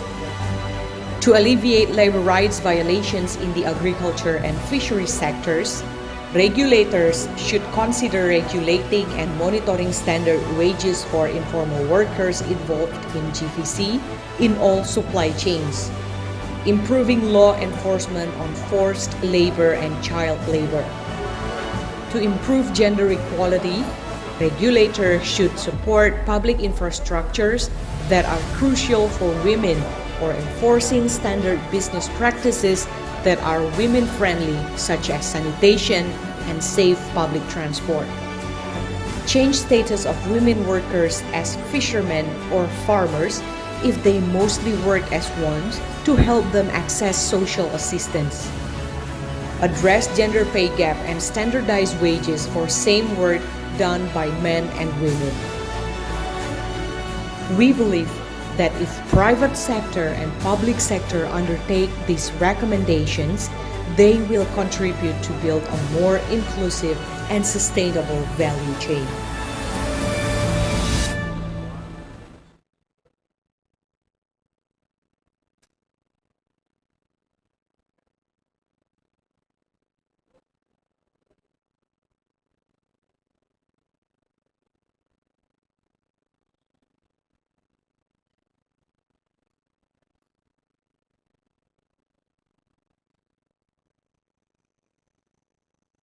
Some days look like this, but most days look like this.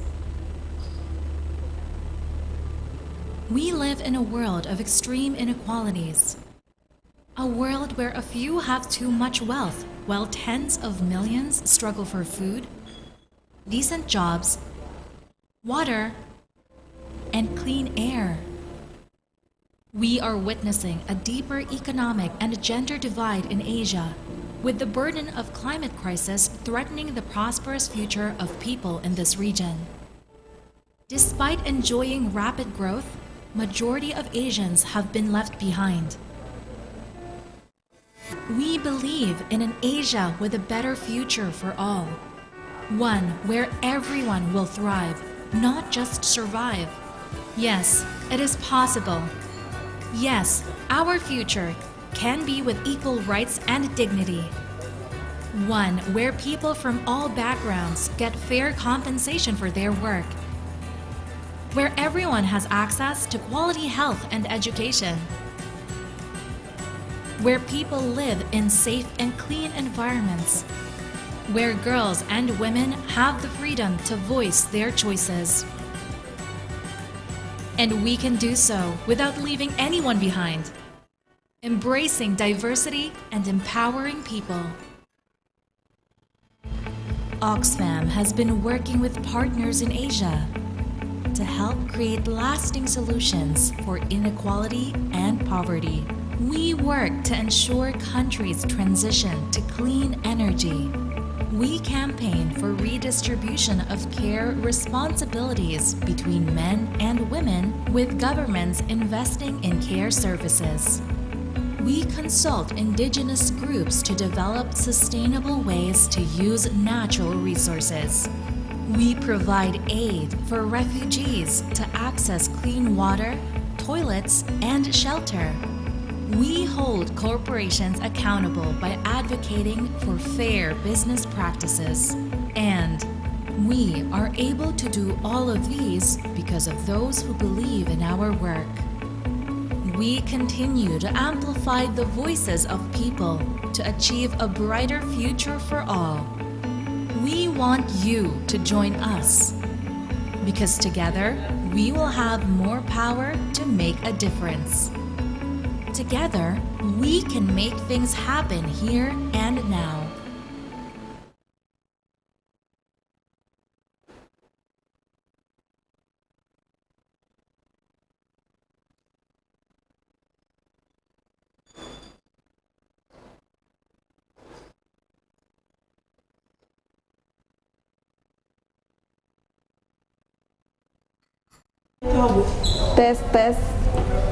Tes. Banyak sekali manfaatnya bagi saya. Membuat saya berani berbicara. Biasanya itu saya tidak berani. Sekarang saya berani, biar Ibu Gubernur saya juga datangi untuk berbicara. Setiap pekerja pasti ada tantangan.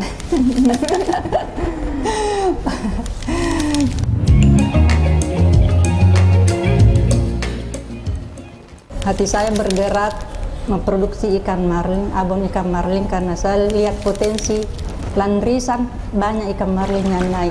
Selalu lewat di depan rumah saya, jadi hati saya bergerak untuk memproduksinya. Bagaimana caranya supaya ikan marlin bisa naik harganya dan bisa dikonsumsi semua kalangan anak-anak, remaja, dan orang tua. Awal mula ini abon ikan marlin waktu pertama corona. Kan waktu itu ada yang dapat ikan marlin, nelayan yang dapat ikan marlin, tapi tidak ada pasaran. Jadi saya sering ikut pelatihan, jadi saya olah jadi abon. Saya jual di pasar-pasar, saya juga online. Setiap hari itu upload di Facebook. Alhamdulillah hasilnya ya. Begitu saya mulai pasarkan hanya di rumah dulu. Ternyata ya laku, jadi saya tambah lagi, lambat laun naik ikan besar. Saya ditawari ikan besar, saya berpikir bagaimana ya. Saya tanya bapaknya, kita ambil itu ya, coba-coba dulu. Nah ternyata saya coba, walaupun pekerjaannya begitu maksimal mungkin, tapi saya selalu berusaha, insya Allah saya selalu berusaha memperbaiki. Kalau saya memang saya pernah mengikuti pengolahan yang di Grecia. Pertamanya abon ikan banden, tapi saya olah itu ikan marlin. Kan ini ikan marlin tidak ada pasarannya waktu corona, jadi saya olah jadi abon. Banyak sekali manfaatnya bagi saya.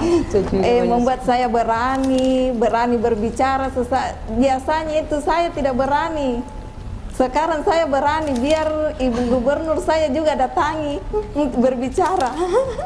Sangat-sangat membantu keuangan. Ini jajanan anak-anak setiap hari sangat membantu. Banyak ini kritikan dari keluarga. Misalnya saya ikut pelatihan, terus setiap hari kan di Pinrang ini setiap hari ke Pinrang untuk mengikuti pelatihan. Jadi keluarga atau tetangga di sana dia bilang, oh mau kemana lagi? Kayak pebisnis besar saja. Ya, ada bantuan dari Dinas Perikanan. Makanya itu kami berani bangkit karena ada bantuannya. Mulai kita dari harus bertanggung jawab, kita gratis harus semua. Mulai dari nomor induk berusahanya, ya, itu legalitas kemasan. Dia sangat membantu pemerintah Kabupaten juga Pinrang, sangat alat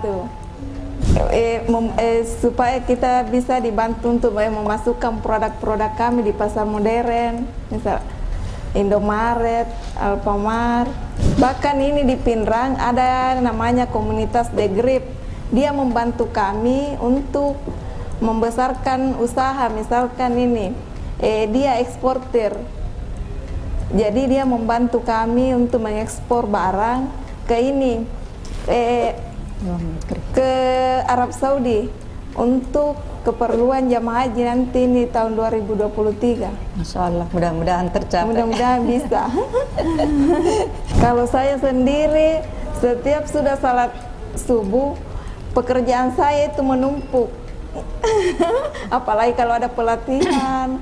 Jadi dikerjakan memang dulu baru berangkat. Jadi harus bisa bagi waktu. Kalau suami saya itu dia sangat ini biasa pekerjaan saya dia yang kerjakan. Jadi sangat membantu. Ikut sekali membantu. Karena ikan itu ikannya besar, harus laki-laki yang kerjakan. Terus pilihnya juga harus dia jalankan. Menggorengnya juga biasa juga dibantu menggoreng. Kalau misalnya kita menggoreng malam, karena itu yang bekerja sudah pulang ke rumah, kita lagi menggoreng malam ya, saling gantian. Kita sebagai perempuan harus semangat, jangan mudah putus asa. Semoga perempuan-perempuan yang lainnya, ibu rumah tangga yang lainnya bisa juga punya usaha seperti kita ini, bisa kembangkan apapun yang ada di wilayah, potensi apa kita yang ada di wilayah kita sendiri, kita harus kembangkan. Kita ini sangat berterima kasih kepada pemerintah dan juga ini dari PT Atina dan Gresi seluruhnya, Gresi, Ospan yang sangat membantu kita.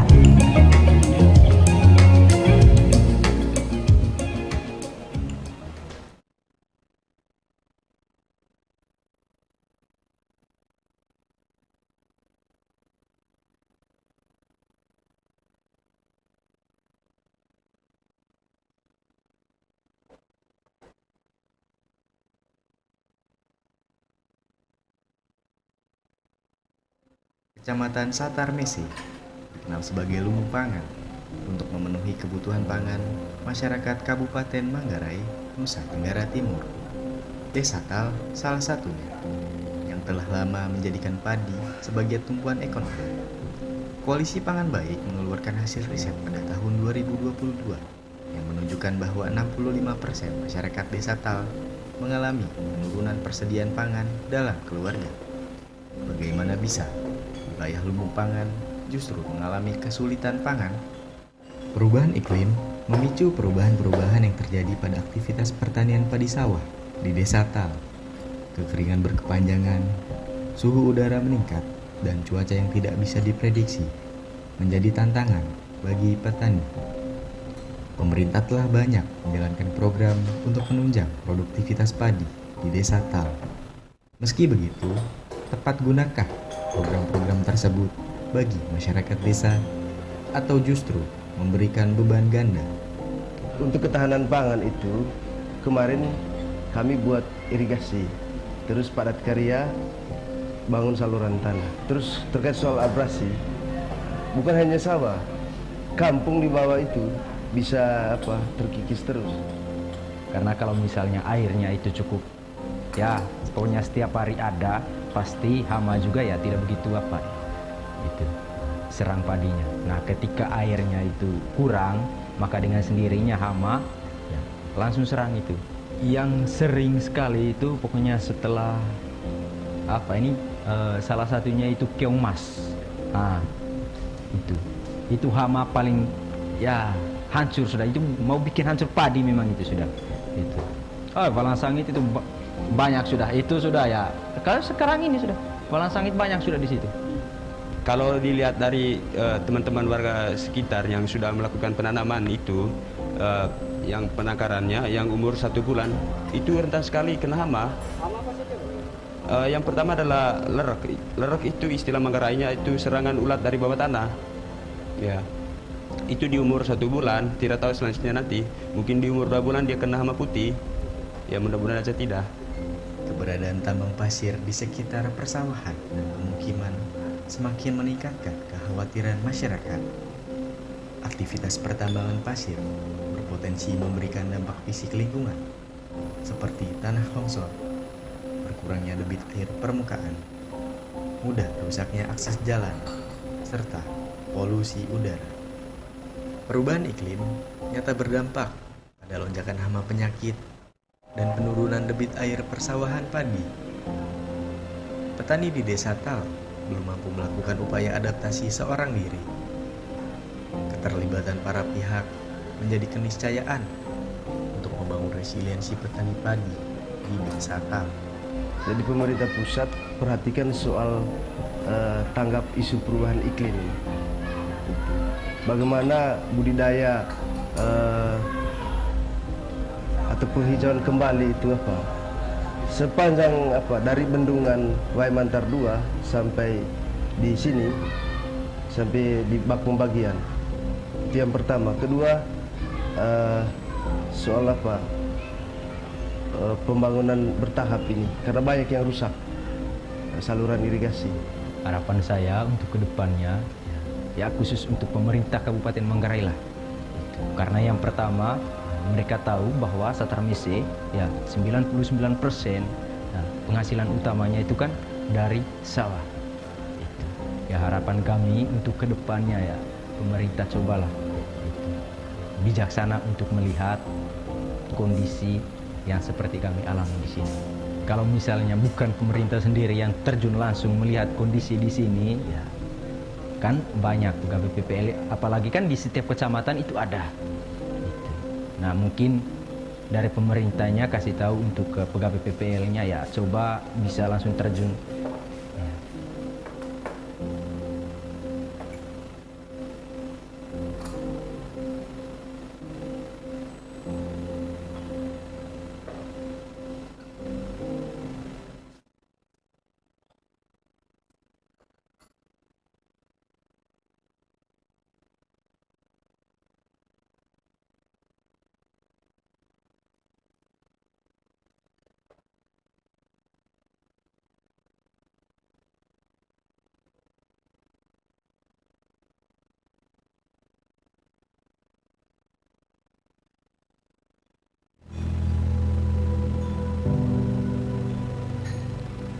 The ADB defines global value chains, or GVCs, as cross-border networks that bring a product or service from conception to market.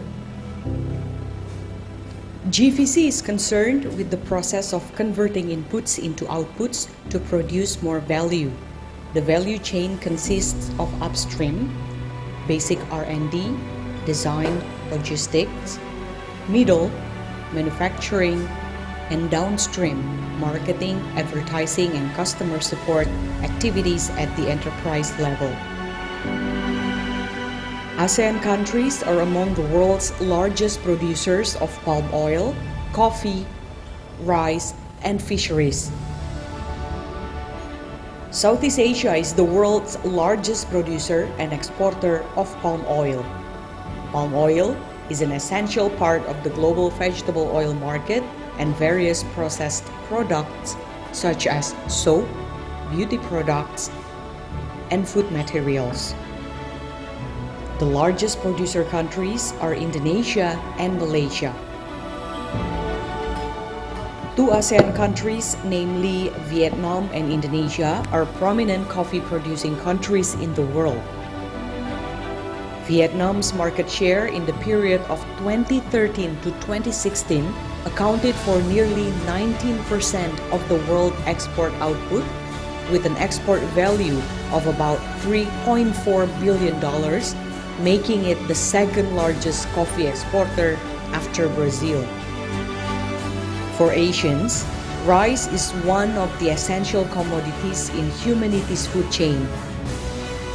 5 ASEAN countries such as Indonesia, Vietnam, Thailand, the Philippines, and Myanmar are among the top 10 world's rice producers.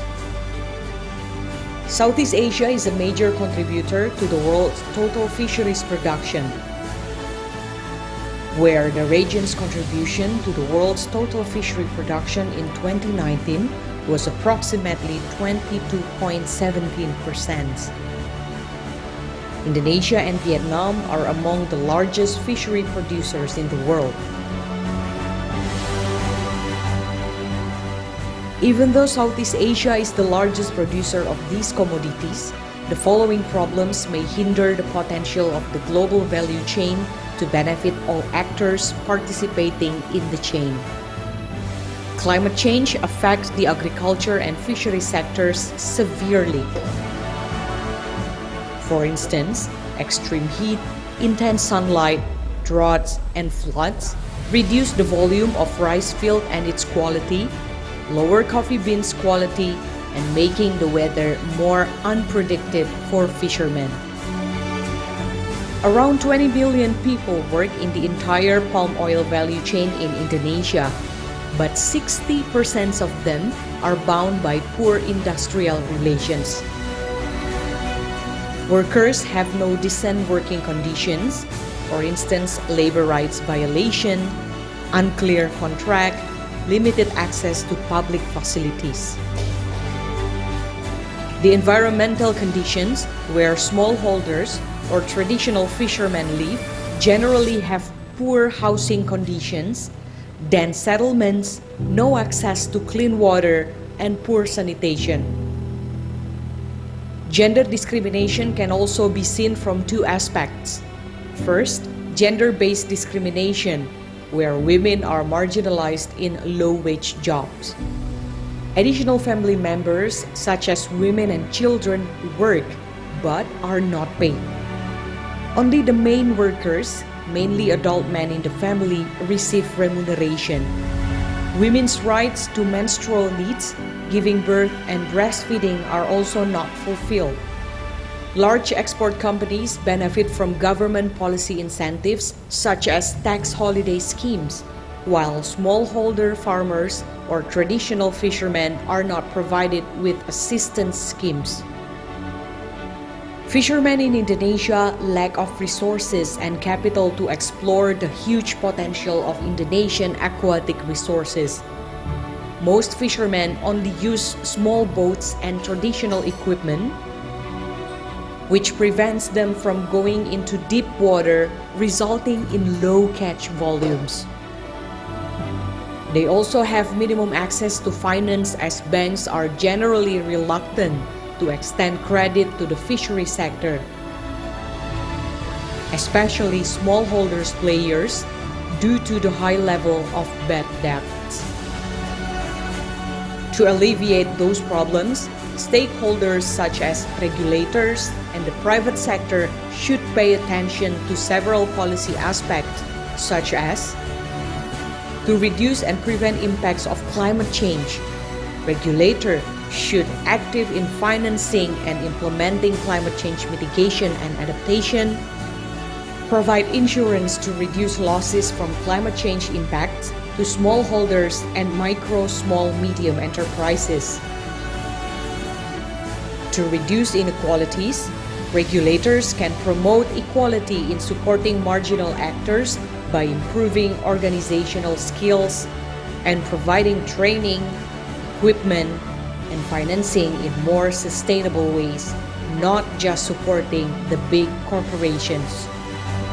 To alleviate labor rights violations in the agriculture and fisheries sectors, regulators should consider regulating and monitoring standard wages for informal workers involved in GVC in all supply chains, improving law enforcement on forced labor and child labor. To improve gender equality, regulators should support public infrastructures that are crucial for women or enforcing standard business practices that are women-friendly, such as sanitation and safe public transport. Change status of women workers as fishermen or farmers if they mostly work as one to help them access social assistance. Address gender pay gap and standardize wages for same work done by men and women. We believe that if private sector and public sector undertake these recommendations, they will contribute to build a more inclusive and sustainable value chain.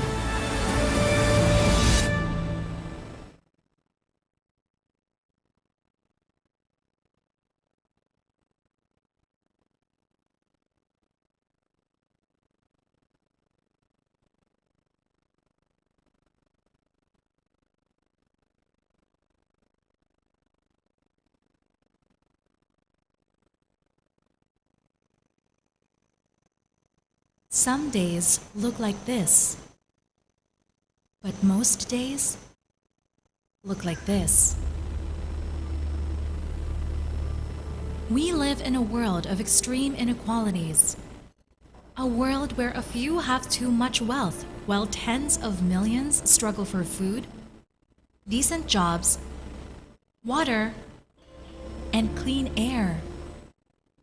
We are witnessing a deeper economic and gender divide in Asia, with the burden of climate crisis threatening the prosperous future of people in this region. Despite enjoying rapid growth, majority of Asians have been left behind. We believe in an Asia with a better future for all, one where everyone will thrive, not just survive. Yes, it is possible. Yes, our future can be with equal rights and dignity. One where people from all backgrounds get fair compensation for their work. Where everyone has access to quality health and education. Where people live in safe and clean environments. Where girls and women have the freedom to voice their choices. And we can do so without leaving anyone behind. Embracing diversity and empowering people. Oxfam has been working with partners in Asia to help create lasting solutions for inequality and poverty. We work to ensure countries transition to clean energy. We campaign for redistribution of care responsibilities between men and women, with governments investing in care services. We consult indigenous groups to develop sustainable ways to use natural resources. We provide aid for refugees to access clean water, toilets, and shelter. We hold corporations accountable by advocating for fair business practices. And we are able to do all of these because of those who believe in our work. We continue to amplify the voices of people to achieve a brighter future for all. We want you to join us, because together we will have more power to make a difference. Together, we can make things happen here and now.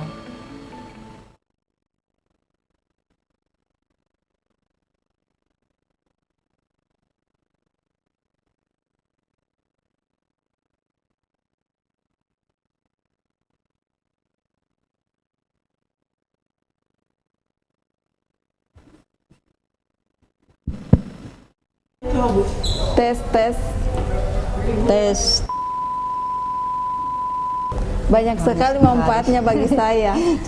Membuat saya berani berbicara. Biasanya itu saya tidak berani. Sekarang saya berani, biar Ibu Gubernur saya juga datangi untuk berbicara. Setiap pekerja pasti ada tantangan.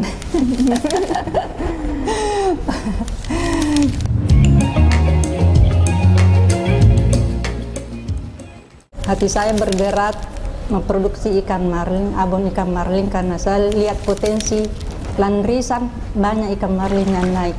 Selalu lewat di depan rumah saya, jadi hati saya bergerak untuk memproduksinya. Bagaimana caranya supaya ikan marlin bisa naik harganya dan bisa dikonsumsi semua kalangan anak-anak, remaja, dan orang tua. Awal mula ini abon ikan marlin waktu pertama corona. Kan waktu itu ada yang dapat ikan marlin, nelayan yang dapat ikan marlin, tapi tidak ada pasaran. Jadi saya sering ikut pelatihan, jadi saya olah jadi abon. Saya jual di pasar-pasar, saya juga online. Setiap hari itu upload di Facebook. Alhamdulillah hasilnya ya. Begitu saya mulai pasarkan, hanya di rumah dulu. Ternyata ya laku, jadi saya tambah lagi, lambat laun naik ikan besar. Saya ditawari ikan besar, saya berpikir bagaimana ya. Saya tanya bapaknya, kita ambil itu ya, coba-coba dulu. Nah ternyata saya coba, Walaupun pekerjaannya belum begitu maksimal mungkin, tapi saya selalu berusaha, insya Allah saya selalu berusaha memperbaiki. Kalau saya memang saya pernah mengikuti pengolahan yang di Grecia. Pertamanya abon ikan banden, tapi saya olah itu ikan marlin, kan ini ikan marlin tidak ada pasarannya waktu corona, jadi saya olah jadi abon. Banyak sekali manfaatnya bagi saya. Membuat saya berani berbicara. Biasanya itu saya tidak berani. Sekarang saya berani, biar Ibu Gubernur saya juga datangi untuk berbicara. Sangat-sangat membantu keuangan. Ini jajanan anak-anak setiap hari sangat membantu. Banyak ini kritikan dari keluarga. Misalnya saya ikut pelatihan, terus setiap hari kan di Pinrang ini setiap hari ke Pinrang untuk mengikuti pelatihan. Jadi keluarga atau tetangga di sana dia bilang, oh mau kemana lagi? Kayak pebisnis besar saja. Ya, ada bantuan dari Dinas Perikanan. Makanya itu kami berani bangkit karena ada bantuannya. Mulai kita dari harus bertanggung jawab, kita gratis harus semua. Mulai dari nomor induk berusahanya, ya, itu legalitas kemasan. Dia sangat membantu pemerintah Kabupaten Dia juga Pinrang, membantu alat supaya kita bisa dibantu untuk memasukkan produk-produk kami di pasar modern, misal Indomaret, Alfamart. Bahkan ini di Pinrang ada namanya komunitas The Grip. Dia membantu kami untuk membesarkan usaha. Misalkan ini, dia eksportir. Jadi dia membantu kami untuk mengekspor barang ke ini, ke Arab Saudi untuk keperluan jamaah haji nanti ini tahun 2023. Insya Allah mudah-mudahan tercapai. Mudah-mudahan bisa. Kalau saya sendiri setiap sudah salat subuh, pekerjaan saya itu menumpuk. Apalagi kalau ada pelatihan. Jadi dikerjakan memang dulu baru berangkat. Jadi harus bisa bagi waktu. Kalau suami saya itu dia sangat ini biasa pekerjaan saya dia yang kerjakan. Jadi sangat membantu. Ikut sekali membantu. Karena ikan itu ikannya besar, harus laki-laki yang kerjakan. Terus pinirnya juga harus dia jalankan. Menggorengnya juga biasa juga dibantu menggoreng. Kalau misalnya kita menggoreng malam karena itu yang bekerja sudah pulang ke rumah, kita lagi menggoreng malam, ya saling gantian. Kita sebagai perempuan harus semangat, jangan mudah putus asa. Semoga perempuan-perempuan yang lainnya, ibu rumah tangga yang lainnya bisa juga punya usaha seperti kita ini, bisa kembangkan apapun yang ada di wilayah, potensi apa kita yang ada di wilayah kita sendiri, kita harus kembangkan. Kita ini sangat berterima kasih kepada pemerintah dan juga ini dari PT Atina dan Gresi seluruhnya, ya Gresi, Ospan yang sangat membantu kita.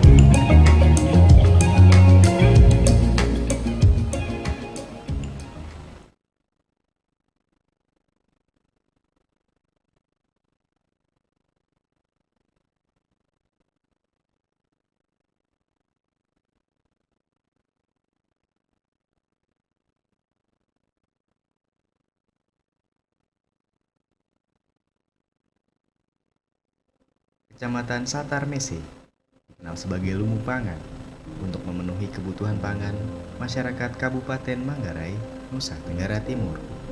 Desa Tal salah satunya yang telah lama menjadikan padi sebagai tumpuan ekonomi. Koalisi Pangan Baik mengeluarkan hasil riset pada tahun 2022 yang menunjukkan bahwa 65% masyarakat Desa Tal mengalami penurunan persediaan pangan dalam keluarga. Bagaimana bisa wilayah lumbung pangan justru mengalami kesulitan pangan. Perubahan iklim memicu perubahan-perubahan yang terjadi pada aktivitas pertanian padi sawah di desa Tal. Kekeringan berkepanjangan, suhu udara meningkat, dan cuaca yang tidak bisa diprediksi menjadi tantangan bagi petani. Pemerintah telah banyak menjalankan program untuk menunjang produktivitas padi di desa Tal. Meski begitu, tepat gunakah program-program tersebut bagi masyarakat desa atau justru memberikan beban ganda?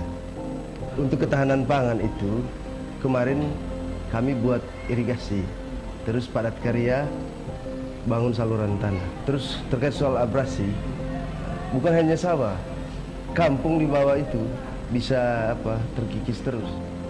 Karena kalau misalnya airnya itu cukup, ya pokoknya setiap hari ada, pasti hama juga ya tidak begitu itu serang padinya. Nah, ketika airnya itu kurang, maka dengan sendirinya hama ya, langsung serang itu.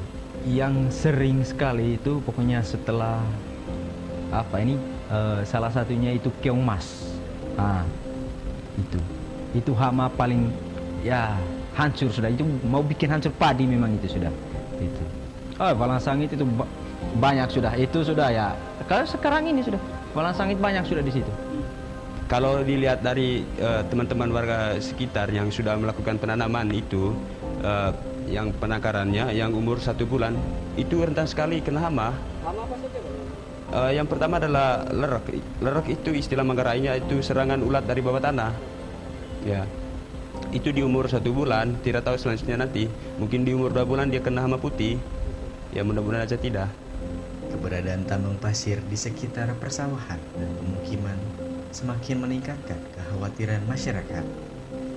Aktivitas pertambangan pasir berpotensi memberikan dampak fisik lingkungan, seperti tanah longsor, berkurangnya debit air permukaan, mudah rusaknya akses jalan, serta polusi udara. Perubahan iklim nyata berdampak pada lonjakan hama penyakit dan penurunan debit air persawahan padi. Petani di desa Tal belum mampu melakukan upaya adaptasi seorang diri. Keterlibatan para pihak menjadi keniscayaan untuk membangun resiliensi petani padi di desa Tal. Jadi pemerintah pusat perhatikan soal tanggap isu perubahan iklim. Bagaimana budidaya atau penghijauan kembali itu sepanjang dari bendungan Waimantar 2 sampai di sini, sampai di bak pembagian. Itu yang pertama. Kedua, soal pembangunan bertahap ini, karena banyak yang rusak saluran irigasi. Harapan saya untuk kedepannya ya khusus untuk pemerintah Kabupaten Manggarai lah. Karena yang pertama, mereka tahu bahwa Satarmese ya 99% penghasilan utamanya itu kan dari sawah. Itu. Ya harapan kami untuk kedepannya ya pemerintah cobalah bijaksana untuk melihat kondisi yang seperti kami alami di sini. Kalau misalnya bukan pemerintah sendiri yang terjun langsung melihat kondisi di sini, ya kan banyak pegawai PPL, apalagi kan di setiap kecamatan itu ada. Nah mungkin dari pemerintahnya kasih tahu untuk ke pegawai PPL-nya ya coba bisa langsung terjun.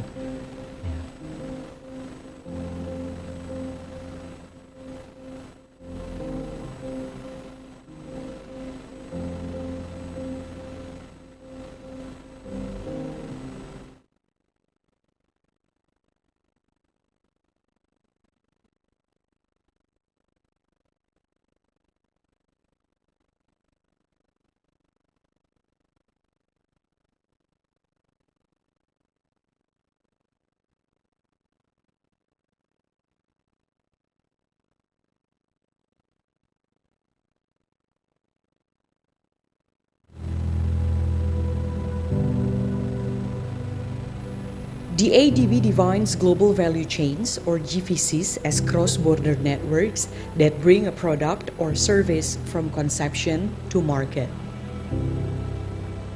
GVC is concerned with the process of converting inputs into outputs to produce more value. The value chain consists of upstream, basic R&D, design, logistics, middle, manufacturing, and downstream, marketing, advertising, and customer support activities at the enterprise level. ASEAN countries are among the world's largest producers of palm oil, coffee, rice, and fisheries. Southeast Asia is the world's largest producer and exporter of palm oil.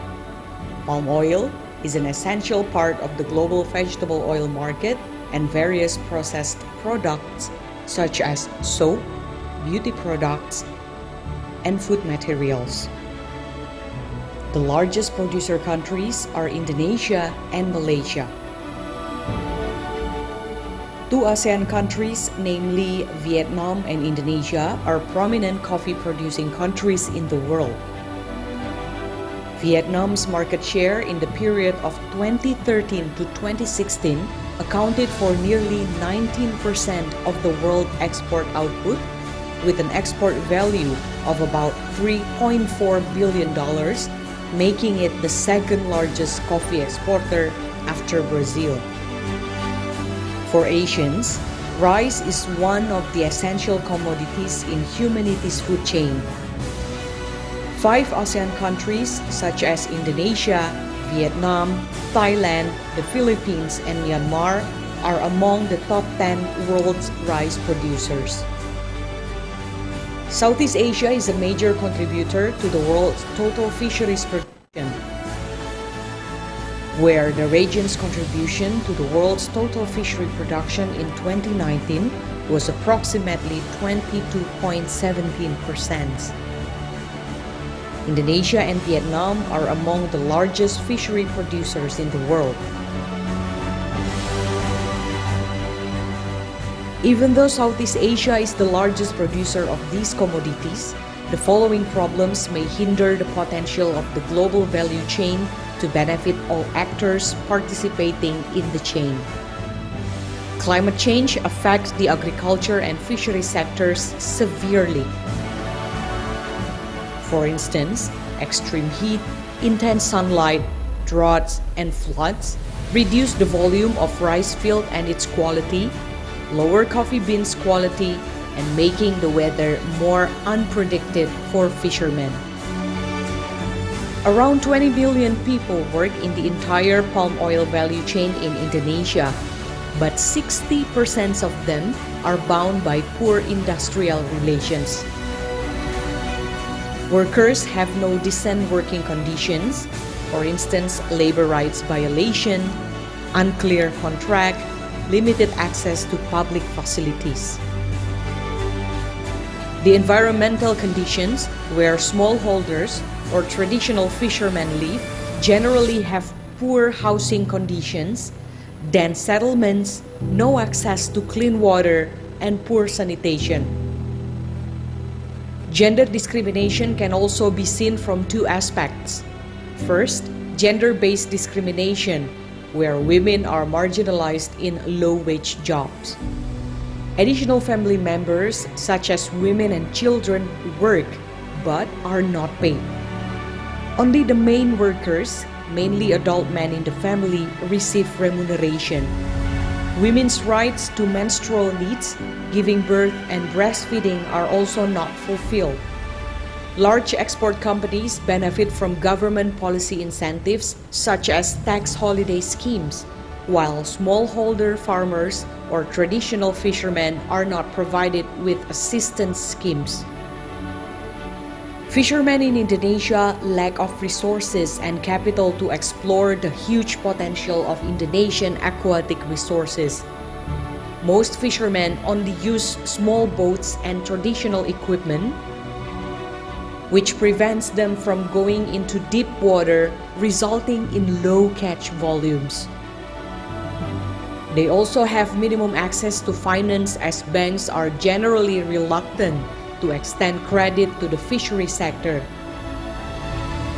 Especially smallholders players due to the high level of bad debts. To alleviate those problems, stakeholders such as regulators and the private sector should pay attention to several policy aspects, such as to reduce and prevent impacts of climate change. Regulator should active in financing and implementing climate change mitigation and adaptation, provide insurance to reduce losses from climate change impacts to smallholders and micro, small, medium enterprises. To reduce inequalities, regulators can promote equality in supporting marginal actors by improving organizational skills and providing training, equipment, and financing in more sustainable ways, not just supporting the big corporations. To alleviate labor rights violations in the agriculture and fisheries sectors, regulators should consider regulating and monitoring standard wages for informal workers involved in GVC in all supply chains, improving law enforcement on forced labor and child labor. To improve gender equality, regulators should support public infrastructures that are crucial for women or enforcing standard business practices that are women-friendly, such as sanitation and safe public transport. Change status of women workers as fishermen or farmers if they mostly work as ones to help them access social assistance. Address gender pay gap and standardize wages for same work done by men and women. We believe that if private sector and public sector undertake these recommendations, they will contribute to build a more inclusive and sustainable value chain.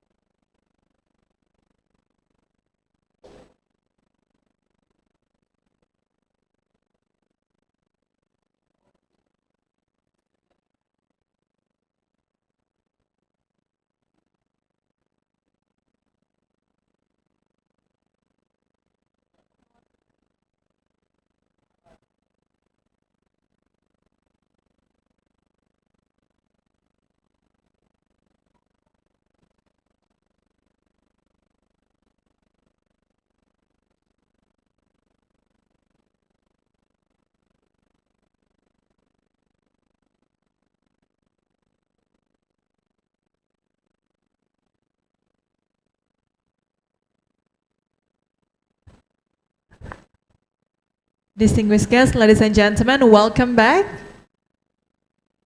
We are about to start our next session in 5 minutes. We would like to invite you to kindly proceed to the room as we are about to start the next session.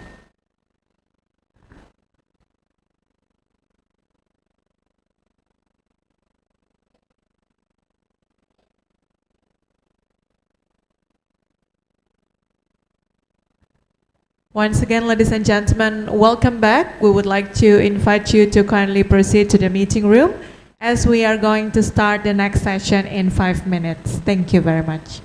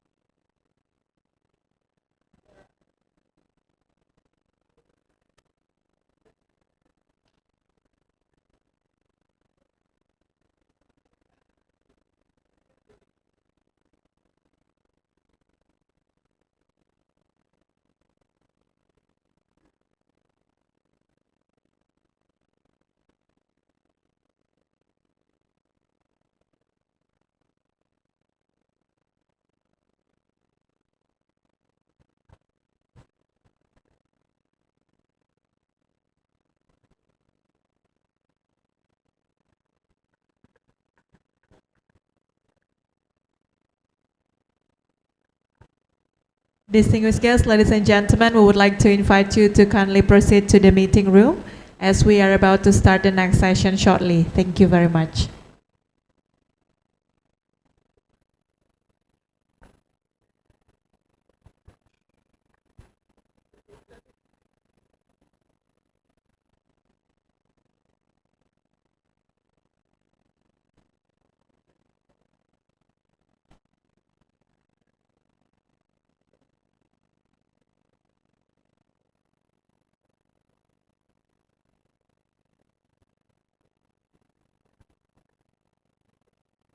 Distinguished guests, ladies and gentlemen, welcome back to the meeting room. How was your lunch break? Good? Delicious lunch menu? Yes? Thumbs up. Thank you so much. Let's give a round of applause for everyone who are here and ready to continue for the next session. We would like also to say hello to our online participants. Another round of applause for our online participants, please. Thank you. Thank you so much for our online participants who are still joining us virtually. We really appreciate it, and we hope that you are ready to continue to the next session. Ladies and gentlemen, now we are ready for the second session. Our second session is ASEAN as Epicentrum of Growth, Care, Work, Matters. This session will discuss how inclusive business could facilitate women's participation in economic activity by analyzing time used by workers to do unpaid care and domestic work, or UCDW. For this next session, I would like to invite our moderator for this session, Join me in welcoming our moderator, Ms. Maria Lauranti from Oxfam in Indonesia.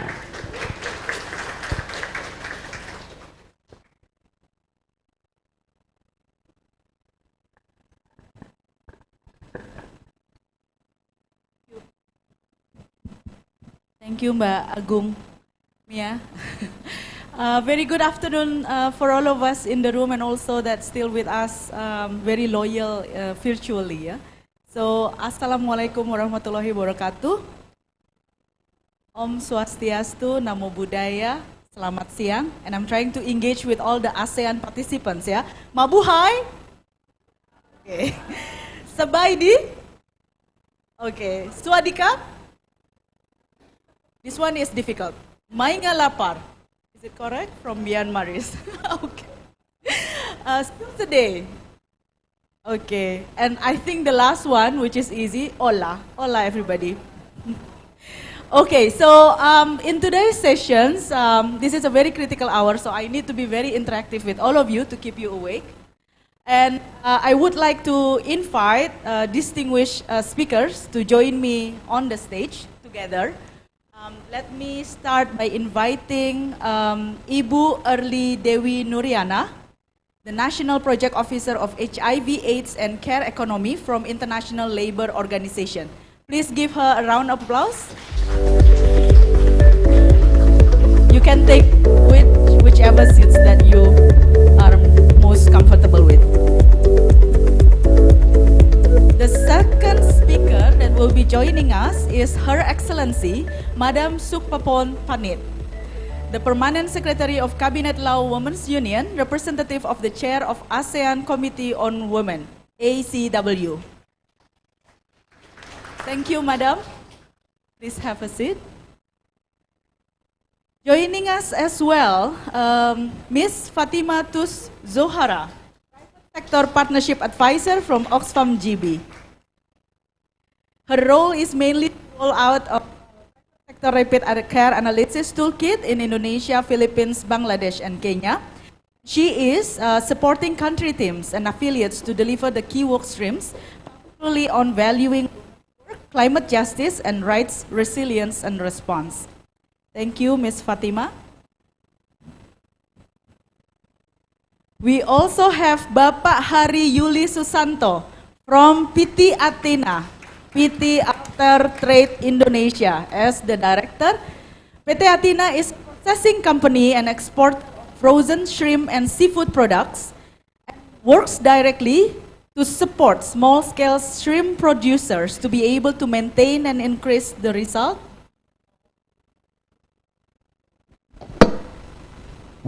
Technical, yeah. Oh, now my voice is very, very big. Okay, so PT Athena works to increase the result of sustainable shrimp farming and also work with Oxfam and ASIC, ASEAN Seafood Improvement Collaborative, to implement gender and social standards in the company. We would like to also welcome Ms. Nadira Yusof, please joining us on the stage. She is the CEO of Kido Care Malaysia, an electrical engineer by training, but has a very great passion to actually use new technologies to empower people and especially women and children. And last but not least, we also have one speaker that will be joining us online. I hope Ms. Deborah is already with us online. Maybe we can put her on the screen. Ms. Deborah Fo, she is the manager of gender platform in ASEAN Venture Philanthropy Network, or we call it AVPN, and her role is to support the creation of network as well as to drive the engagement for its members in mobilizing capital towards initiatives that will improve outcomes for both women and girls. Thank you for being with us. Okay, so I have a full house already. I hope this is going to be very meaningful conversation for all of us. Please give a round of applause for every speakers that are with us. So, today I wear pink blazer. And this is very intentional, to have a Barbie look. I don't know whether I managed to succeed this Barbie look, but Of course, the idea is to keep all of you engaged and energized during the afternoon session because this is critical hour after lunch. But I want to say that Barbie is now a feminist, yeah, according to the latest movie that finally hit a blockbuster in the cinema. It says in the movie that women can be everything, and therefore, nothing should stop women to achieve their dreams. Yeah, the movie taught us about women's leadership, confidence, and how women should live free of guilt. Just because woman has a voice to determine what they want to do in life and also to define what they feel. So, of course, I believe, and I also believe that I have a full room of supporters here that believe that women can be everything that we want to. Agree? Agree, yeah? Yeah. It is all possible. Possible. But with one condition, that women shouldn't really be grounded to only do care work, yeah, on their own. That is the emphasized line, on their own. So it should really be done together. Care work is not only for women, but for everybody in our life, because after we are born in the world, until we die, we all need care work. We can only be productive, we can be only economically powerful and politically correct if we have the right care work for all of us. So, this discussion this afternoon will be very, very important because we will discuss about this. And when women are required to do care work, they will not be able to actualize themselves in politics, economy, cultural, and social dimension. Women in Asia earn 30% less than what men earn. And 70% of women's work in Asia is in the informal economy without access to benefit, such as sick pay or maternity leave or any other social protection scheme.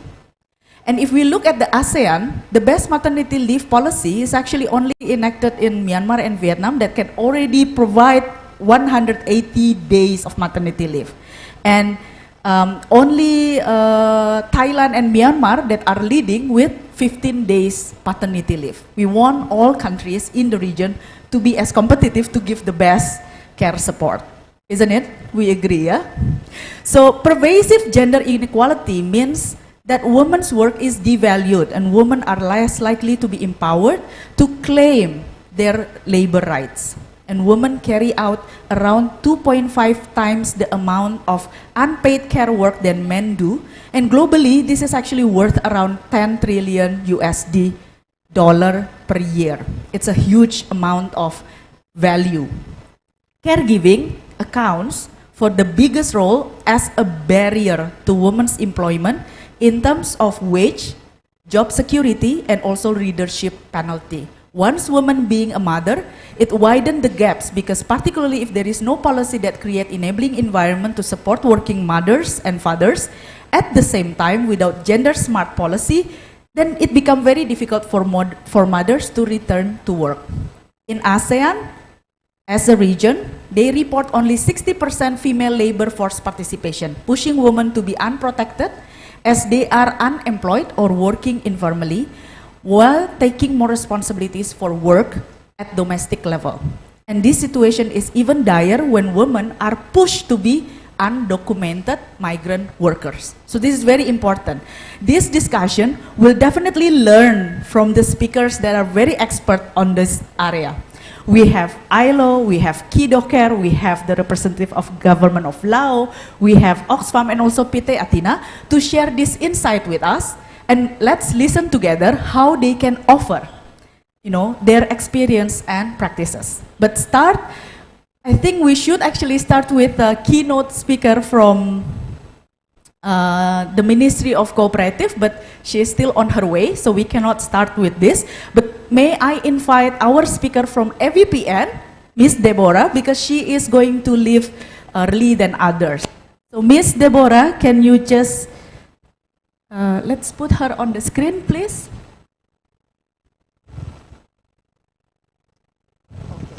Hi, Miss Deborah, how are you? Can you hear our voice here? Okay, excellent. Maybe you can also say hi so that we can test your voice, whether it is heard. Hi. Okay. Hello, sorry. I was having trouble unmuting myself initially, but hello, good afternoon. I am so sorry that I can't be there with you in person today, but it sounds like it's going to be a really great and exciting session. So, and very nice to meet you, Maria, and Nadira, I know you very well, and very nice to meet the rest of the panelists. Okay, thank you so much. Yes, we hear your voice loud and clear. So to just kick off with the conversation, we would like to hear from you, from AVPN, because we know for a fact that in June 2023, AVPN together with UN Women held an Asia-Pacific Care Economy Forum, which was focusing on the need to promote employer-supported care, family-friendly policies, and also practices among employers and corporations. So can you please share with all of us what was the highlight and recommendation that was generated from the stakeholders from the event that was held in June? Over to you. Thank you, Maria. So, you know, this Care Forum, this was not just the work of AVPN. This was done in collaboration with Kiddo Care. Nadira can attest to that, as well as to UN Women.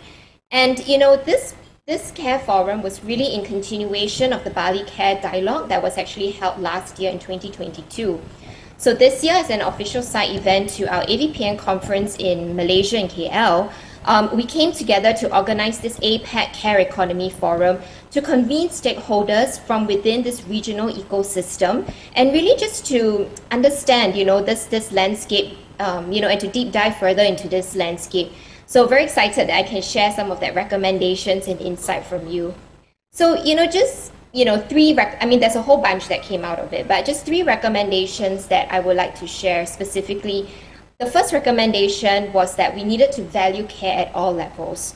So it was unanimously agreed that, you know, care is just not a mere transaction. And I think, Maria, you summarized that very beautifully in the beginning of your speech. And it's really a fundamental building block for the development of human capital. So whatever services that is being, you know, provided by care providers, it needs to be appreciated as acknowledgement of the contributions to the societal well-being.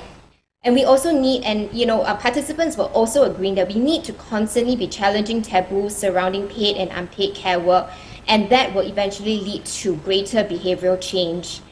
We also need to develop the care sector as a recognized professional sector for employment and growth.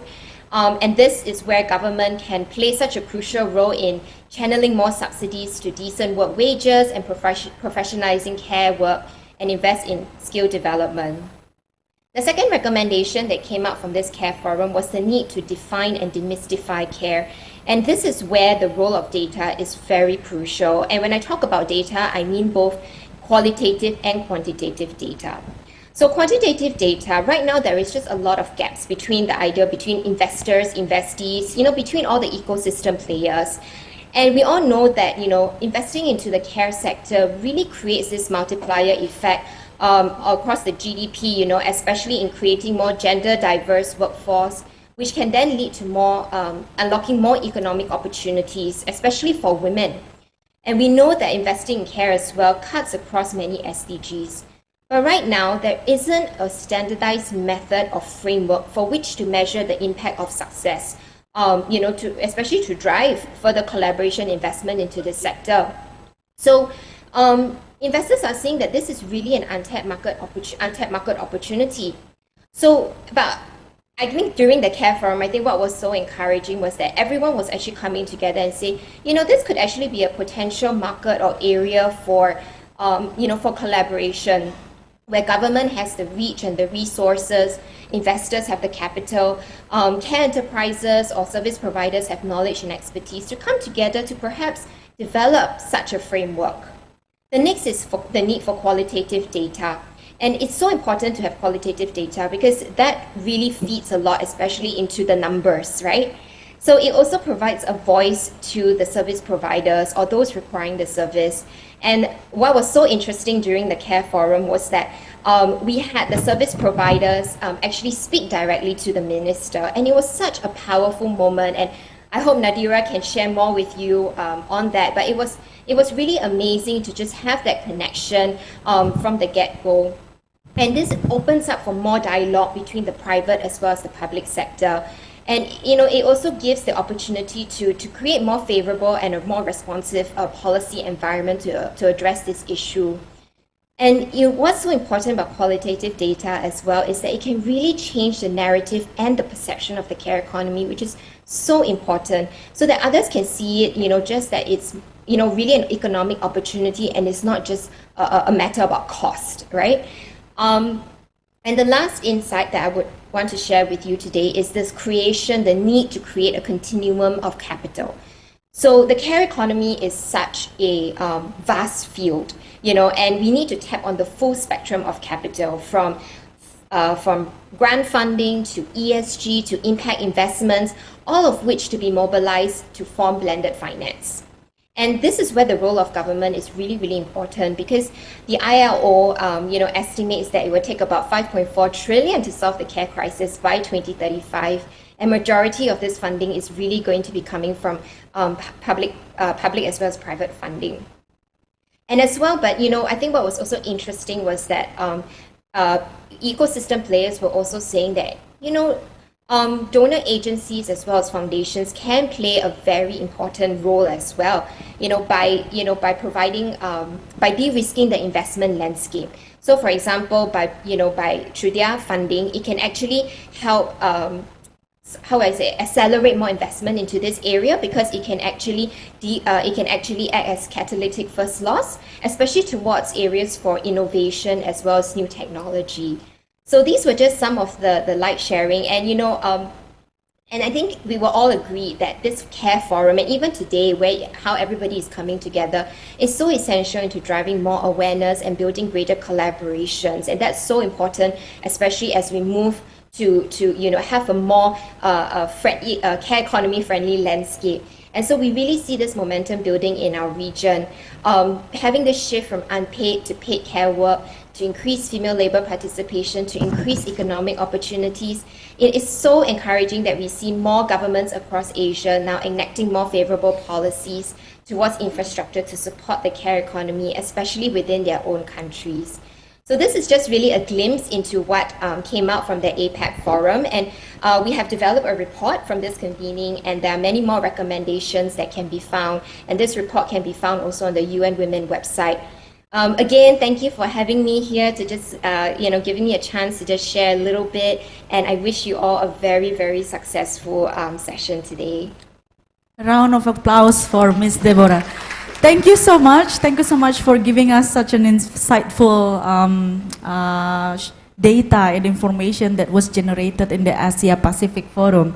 It was really powerful, and I think I really got that ear catch phrase where care work is not really just an economic cost, but it is actually an economic opportunity.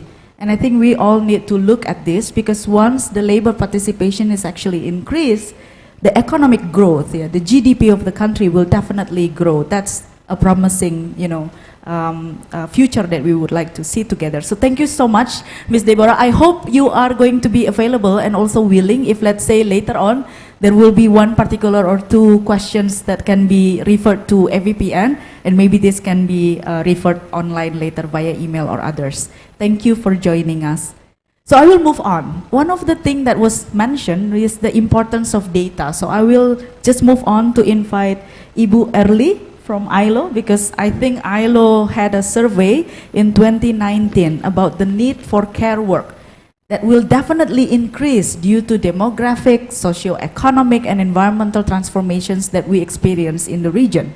And there was also an analysis of unpaid care work, time use data, as one of the most important data source to look at. Yeah? So maybe we can learn from this survey that was done by ILO, and please share with us what are the current trends and patterns of unpaid and domestic work in ASEAN countries. So over to you, Ibu Erli.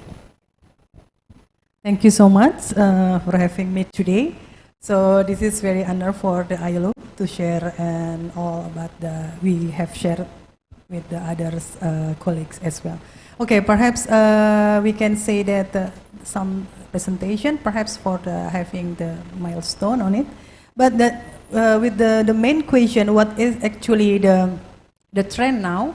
But to answer this question, is actually I really want to share about what actually our research, perhaps goes more. Yeah. So the ILO estimation that if we investing for the care service and policy, it can create the 280 million jobs, right? And then so it by 2030 or 2035. So it is also opportunity. So we don't not only focus with the it is a cost, but it is also we have the mindset on investing, right? And then so this is also will create another new job, especially for the women, because it can be make the woman can be goes to the that mostly informal goes to the formal aspect. But we want to see if I have like some information about the data. Please continue the slide. Okay, and then the other one. But we already know about the five ILO framework on the 5R. So started with the recognizing, and then recognizing, reduce, redistribute, and reward, and also represent. With this part, it is actually how important to invest on the not only the policy but also the services. Okay, please continue.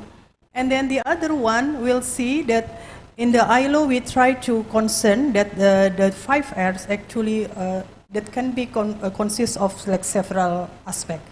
Maternity protection, paternity, parental, child care, long-term care services. Now, how is actually the current situation in ASEAN? Because we want to see how different policy and services available. So we can go to the next slide. Yeah. Okay. So I tried to search and try to combine all the information that we have in the ILO platform for the global care. Yeah. So we can see here. So there are like several aspects, especially like, and this part, we actually have like maternity leave, paternity leave, and also breastfeeding breaks or long-term care, but I don't want to talk all, of course. We focus with a certain issue, especially like maternity leave, right? So if we can see that maternity leave, all the Asian countries actually already implemented for the maternity leave, yeah, from 13 weeks until 26 weeks. The one that our colleague from the other country, and then so the amount of the maternity leave, especially the maternity leave cash benefit, is already vary from 70% until 100% of the previous earning. So this is also actually the current situation in ASEAN. But when we see, if we see the source of funding, it's also vary, because like for example, 2 countries, the resource of funding by employer liability only, and then 5 countries by social insurance, and then 3 countries the combination between employers and also social insurance. So this is actually the challenge then. When we see the right in the, you can see the blue color, or perhaps it is like pink color with Mbak Laura as well. So we focus that we can see that finally the scope of maternity leave, the scope of maternity leave is only for especially like self-employed. It is still challenging. It means like for example in other countries, if the woman worker as independent workers, informal workers, still not covered. So if we talk about like small medium enterprises, mostly not covered. So only several countries that covers, right? Especially like 3 countries has mandatory coverage for self-employed workers. So it is also the challenge. And then the other one for the paternity leave. Like for the paternity leave, actually also a challenge. See? For the next slide, we can see Now, for the paternity leave, yeah, we can see for the paternity leave, it is actually already implemented for the Asian countries. Only like 3 countries not yet. They don't have any like provision of statutory of paternity leave, but the other 7 countries already implemented. But the challenging one is actually the same. The challenge is of course with the self-employed workers. So if the country has like social insurance scheme, usually they already cover with the self-employed. But not all the countries implemented this kind of provision of statutory of the paternity leave. Now, the other aspect, so next slide. Next slide before this one. Okay. Now, the other one, it has become the trends now.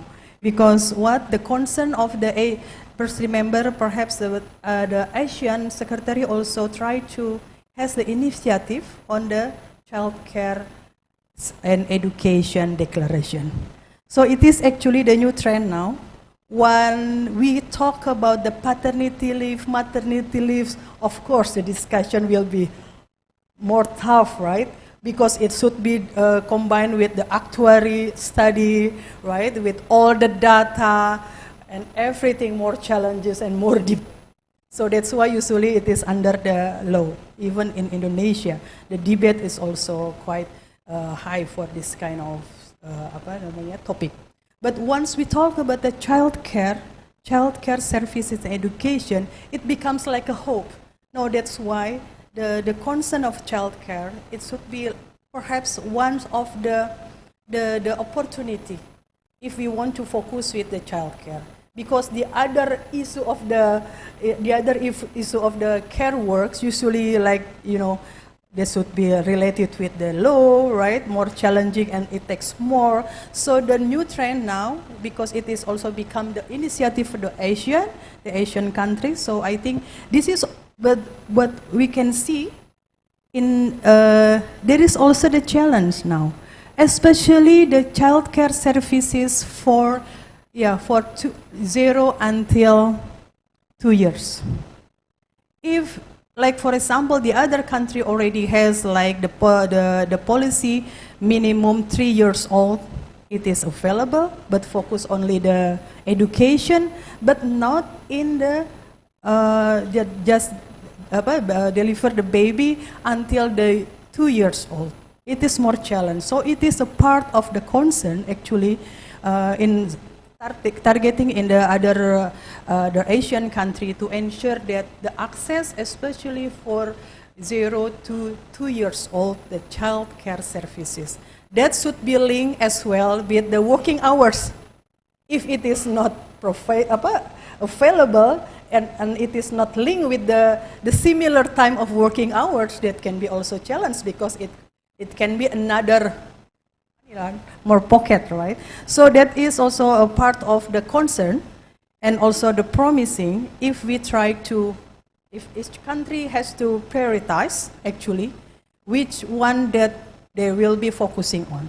But now as a part of the Asian Declaration on the Child Care Services and Education, I think we need to find several models in different sector, perhaps how to ensure also not only the formal workers but also the informal workers, the self-employed should be accessing the childcare services that link with the working hours of workers, mother and father with family responsibility. Okay, that's my concern.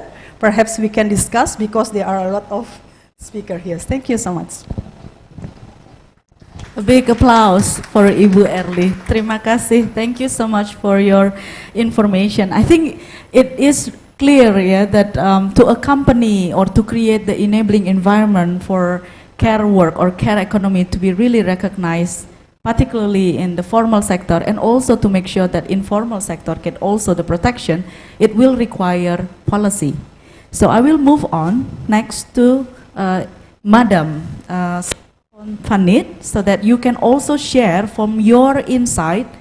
As I I know that the Lao government will definitely already come up with some of the policies. If we look at the ASEAN Comprehensive Framework on Care Economy is one of the efforts to make sure that we could protect workers and citizens' well-being and respective economies as well as the livelihood of those vulnerable groups. So maybe in this sessions, I would like to invite you so that we can learn what is the implementation priority, how is the progress for the engagement sector, particularly learning from Lao. Over to you. Hello. Yes, I was informed that I have 7 minutes, and the timekeeper is just directly to me. So I will keep my time under 7 minutes. Can I share the screen, please? So today I come on behalf of ACW Laos, and also on behalf of the ACW chair, because this year is still under our leadership for ACW. So I would like to share with you some the framework that related to care economy. So it will be okay. So when we talk about the care economy, I will focus by starting of the ASEAN framework that I will cover in 5 main priorities. The first one is ASEAN framework that we discussed about the care economy, unpaid care work quite a lot. So starting from the Declaration on Gender Responsive Implementation of the ASEAN Community Vision 2025 and the Sustainable Goals, starting from 2017. And then later on, we have the action agenda on mainstreaming women economic empowerment. That is also in 2017. And later on, we have Declaration on Unlock Women Entrepreneurship in ASEAN 2022. And the last one, the last 2, is the ASEAN Gender Mainstreaming Strategic Framework. And this one is among our focusing for this year and the next year as well. And the last one, we have the ASEAN Comprehensive Recovery Framework. So this is all about the ASEAN framework that we talk about the care economy and paid care work that related to our meetings today. So let I move on the care economy. When we talk about care economy at the ASEAN level, we are focusing on address also the barriers and in order to maximize women pool economic potential. We're focusing on to promote women participation in skill development in STEM. And also, we have quite lots of initiative to work on that. And when we talk about the Unlock Women Entrepreneurship as well, we recognize the value of women's unpaid care work and domestic work. And we also address the unequal distribution of unpaid care and domestic work as well. So when we talk about the care economy, we have some priorities that we are focusing on. We talk about the care work and care economy, and also the nature of work that is interlinked in many areas. But for the priority, strategic priorities, we have about 6 ones. The first one is to promote healthy aging and leveraging the opportunity in aging in society of Southeast Asia. And the second one is enhancing the role of care economy in building a disaster resilience in ASEAN. And also the third priority is to accelerate the technology innovation in digital transformation of the care economy in ASEAN, and building stronger and resilient families as a foundation of the care economy. And also the fifth one is enhancing social protection, leaving no one behind. And the last strategic priorities for care economy is to think about resilience and care for the environment. So this is our focus on at the ASEAN level. When we talk about unpaid care and domestic work, we have quite a lot of things here. So mainly it's about regional framework that are linked to the legal framework that at the ASEAN level need to think about. And for me, I come on behalf of ACW. So we have ACW Work Plan 2021 to 2025. And for my another hat, I'm also the representative of ACWC. the ASEAN Commission for the Advancement, the Promotion and Protection of the Rights of Women and Children. We also have the work plan for 2021 to 2025 that also indicate about the unpaid care and also domestic work as well. And for the last one is some SWOT work plan as well. So we also have touched upon the unpaid care and domestic work. When we talk about this is the other two, so the ASEAN Economic Community and also ASEAN Community Post 2025 vision, we also have discussion on this. When we talk about the partnership that the moderator also mentioned about the collaboration with the private sector. So this is every acronym related to ASEAN. So it's a lot I will not read out. But for me, I will focusing on the enhancing social protection, leaving no one behind, because it's under some SWOT, SLOM, some HD, and ACW, ACWC. So this is the main focusing on our work at the ASEAN level. So we clearly mentioned about the partnership between different sectors. For example, we have ASEAN dialogue partners, particularly with ASEAN plus 3 countries, and also ASEAN networks, ASEAN care providers, including social workers and wider social service workforce. And also we talk about among our women's organizations, civil society, stakeholders, international organizations, and also private sector. So this is, we recognize at the ASEAN level, but for the national level, I will also touch upon, share with you a little bit about that as well. So this come to my sharing with you about the Lao PDR working at the ASEAN level, but also we also engage at the national level as well. Okay, 1 minute. Okay, we have the Jakarta Roundtable on building on care economy across ASEAN. We organized in January 2023 this year in Jakarta. You can see some very familiar face here. And we also have the high-level learning exchange between local governments of Cambodians, Ministry of Women Affairs and Lao Women's Union in March 2023. And the next one, just this morning, Schubert already mentioned about this as well. So we have the regional forum on care work in ASEAN countries. We organized that 27 to 28 July in Vientiane. We have on-site participation by ASEAN Secretariat, ACW, Malaysia, Philippines, Brunei, Laos, Cambodia, Vietnam, and Thailand. And we have quite a lot of in-country collaboration. We have quite a lot of under there. And also the international development partners, regional organization, and particularly Oxfam. So I take this opportunity to thanks for Oxfam in all levels, particularly in Laos. We have 2 participants here from Oxfam as well.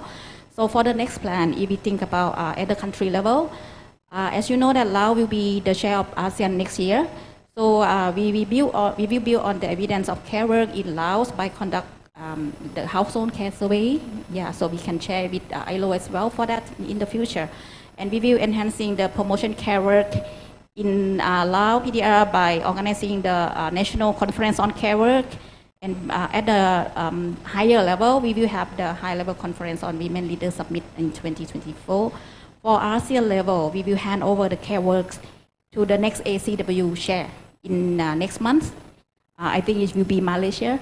So we hope that Malaysia will continue to promote and to implement the care comprehensive framework in the future.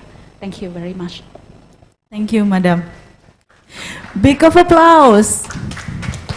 Are we still here together? Yeah, we are still here. Good. So it's very interesting, yeah? I think policy establishment and policy enforcements are really critical to make sure that we create the right enabling environment. But it will not only happen just because we have the policy. We want to have the corporations to work together with us. And not only corporations. A lot of the organizations that are here are not corporations, but also civil society organizations that also create workplace. So what kind of workplace that we will look at and how we can enable, staff, employees to work safely, happily, and also at the same time being able, having their flexible arrangement in doing their care work. So I think we would like to invite Miss Fatima from Oxfam to really share with us what kind of tools that can help corporates, that can help organization to analyze how they can support with the right policy in the organization. I know that Oxfam launched the rapid care analysis as a tool for assessment, and this is to promote and recognize care work and also identification of practical interventions that can be provided and offered to the staff or employees in one workplace. So we would like to learn from on how you share your previous experience and also current progress on the rapid care analysis and its assessment when it comes to engagement with the private sector. Over to you. Thank you so much, Laura, and thank you so much, the organizers, for organizing this and giving us the chance to speak here. And it was wonderful to listen from the previous panelists, and thank you for setting the scene beautifully. So I just want to take a step back and explain what this unpaid care work and domestic work is. I know many of us, and probably all of us already know that, but also this is a refresher. So the unpaid care is not just childcare. It's also caring for the elderly, for the sick parents or elderly parents, and also the specially abled persons in our lives. And also this includes cooking, cleaning, doing groceries, and like fetching water, fetching firewood where necessary, all of this domestic work. And also, some people are also engaged in community activities. So that also falls under this unpaid care and domestic work. So if I ask you in this room, like who can, connect with these activities, like who are doing at least one of these in their everyday life?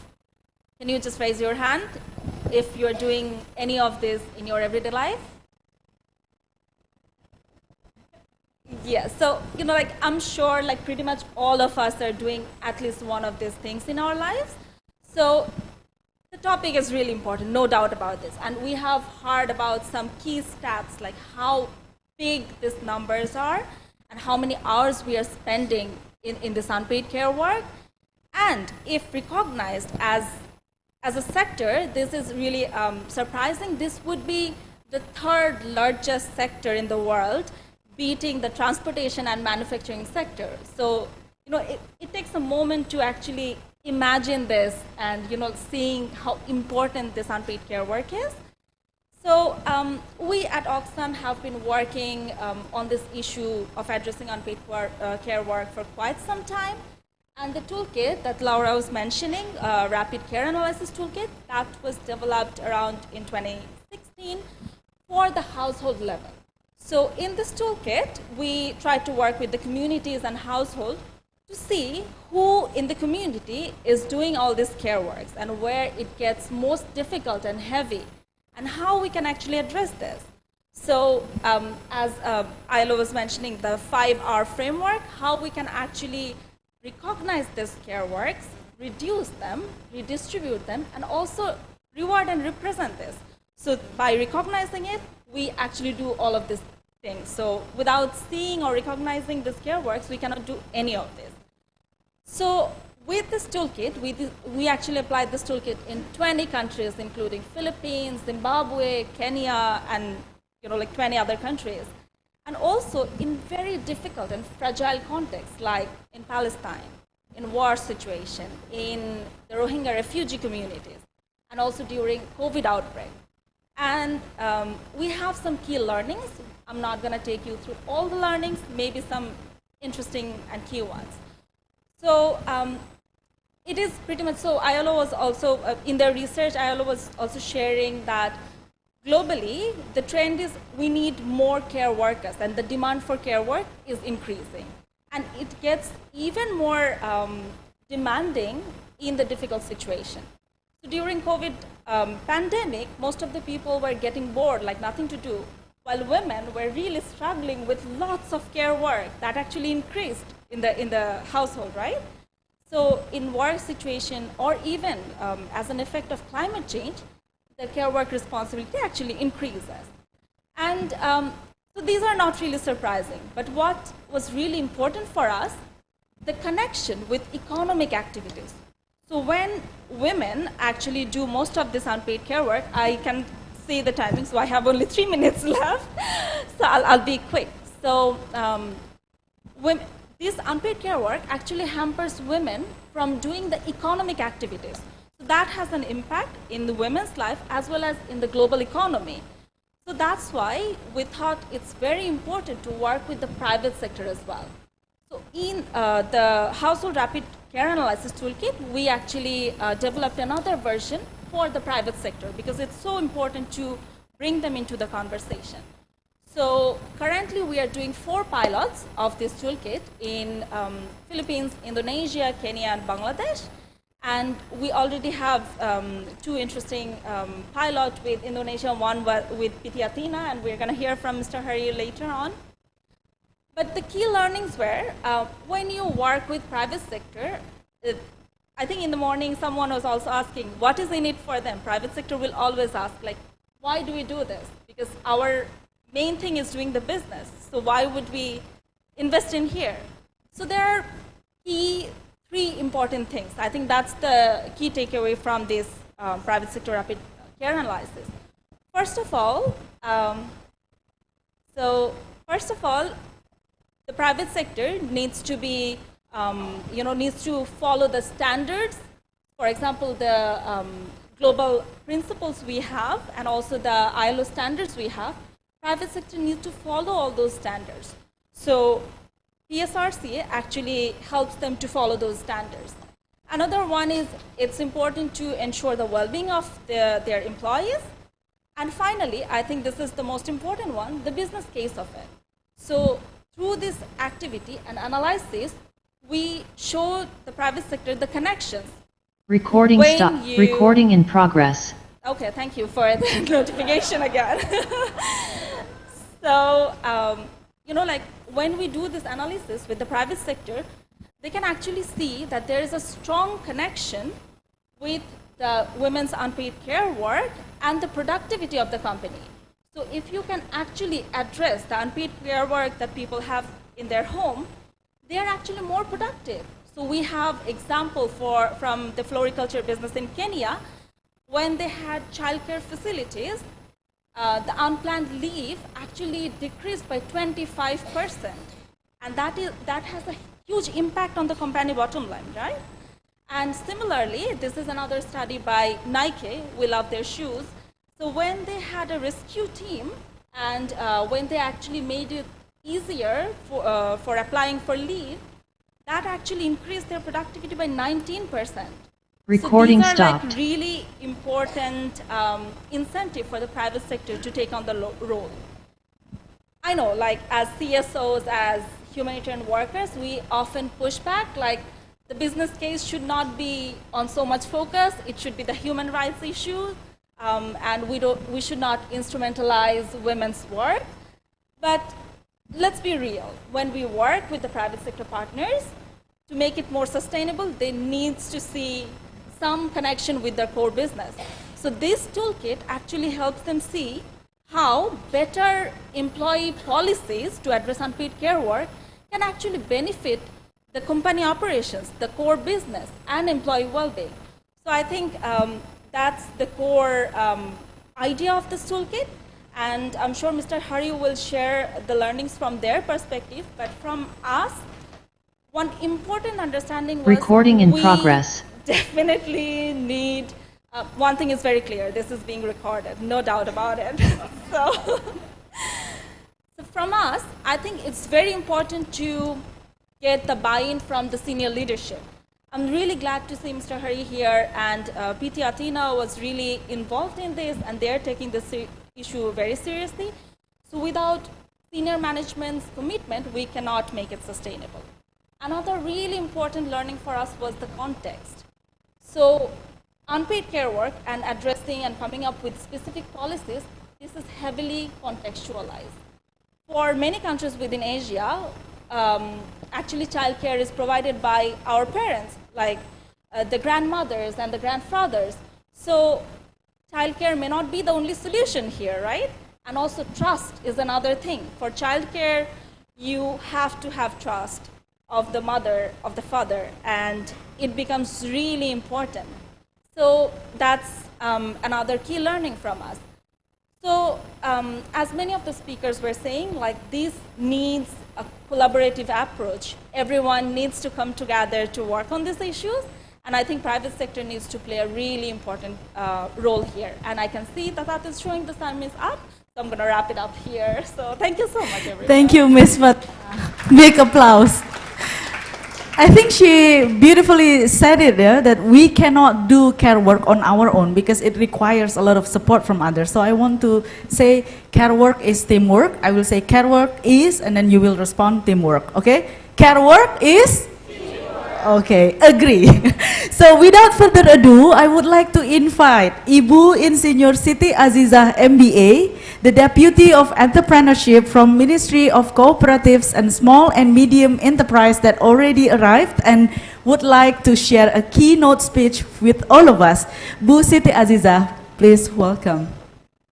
A big round of applause for Ibu Siti Azizah.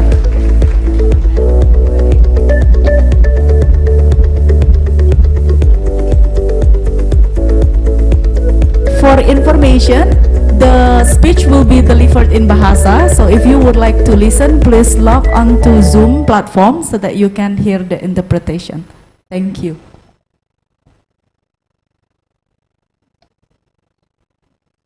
Okay. Oh, it's gonna be in English. Sorry, I received a note that it's gonna be in Bahasa. Thank you so much, Ibu Siti. Okay. So, good afternoon, everybody. I apologize that I'm a bit late. Just arrived from Jakarta.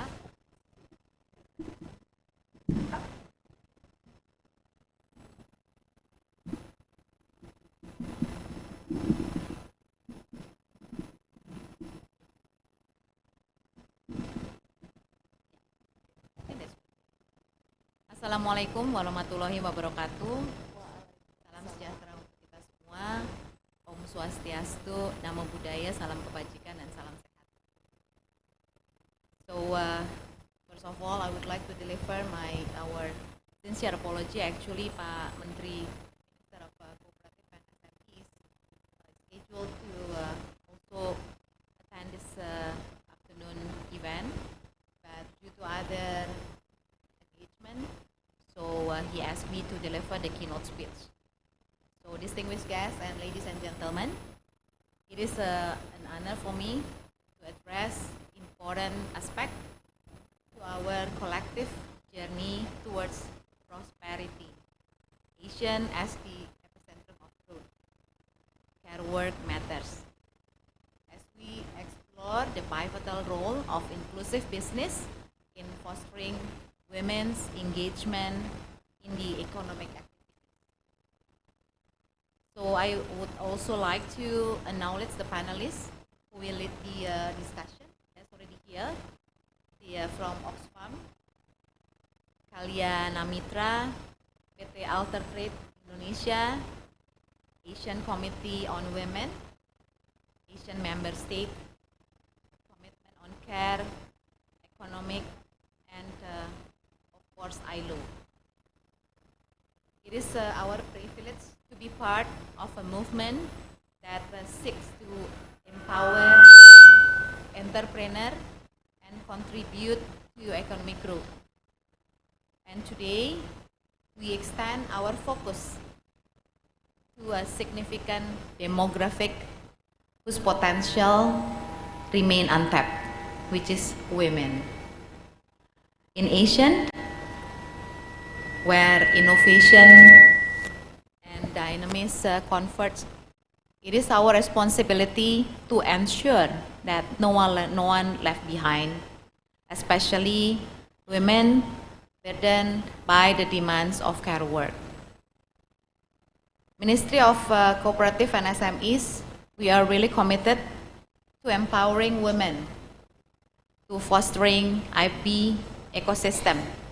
We understand that for women to fully engage in the formal economy, a supportive ecosystem is imperative.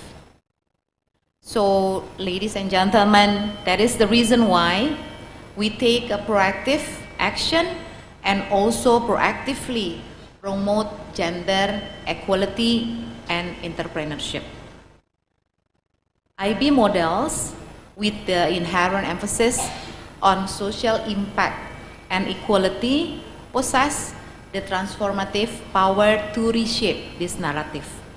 So several options through which IB can serve as a catalyst for change, namely innovative work structure, the second one, capacity building investment, the third one, accessible care services, and equal opportunity and representation, and collaborative ecosystem between government, private sector, and also civil societies.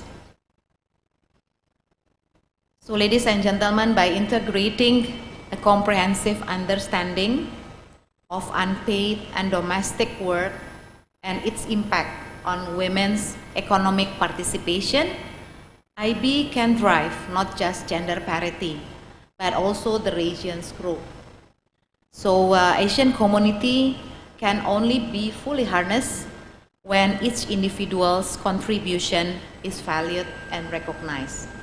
In fact, ladies and gentlemen, we are going to have the 6th IB Summit, the Asian IB Summit, starting tomorrow or Wednesday, the day after tomorrow. So we will discuss how to promote the IB summits in Asian countries. So as we chart a course toward a nation that serves as epicenter of growth, let us remain resolute in our commitment to inclusivity, empathy, and definitely innovation. The time has come for us to break down the barriers that impede women's progress, fostering the environment where care work is acknowledged and women are empowered to drive economic prosperity. Finally, let's embark, ladies and gentlemen, on this journey with unwavering determination, and together we can transform Asian into land of opportunity, where care work indeed matters and women's participation will be an integral cornerstone of our shared success. So thank you everybody. So I hope we can work together, and then see you on Wednesday on the IB Summit. Wassalamualaikum warahmatullahi wabarakatuh. Waalaikumsalam warahmatullahi wabarakatuh. Thank you so much, Her Excellency Ibu Siti Aziza. We would like to invite you to have a picture together with all the speakers. Sure, sure. This is very high though, it's supposed to be over there. Sorry for that. Okay. This is Ibu Nadira from Kido, Malaysia, Ibu Erli from ILO, Ibu Fanit dari Lau, and then Fatima OGB, Bapak Hari dari PT Athena.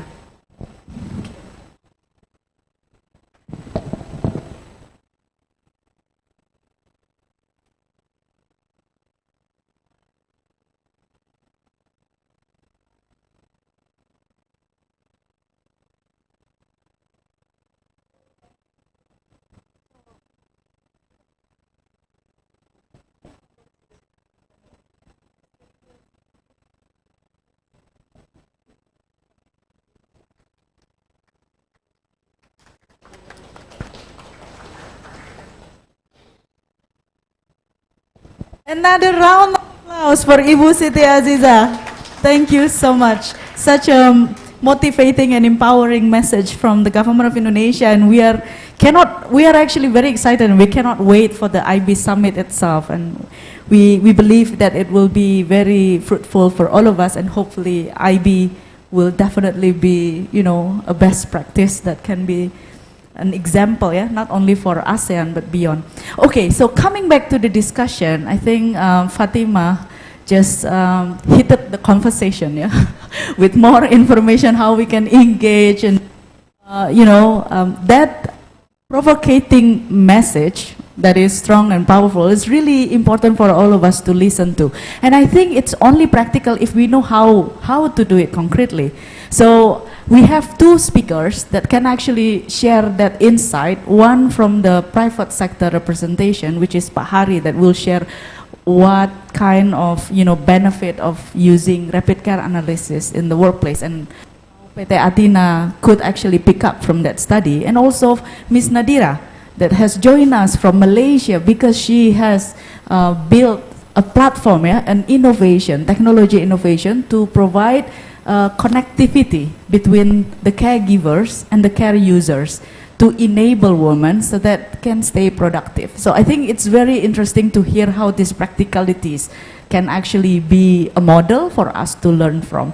So I think I will give the floor to Ms. Nadira first, ladies first, to Ms. Nadira to share about Kiddo Care Malaysia and how the practice, the model of business that has been established using that platform. And in particular, we would like to hear from you the typology of Kiddo Care users and also the customers in the market that will be valuable for the policy makers in private, so the management leadership, and also in public sector, so that we can determine what kind of care policies that will enable employees to be productive and be of complementary to each other. So Ms. Nadira.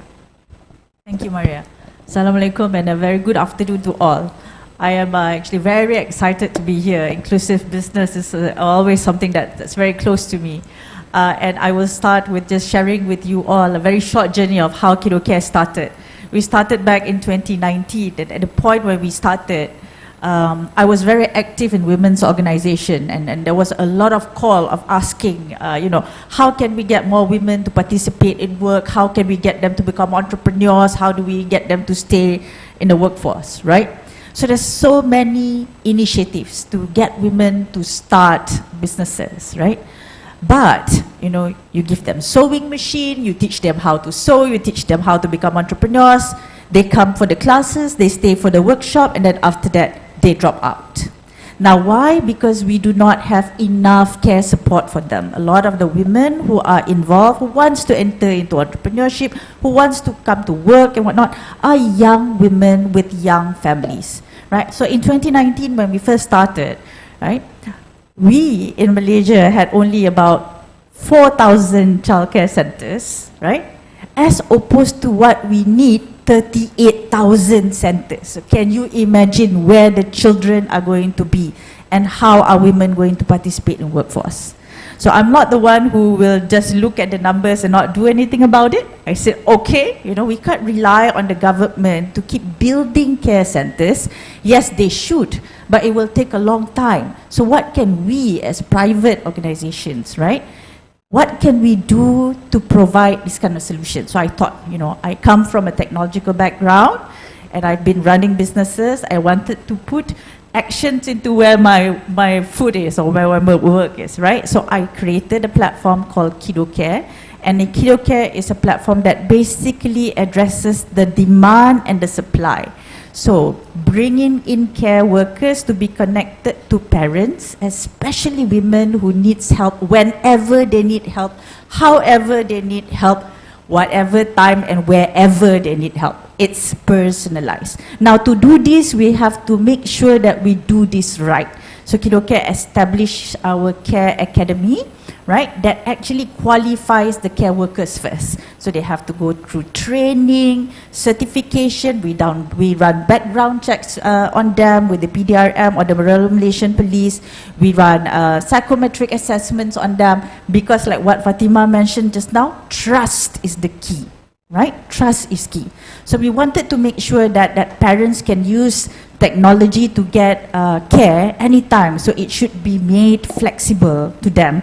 Now you can just download our app and start using and getting our carers to you anytime you want. But our caregivers must also be dignified. They must be professionalized. They must feel that it's worth to be in this job. because they have career progression. So that's what we have done, right? So 4 years later, over 70,000 families that we've supported, more than 7,000 caregivers on our platform as childcare caregivers. So what can we share with you in terms of our customers' demographic, right? So over 60% of our customers are families, right, with their mothers aged between 25 to about 38 years old. Now what does this tell you?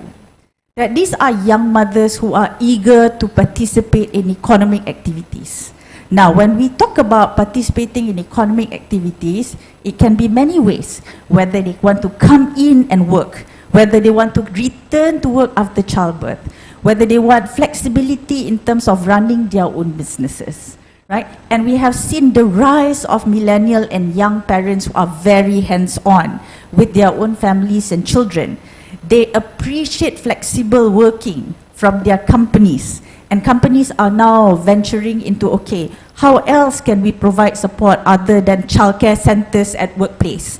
Because we're all looking at flexibility, working from home, remote working. So these kind of thoughts have to change in terms of how we support our workforce, especially the rise of millennial workforce, right? And we have seen that many of them migrate from the suburban area, rural areas into urban, in which they no longer can rely on their own parents and their own families. They don't have that kind of support, but they need the support, right? And we have seen that many of them actually also live in smaller places, in apartments and condos, and the houses are getting smaller, and younger families actually appreciate that kind of what do you call that, privacy. Yes, privacy in their home. And that's why we have seen the rise of these families actually opting out for only certain time of care when they need, instead of having helpers in the house for a long period of time or overnight. They want this kind of privacy. So when we look into all these demographic changes and the needs, we have to start looking into new ways of supporting them through government policies, subsidies, incentivizing our corporates or even our companies on how to support them.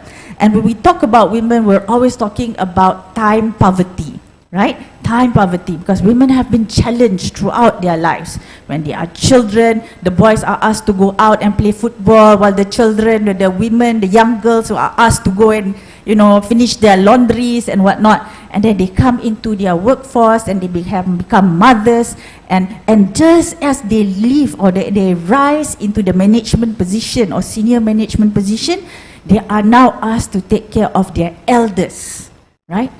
So KidoCare with that also has now evolved into becoming a care platform for families, in which we have introduced elderly care services as well, to make sure that we are able to cater to the needs of families from cradle to grave. Of course, we don't want to put anybody into grave yet, right? But we want to make sure that we can provide that kind of support, right? Anytime they require, anytime they need. So looking at our other demographic, that's very interesting. Another large second largest group of our customers are actually parents, or rather women in the lower income group, urban areas. Now what does this tell us? That women in the lower income group wants to participate in workforce, and many of them are in informal businesses. They are the ones running the pasar malam, you know, what do you call, the night market, selling goreng pisang and nasi lemak, and they only work about 4 hours a day. So this kind of help actually value for them, right? And the rise of them being in urban setting, they also want to make sure that their children are not just cared for, but cared for people with the talent and skill to care for them, right? Which means the people who are caring for them must be trained, must be able to provide them with education, enrichment, tutoring. It is not just about caring for children, making sure they are fed, they are bathed, they are, put to sleep and whatnot. It is the value that you add into a child's life, right?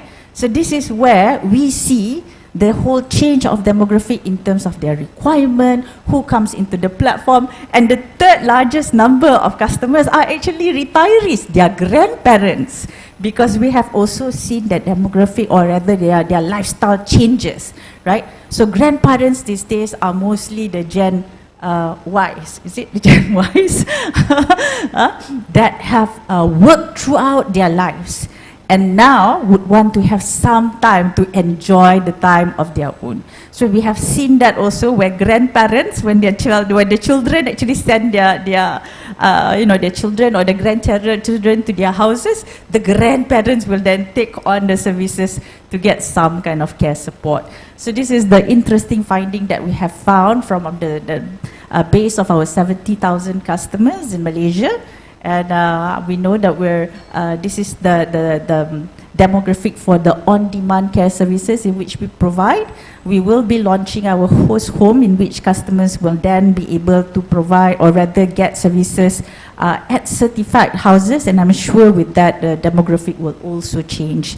So thank you very much. I hope you get some ideas from this. Thank you, Ms. Nadira. Very passionate, yeah. It feels like you want to move together with her because she is very convincing. And I like that because it really resonates with what we feel on a daily basis about how we require care support, not only for children, but also for other family members who are sick, who are elders, and so on. So it's very inspiring to hear such a practice, that is committed by KIP. Thank you so much, Ms. Nadira. So now I will move on to Pak Hari. Wow, the pressure is on you, ya Pak Hari, being the last one. No, must be having much more inspiring to tell. So I would like to invite Pak Hari to really share with us, because PT Athena has become one of the first companies that collaboratively conducted private sector rapid care analysis with Oxfam in May this year. So maybe from the results obtained, we can learn from him how care work from a private sector perspective really be an incentive for the company itself, yeah? And what is the reflection for the company's productivity and sustainability and the result of RCA of the employees? So over to you, Pak Hari. Thank you, Mbak Laura. Hello everyone. Assalamualaikum warahmatullahi wabarakatuh. Assalamualaikum warahmatullahi wabarakatuh.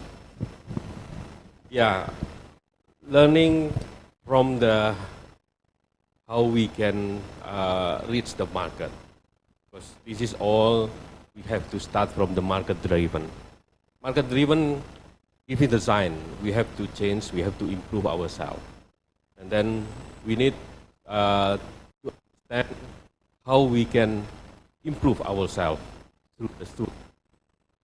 And then in Athena case, we use a labor-intensive worker, and then we take care of two sides, because we also working on the supply sides. We're working with a small-scale producer. We would like also to encourage them to have a sustainable supply to us. Our market is not required about the sustainable environment criteria nowadays. They also more interesting on how the social criteria issue. And Athena also try to add one more advantage on the gender and women economic empowerment criteria on our product selling to the US, selling to the Japan, and also to the Europe. So it came from two aspects. Well, Laura, first, how the market driven we try to adapt. The second, how about the internal management itself willing to open about this, how to improve on the care work. In our case, we'll use the labor intensive. Productivity is very critical because we dealing with the product who is using the labor intensive field product and behaving the product, and quality is related with how they are working, the situation in our processing line. In other sides, we also see in the farmer is dominated by the man. And actually there's a woman insist in the value chains. And then we want to encourage them how to enabling women also participating in the shrimp industry. And we learning from the, like Fatima mentioned, about the RCA. RCA really help us to have a better understand, to engage a real voice from our worker, our producer, what is the right thing we need to support. Because the management thing is not always suitable, what is the worker needs. And this is also part how to increase and educate our partner, our worker, our staff, and also the farmer to understand how about care work really affected into our value chain business. Then, since we try to open and then help by Oxfam to understand through the RCA tools, some of the item we didn't expect actually. We are thinking, for example, we already provide like a canteen. We already provide canteen for our worker take rest, and because we provide foods for the worker, we are thinking that's enough. But there is a voice coming to us. They need more comfortable take rest, please, in our environment. So I think this is important. We need to pay attention, because for us, it's not about how we will another investment on this issue, but how to make our worker comfortable working with us, and transparency on their voice, giving the feedback. Even small thing, even we cannot do that, we have to reply. Then this will be encourage engagement, they feeling more get attention from the management. What is their demand? If we can provide, we will support. If we cannot provide instantly, we will explain when the company will making the plan. So everything is about how we communicate and engage the worker voice into our policy. And RCA really help us to have a better understanding, including on the farmer side. In the farmer side, there is a raising awareness on the farmer and allowing the woman also to participating. Because in the beginning, what is the invitation is always sent to the man, because this register is by the name of the man, the husband. So automatically coming to the training, coming to the meeting is always only the man.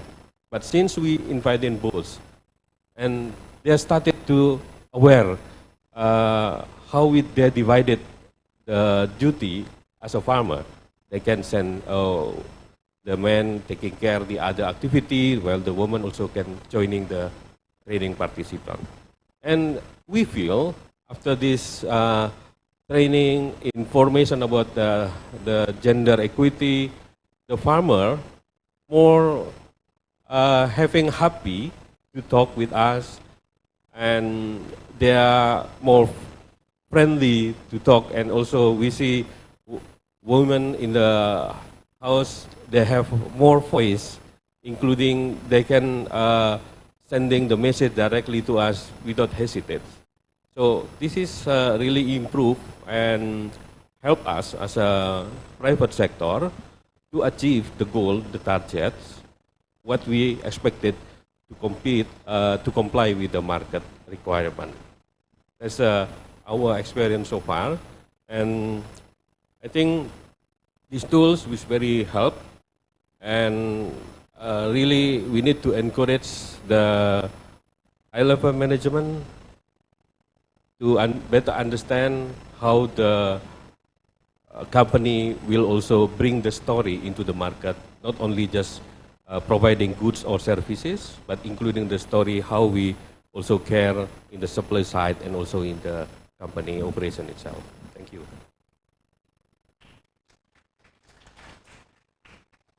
Thank you, Pak Hari, one of the champions in the private sector. We hope that other leaders in the private sector can be inspired from your action. But there is one more follow-up question, Pak Hari, if I may. So, because you're sitting in the private sector, so we would like to really hear from you as well. What kind of support that you require as a company so that your business model can be more inclusive? Yeah. So, in general, this is because of the lack of understanding on the care work.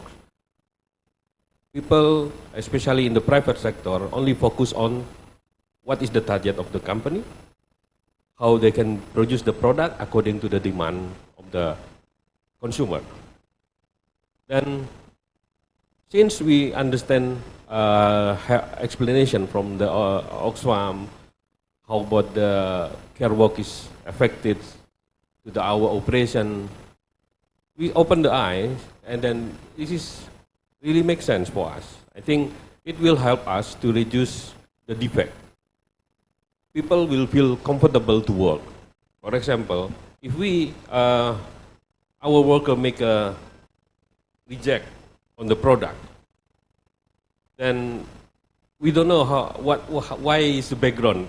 Because technically, he should work well, because he trained well. But the other factor, probably is at home, have a problem, thinking about the elderly, or the son is get sick. So this kind of the psychology effect is really, we don't understand. Then we really open with the worker voice, providing the environment they are able freely to talk, is really will help us on the private sector. So then, as a private sector, I think we need to have a understanding, better understanding how it will impact on our operation. Probably each of the other private sector have a different case, and it's really helpful for us if we can have a more information about the care work. Thank you. So this is one step that is very important. It's about recognition, yeah, Pak Hari. Once we recognize about, the importance of care work, and it is inevitable because as long as we live in the world, we really need care services to be provided because all of us are bound to it. So it's very important. Once we recognize that, then the other steps will follow. It will then help to think about how we can hear about the voices and the feedback of others to improve the model that we have. So it's about representation, the voice, and it will finally, in the hope that it will then reduce the work that we do on our own, particularly by women, so that it can be shared, so redistribution. And hopefully by the last part is actually about reward. And we can already hear from the practices, from the practical example, that it's not only the reward to the individual person, the employee itself, but it also will be a reward that will be benefited the private sector as well. One more thing, I think also some other area have a obstacle on the social norm, how to implement this situation. But we have experience when we introduced this concept. There was objection from the community. I don't want my family or my wife is kind of like a same base. Reside if the man allow the woman also to participate on the activity on an economy. But we have to have a more understanding on this, how to explain. It's not against, but how to make them better understand. And in rule of the CSO is really important on this aspect to help us, not just only on the private sector to explain, but the other partner can help us to introduce in the better way. Then in our case, that will help us because we need to comply with the market criteria on the sustainable certification, and that's need a recording, and if the man cannot doing, then wife will help. This kind of symbiosis collaboration will help us to achieve the target on the private sector. Yeah. Thank you so much, Pak Hari. I think there is one thing that was mentioned very clear, yeah? It's about CSO engagement, how we don't shy away from that conversation and be brave, having a difficult conversation, but at the same time constructive, how we can improve the workplace where we actually spend most of the time on the daily basis. So it is very important to have that dialogue. So I would like to invite Madam Fanit to actually share with us what is the expectation from ACW on the CSO role in the implementation of the framework. Yes, thank you for a very interesting question. For us at the ASEAN level, we have the framework already. We have quite a lot of declaration and many things to be the thing that each country can implement at the capacity at the national level. But once we think about implementation at the national level, we can think about the collaboration between different stakeholders in the countries, including the private sector and also CSO as well. So once you mentioned about once we work on the private sector and then we talk with individual employees, it seems like we want to encourage someone to make decision quite big to involve with the process. But if everyone in the society, particularly the civil society, talk about it together, and we can think about the role model as well. So if one company already implement and accept that, and the other one in the society, and even in other countries as well. So if we see the good example, and then everyone in the society talk the same thing, do the same thing. So it's good that we can have the collaboration with the CSO and also the INGO, CSO, UN agency as well. So if we have the framework at the national level, and we can bring back at the national level, and everyone in the society need to implement, and then individual, like as a family, it will be easier to make decision to involve with the campaign, with the implementation at the community level. Yeah. Thank you, Madam. Ibu Erli. So it comes about partnership, yeah, that is key. So partnership between the private sector and then also the government, and then looking at the framework in ASEAN. So maybe ILO can also share a bit of insight on how we can strengthen that partnership. How we make sure the partnership is actually articulated well, let's say in all the roadmap that are being developed by all countries across the region. So there is alignment, among countries, because from your survey, you also highlighted that some countries are still in their phase, and then some are already a bit advanced and all that. So how we can strengthen this partnership, and it can be, be part of the roadmap developments that are now, being pursued or being developed by the countries. I think the main thing that we are still lacking is about building knowledge and data. Right? Knowledge about how they interlink each other between the unpaid care and the paid care. There will be a link, and also there will be a link between the formal and informal. That should be, the knowledge should be improved, and then the data also should be relevant, and at least we recognize that we don't have the data. It should be recognized and be realized. So admit that the data is important, that available. So that's why, like for example, it's also important to support the government how to ensure that building the knowledge and data available. Like for example, the Bureau Statistic, we need to also approach the Statistic Bureau that the time use survey is important, and then how many care workers, and then how many informal care workers, and how many SMEs. How many SMEs actually, they're mostly related with the independent workers that not yet. So the data is really important if you want to make a milestone, right? The milestone of it. And the other one is also about the government should be also strengthened, especially the collaboration with the CSO. This also should help the increase the capacity for the government, because sometimes the knowledge not linked yet, right?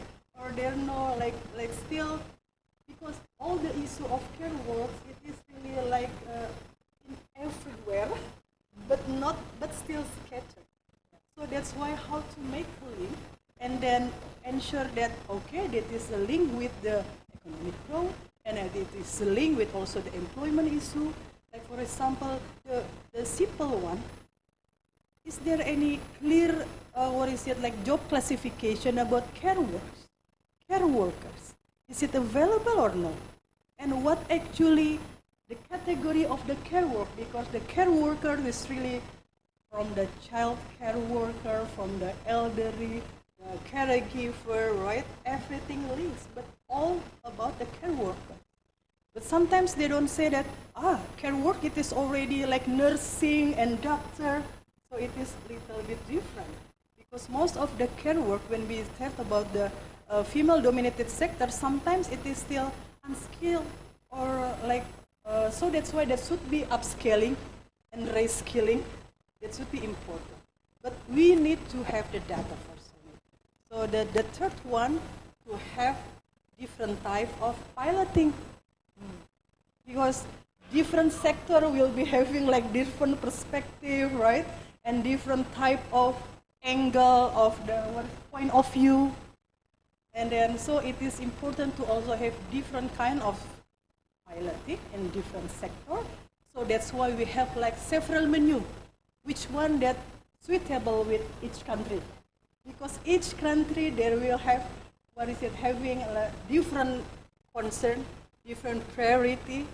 So we need to have like a menu, set of menu, so they can picking out which one is suitable with each country. Thank you, Ibu Erli.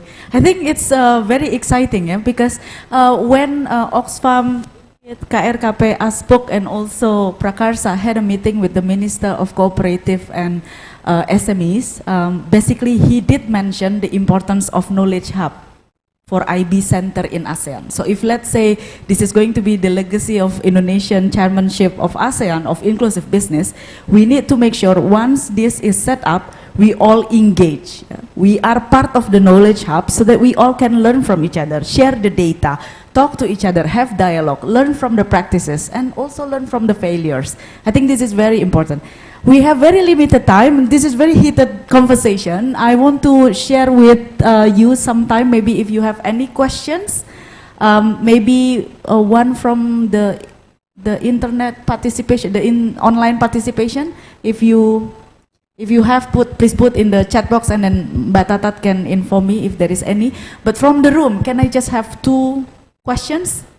One from this side, one from the other side. So because I did give to the ladies first, now I will give to the gentlemen first. Can we please pass on the mic? Miss Leah, I will give you later if we have enough time. Yeah? So after the gentleman, I will go to this side. Okay, please introduce yourself and which organization you're from, and then straight to the question. Yes. Hello? Yes.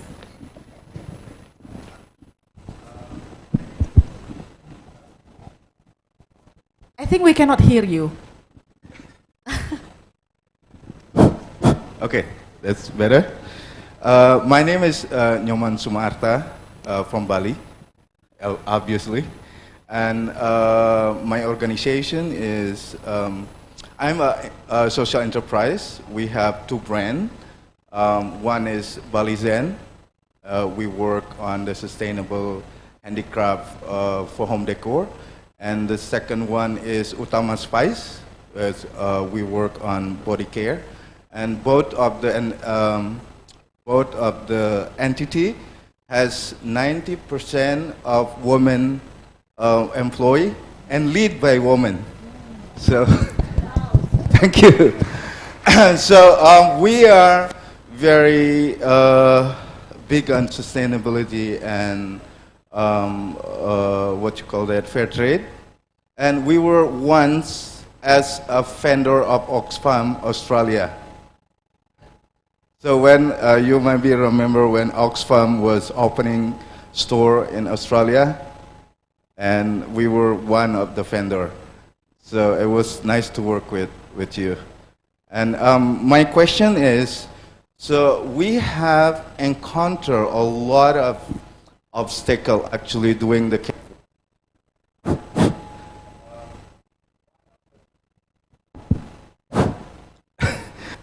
one of them to be able to become competitive in the market, we should deliver diligent and smart work. But in the reality, we have to utilize very low skill worker. We help. So like people that have education, and so it's actually there's a lot of cost for us to care.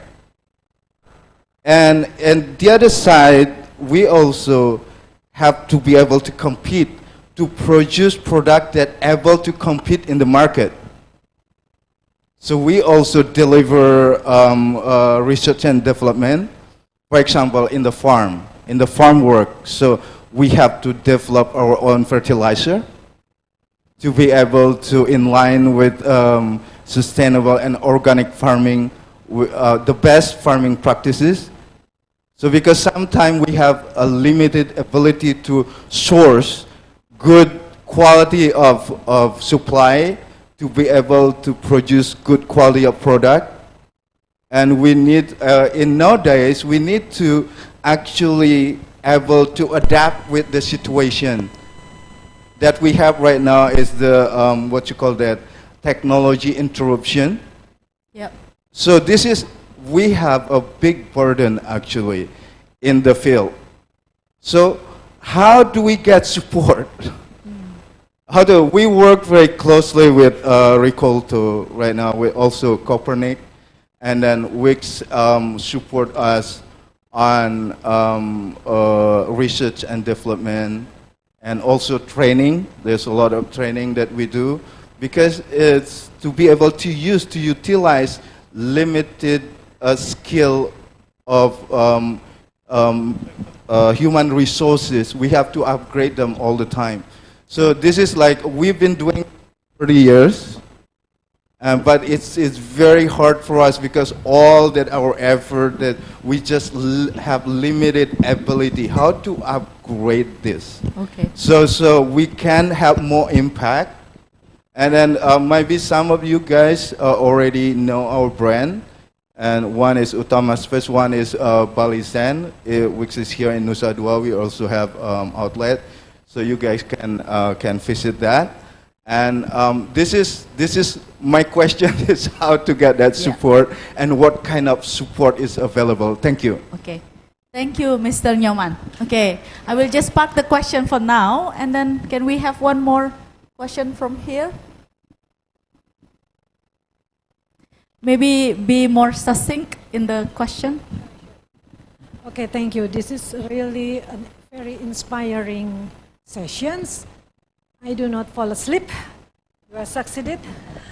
But not only because of the color, but all the resource persons are great. At the first, I would like to ask Ibu from ILO, Ibu Ernie.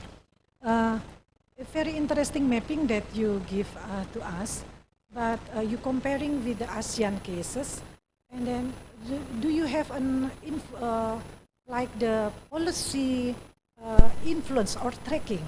Why in some countries are quite advanced and the others related to the care works or inclusive?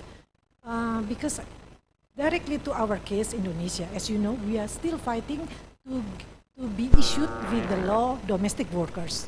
It's hardly to be issued. I think the NGO has a long way to advocate this. It is, I think, a signal as well. This is an influence as well for all our inclusiveness. So then, might be you can give us a background. How can we start this if the politician doesn't aware as well with this, because the parliamentary has the right to issue all the important laws that I'm sure that's very related to the care workers and unpaid workers and home workers and anything. That's my question. Thank you. Thank you. So I think the first question for Mr. Yoman can be answered by Madam Fanit, particularly in the area how the ASEAN framework will particularly give a concrete support to social entrepreneurs should the policy will be then implemented across the region. What kind of intention that is there to push the government so that we can create the right enabling and supporting environment for the social enterprises. And the second one, of course, to Ibu Early. Yes, for at the ASEAN level, I'm not so sure if I can answer on behalf of the whole ASEAN sectoral bodies because it's a lot there.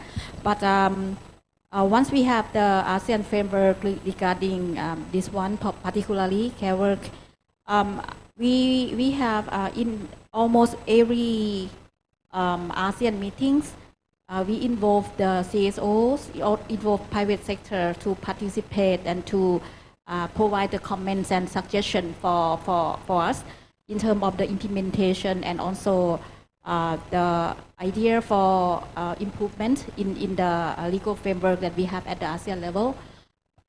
We already encourage the participation of those that I mentioned and also the youth, the young people as well. So I think there will be many forums that we encourage the participation of the whole society, not only at the regional level, but also in the country level. So for example, in my own country, we also have different consultation meetings regarding the implementation or awareness raising on the topic or regulation that related at the ASEAN level. So we involve with many, as much as stakeholders in our society to involve and to give their comments in terms of implementation. So I hope that in every country also have that kind of practice and perspective to involve with that to encourage the more participation in every level. Thank you. Thank you, Madam. Bu Erli. So it's very long, good question with a long explanation then, Ibu. Because yes, many factors actually, how the one country can be like move forward, like 3 steps ahead, like especially like the social insurance. It's really critical. Like when we see that all the unpaid care leave in Indonesia, like in other certain country, only employer liability. So what the impact for the employers? Once the CSO or the movement try to put more numbers of days or number of weeks, the reluctancy can be coming from the employers, the first one. And of course also the unions, right? So that's why we need to concern about the thinking about the redistribution. So the role, the responsibility not only from the employers, not only from the union, not only from, but also the government. So that's why the social insurance scheme is really critical. Once we are late to start the social insurance scheme, it means multi-contribution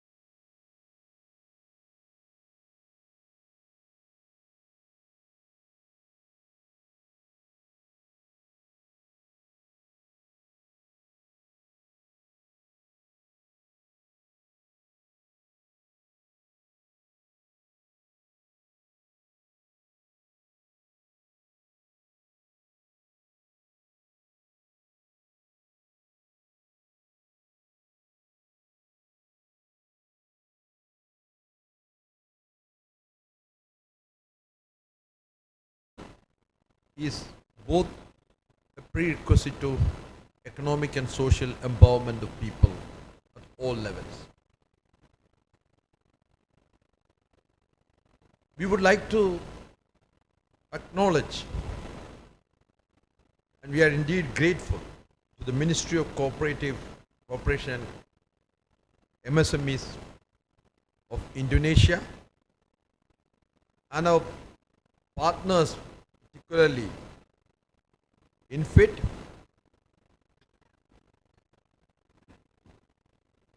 Ragarsa, ASPUC, KRKP, and all other colleagues who have come from different parts of ASEAN countries.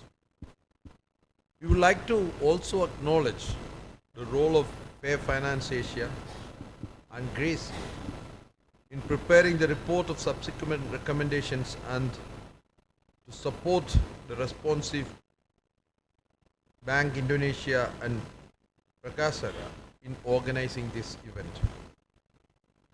I would like to touch upon a few very important points. The first thing is, how do we connect between inclusive and responsible business and sustainable finance?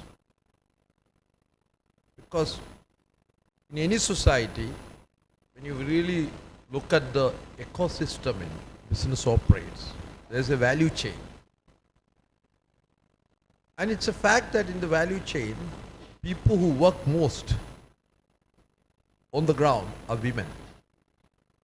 You really look at the food value chain, many others.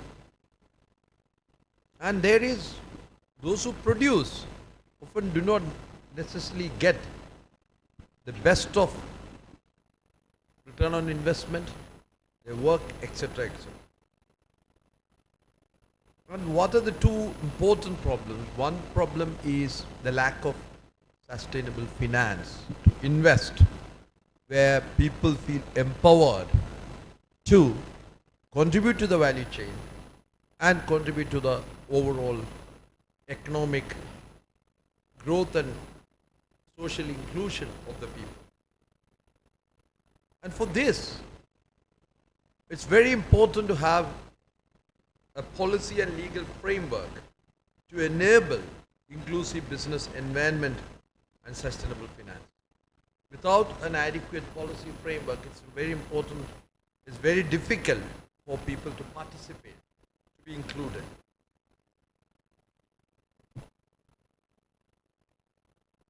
The fact of the matter is, why are we talking about inclusion? Because there is an exclusion. The multiple level of exclusion. Exclusion of women, exclusion of poor, exclusion of the marginalized from this whole economic growth model. So hence,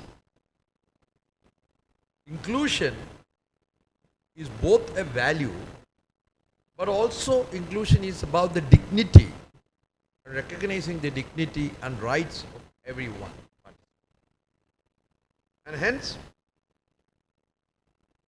we need to have a sustainable finance framework to ensure environmental, social and governance criteria. Because these three criteria are very important. Environment, because as we know, we live in a place where there is a direct connection between climate change and disaster. Natural. So, environmental sustainability is a must. So is the social sustainability. Because we also know wherever there is inequality and injustice, there will be social unrest. All over the world, all through the history. So hence, when you say social inclusion also means fighting, challenging multiple forms of inequality. And as you know, the most evident form of inequality is gender inequality. And this means also challenging patriarchy. So in a sense, when we talk about environment, when we talk about social include gender justice. Environment includes climate justice and climate resilience. And governance includes accountability. Governance includes a more democratic inclusion of all people, irrespective of caste, creed, religion, gender, and promoting inclusive and responsible business within ASEAN towards realizing the vision of justice and equity in the region will require a sustainable and long-term initiative. So we wanted to say that ASEAN Sustainable Finance Taxonomy version, second as a unique platform in shaping the emerging regional and country inclusive business and sustainable finance landscape. Sustainable finance investments are vital in enabling IR. She said it's not only sustainable finance, it's also creating that social and governance conditions. Because, you know, along with if you do not have a policy coherence, policy alignment, and governance, you know, finance alone will not make it. It has to be an enabling and empowering governance system that helps people to participate. This places financial institutions in the position to leverage their lending power to influence borrowers and economic empowerment. Particularly cooperative clients are very important and safeguard agriculture, labor rights, human rights, transform informal economies, support medium and small scale industries, enterprises, and inclusive responsible agribusiness to address the issue of soil degradation, pollution, and social issues including the labor rights. Friends, the important message we have to take home is sustainable and responsible finance will enable inclusive and responsible business. We look forward to the recommendations of making happen, and we will convey the ASEAN and its members states these considerations. I just wanted to conclude saying that within Oxfam, we are very committed to addressing the causes and consequence of inequality. We are committed to addressing the issues of injustice, issues of exclusion, and hence our work for an inclusive society must ensure gender justice, climate justice, and an inclusive governance. And this, along with sustainable finance and an inclusive, responsible ecosystem, will make a difference. We hope all of us can together make a difference. All of us can persuade our governments.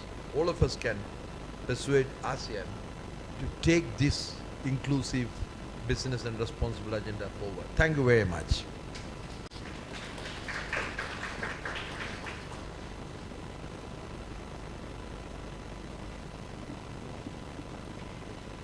Thank you very much, Mr. John Samuel, for the key messages, and thank you very much for joining us today.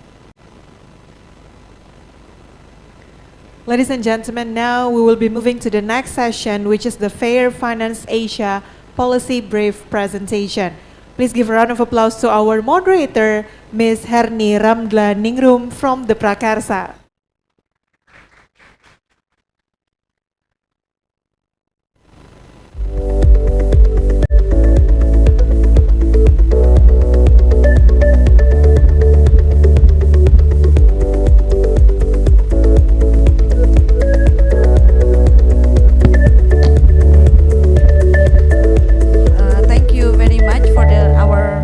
Master ceremony.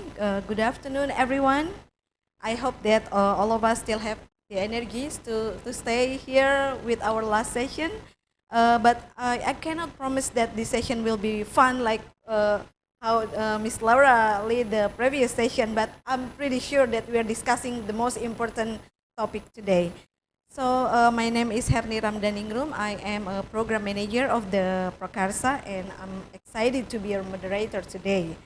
So this session's topic revolves around inclusive business in ASEAN, integrating sustainable finance in agriculture sector.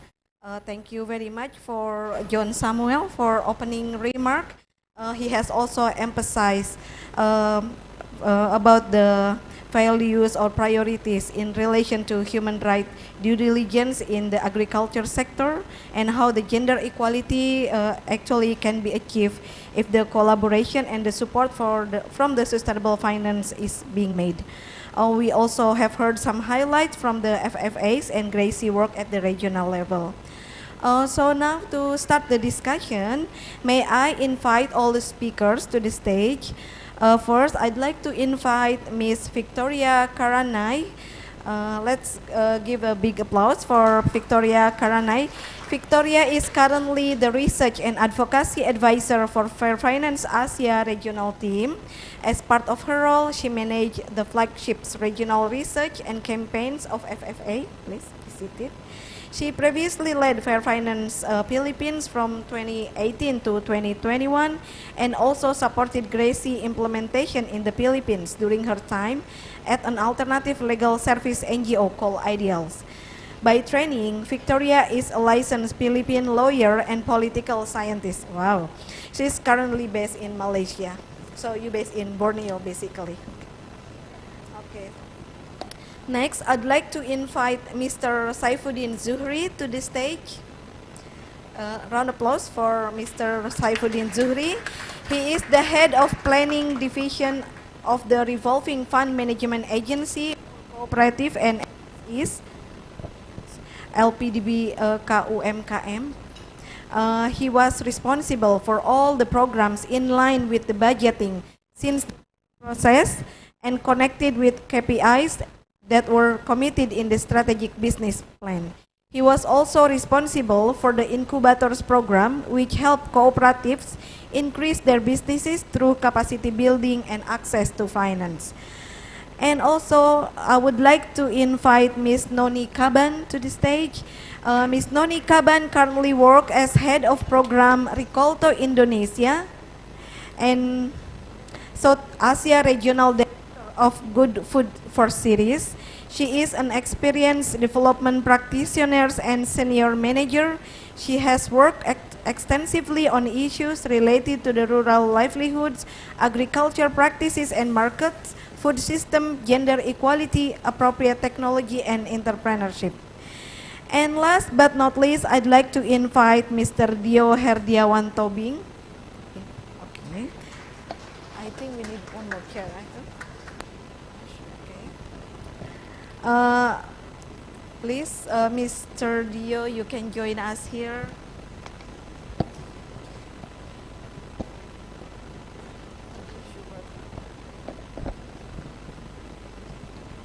Mr. Dio is now working as the head of public policy in Asia at the World Bank Benchmarking Alliance. He oversees institutional policy engagement with key Asia governments, international organizations, and partner organizations, as well as work closely with thematic leads to identify opportunities in influencing national or international policies for social good. Mr. Dio is certified by 2 master degrees, LLM, Public International Law, and Master of Public Policy, as well as trained in country risk analysis and human rights and gender. So before we start, may I have a big applause for all the speakers. So now we would like to hear from Mr. Victoria Karanai, or we used to call her Les, to present the policy brief that has been written by Fair Finance Asia. So Les, your time is 10 minutes.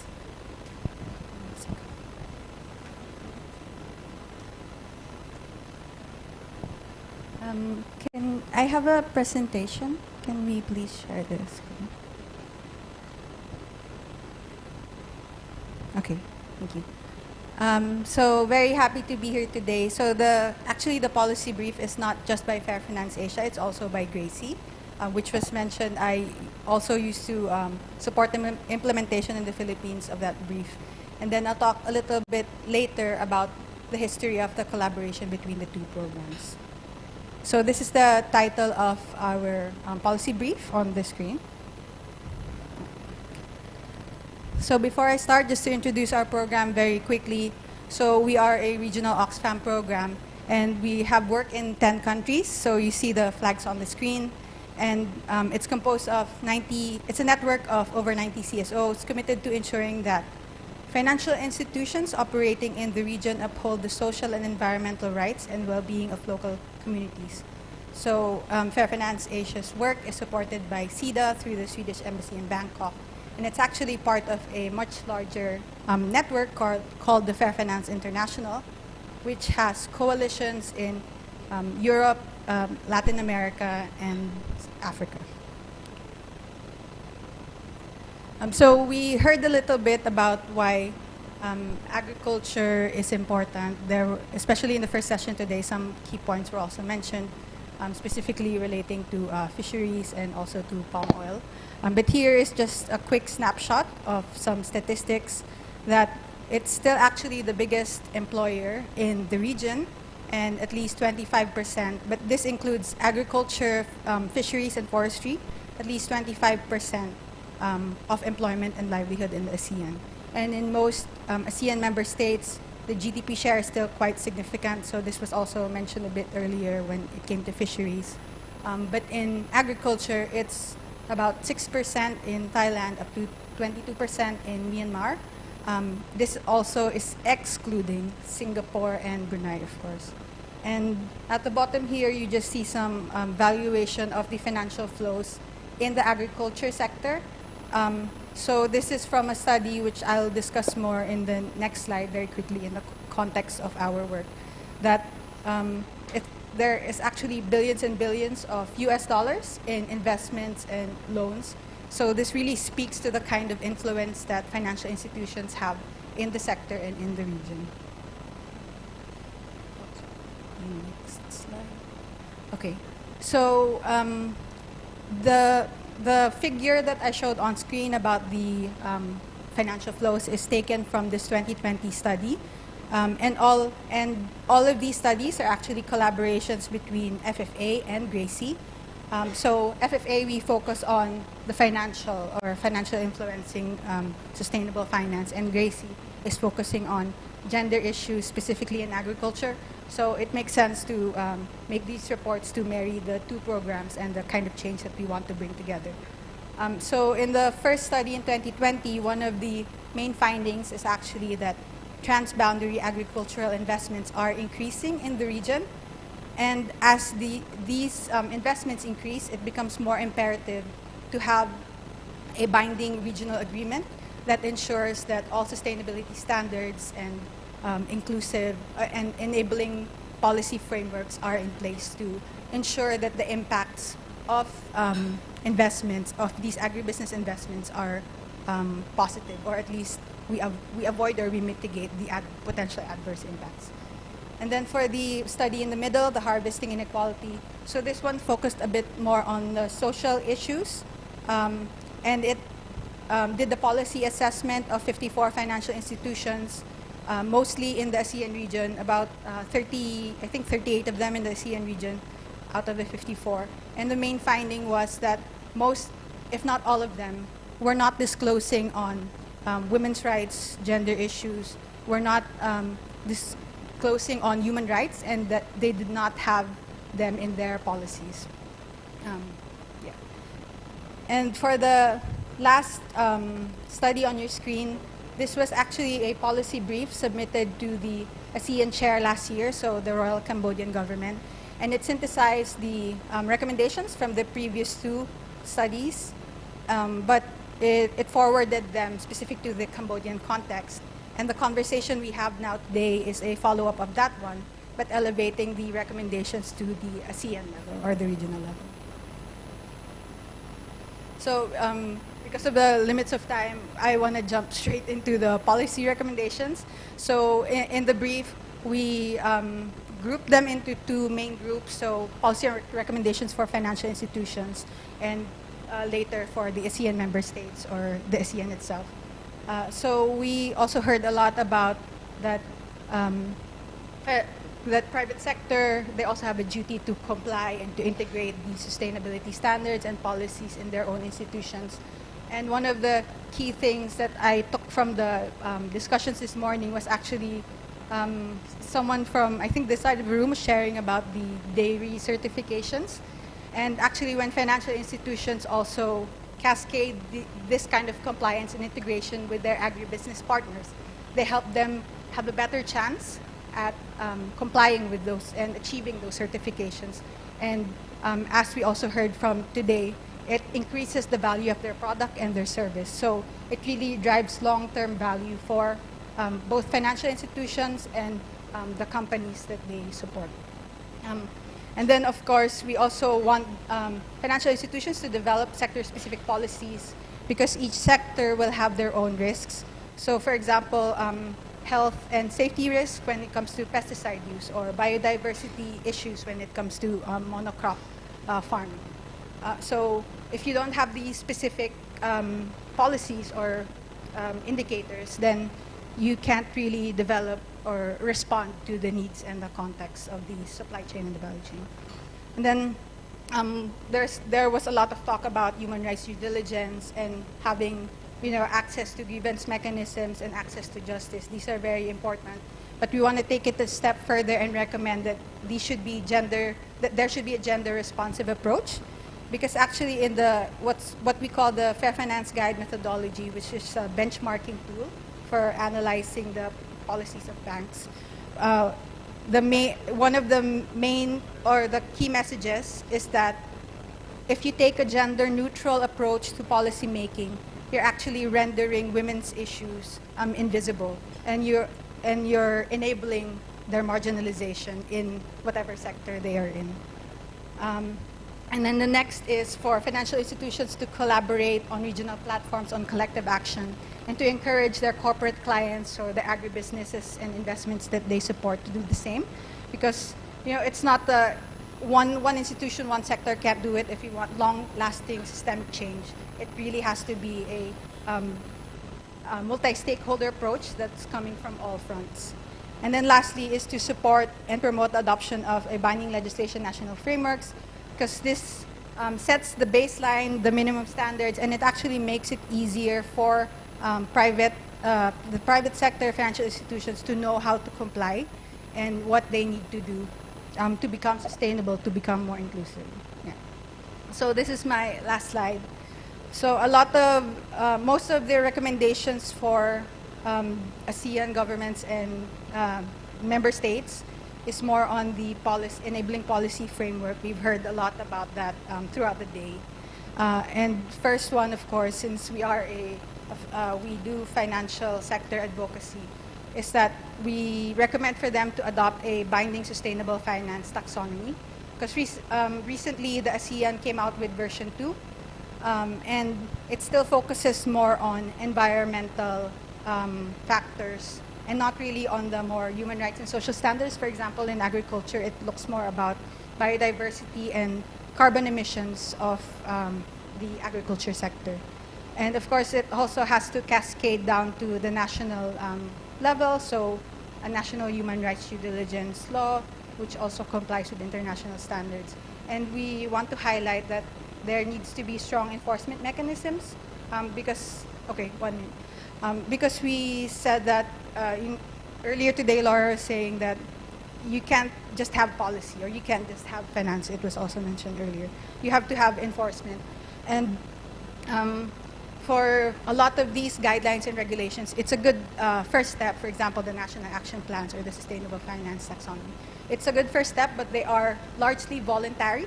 So enforcement has been limited in certain contexts. And then on the last point is just that we also heard about a lot about how private sector financial institutions, MSMEs, they need a lot of support to comply and to upskill when we talk about these standards.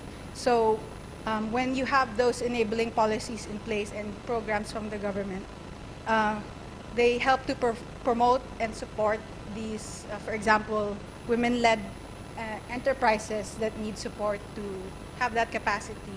And then just on the last note, I think this support from government really matters to the smaller enterprises. I was just in an event where there were big corporate banks and from conglomerates, and then small rural banks. So the bigger banks were okay. They were like, oh, we can do this, that's fine.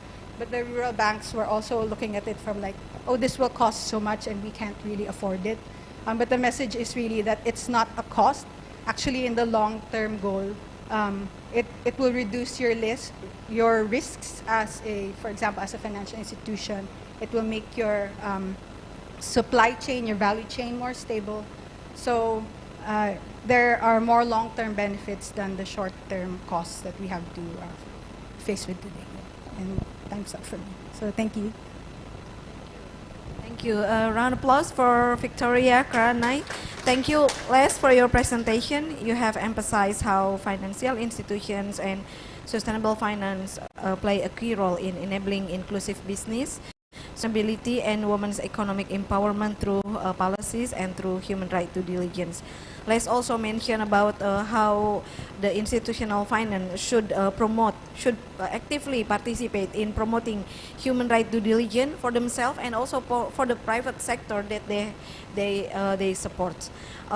Let's also mention about the importance of the ASEAN taxonomy, as we know that ASEAN is now moving to the second taxonomy, but that is still, the implementation is still like behind because we know that the ASEAN taxonomy for the member state of ASEAN are still considered as voluntarily and not mandatory, and then we really need to push the ASEAN member state to adopt the ASEAN taxonomy as a mandatory mechanism.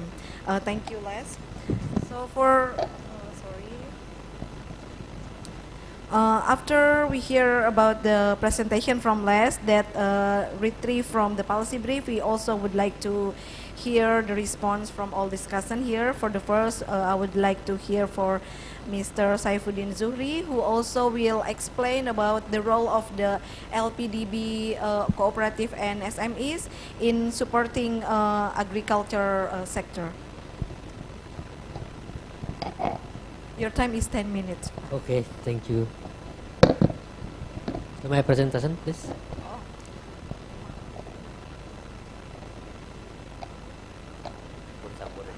So Pak Saifuddin Zuhri will be speaking in multi-language, in Bahasa and English. So if you need a translation to English from Bahasa, please access to the Zoom link. I'm sure everyone already logged into the Zoom, yeah? Okay. Yes. Okay, Assalamualaikum warahmatullahi wabarakatuh. Good afternoon. Om Swastiastu, Namo Buddhaya, Salam Kebajikan. Complete, yeah. First of all, we would like to thanks to FFA for inviting us. Getting from our director, Mr. Supomo, he still have other activity in West Java. I think I will present in bahasa. Okay, minta tolong di presentasi bisa ditampilkan. Yep. Can you screen the presentation, please? Okay, it's ongoing. So for the colleagues who need to for translation from Bahasa to English, please access to the Zoom link. I'm sure that the organizer have informed you about the link. Okay. All good, yeah, with the translation? Okay, Pak. Oke, baik. Perkenalkan, kami dari Lembaga Pengelola Dana Bergulir Koperasi Usaha Mikro Kecil dan Menengah merupakan salah satu satuan kerja dari Kementerian Koperasi dan UKM dengan tugas utamanya adalah penyaluran dana bergulir atau financing khusus kepada koperasi.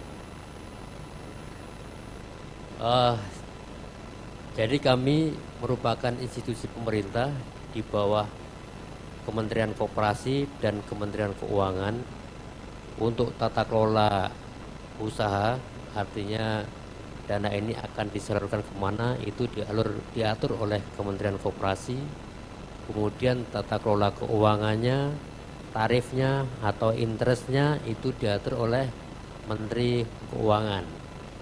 Jadi di samping tugas pokok kami adalah penyaluran dana kepada koperasi, kami juga melakukan kegiatan inkubasi dan pendampingan kepada koperasinya.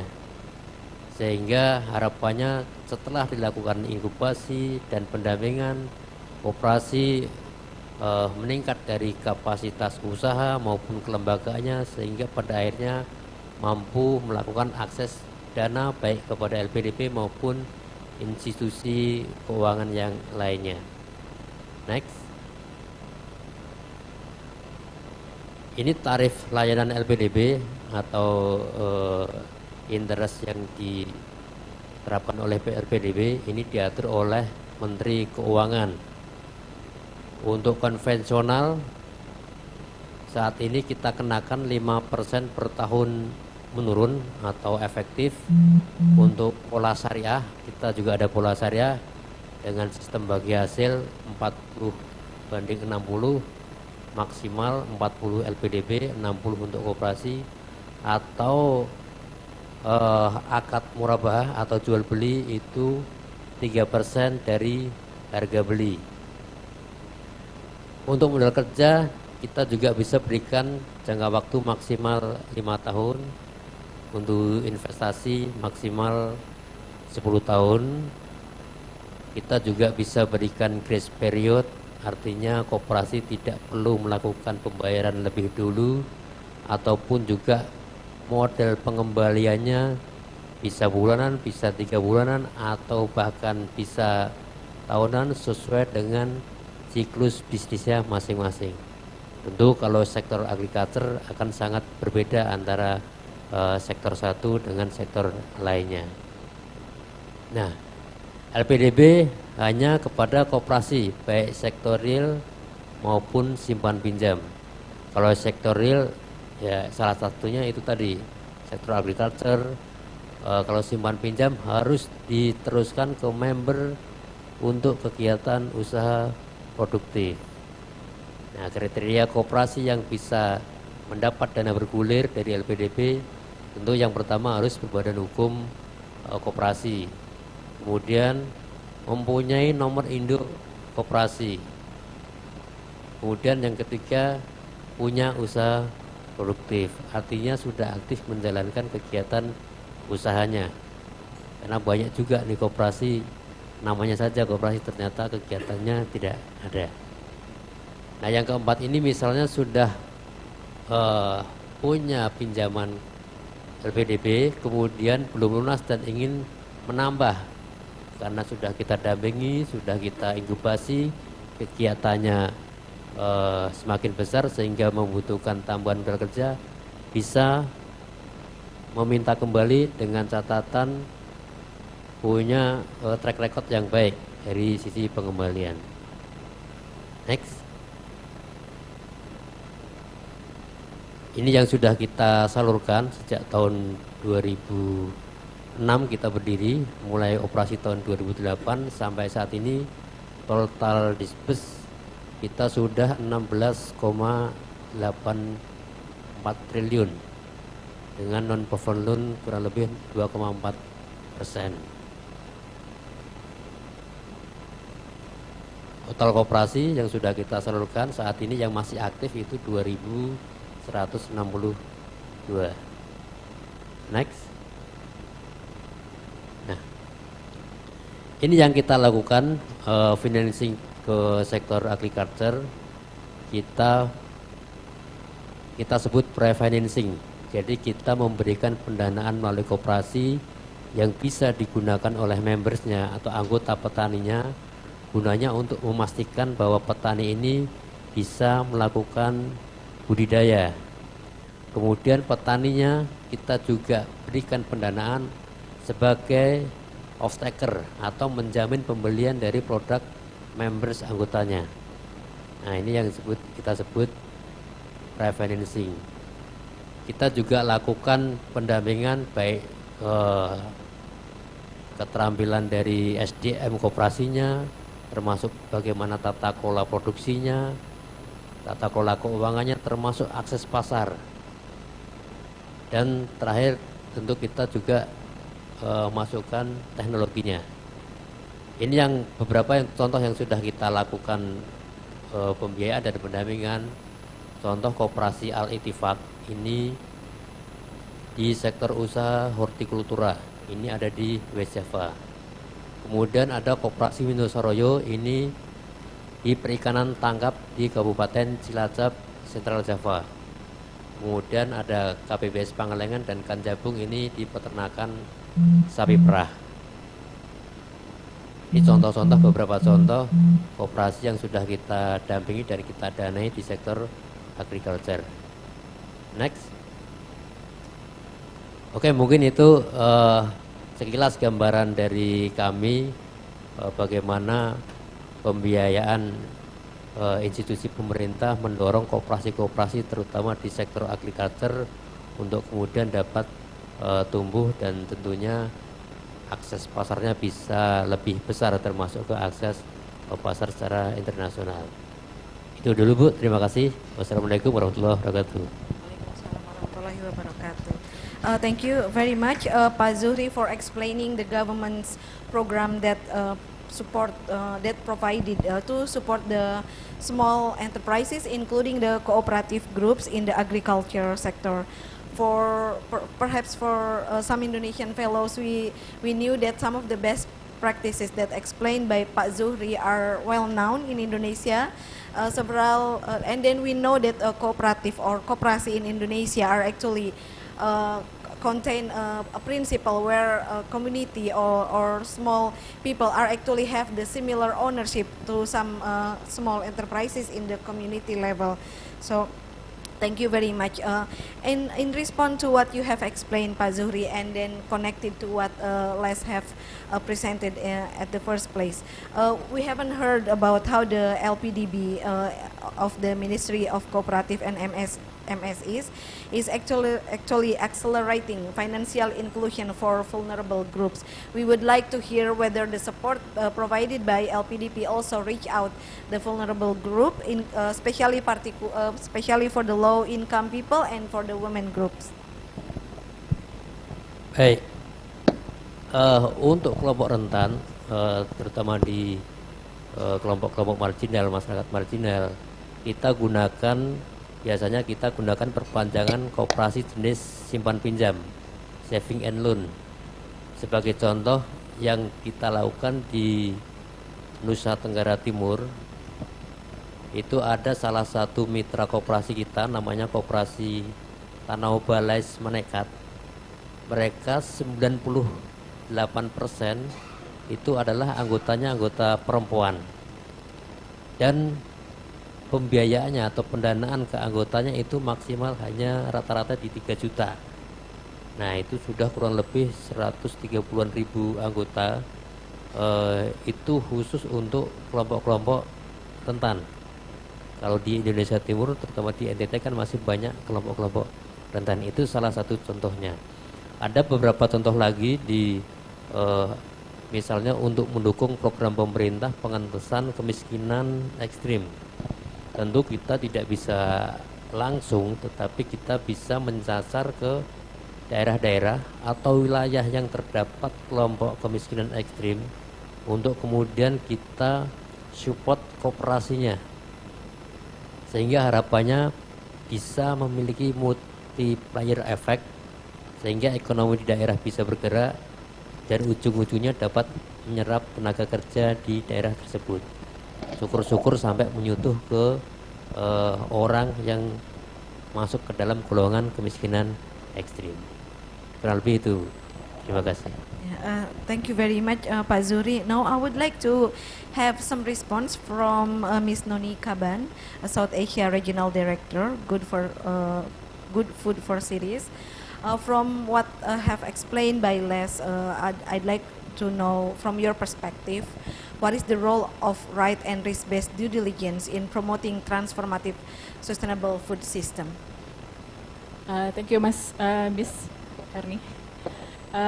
Hi everyone, good afternoon. I hope you're still awake. I know this is hard, the last session. But first of all, let me, I don't know if all of you already know about Ricolto. I just give a brief information that Ricolto is a network, international network organization.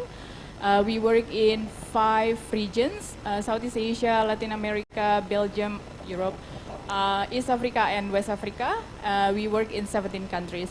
So with 50 years of experience, we focus our work on sustainable food system by focusing on intervention, reshaping the role of food system actors globally and locally.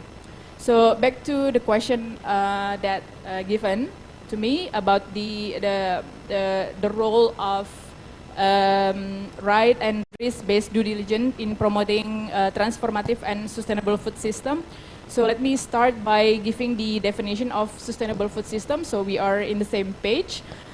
So I'm going to use the definition of the high-level panel of experts, where the definition of sustainable food system as a food system that ensures food security and nutrition for all in such a way that economic, social, and environmental basis to generate food security and nutrition of future generations are not compromised. So a right-based approach is to empower and to give voice to the right holders. So the right holders here can be women, youth, vulnerable people, indigenous people, migrants, etc.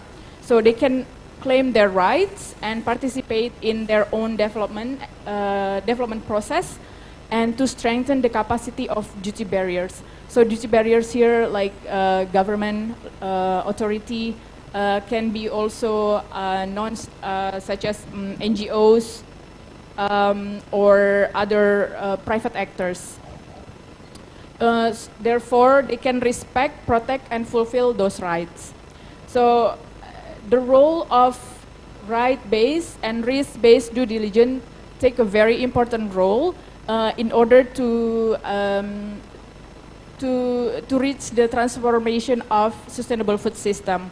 It addresses various social, environmental, and ethical concerns. So let me put the context in urban because I'm here as a director of Good Food for City, where we work in urban context. So in the context of city, by 2050, 80% of all food is expected to be consumed in cities. Food is the largest source of consumption-related emission in cities, accounting for 13% of the total as reported by C40 cities.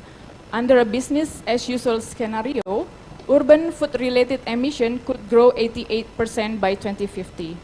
And 85% of cities, which are home of millions of the most vulnerable people, are already experiencing most major impact of climate change. So therefore, it is needed, it is same tone from the discussion in the morning, how important to have a collaboration and previous session about teamwork. So also about collective action among actors in food system take a very important role in order to make sustainable food system happen. And therefore, the food supply chains more conducive to healthy, sustainable, nutritious diet for all citizens as part of resilient and inclusive city food system can be achieved. And in the context of food system also, the right base also means right. This is the way to achieve the right to food, to eliminate hunger and nutrition and malnutrition by focusing on equitable access to food for all, irrespective of social or economic status. That include the availability of food, accessibility, advocacy, and sustainability. I think I will stop there because my time is up. Thank you, Ms. Thank you, Mbak Noni. It's a very insightful information, especially when you talk that sometimes when we talk about agriculture, we only connect the agriculture activities in the rural areas. But actually, when we come to the discussion of the sustainable food, some of us, perhaps or most of us who are living in the city, are actually responsible for the sustainable food, and then how the sustainable agriculture can be achieved. So for Mr. Dio, we also we have seen the presentation from Les about the how the sustainable finance is actually important to support the sustainable development. However, based on some of the research that conducted by the FFA, as the WBA has numerous research and benchmarking, we would like to know what are the gaps that you have seen from the presentation, and then how are you going to confirm our or FFA's findings based on less presentations. Thank you so much, Herni. Hello, everyone. Same greetings. Hopefully, you are still awake. Definitely in this time of the day. My name is Dio. I represent the World Benchmarking Alliance, and I think not many of you perhaps already know about our organization. So, if you don't mind, I'll take 1 minute about to introduce about our organization. So, we call ourselves World Benchmarking Alliance.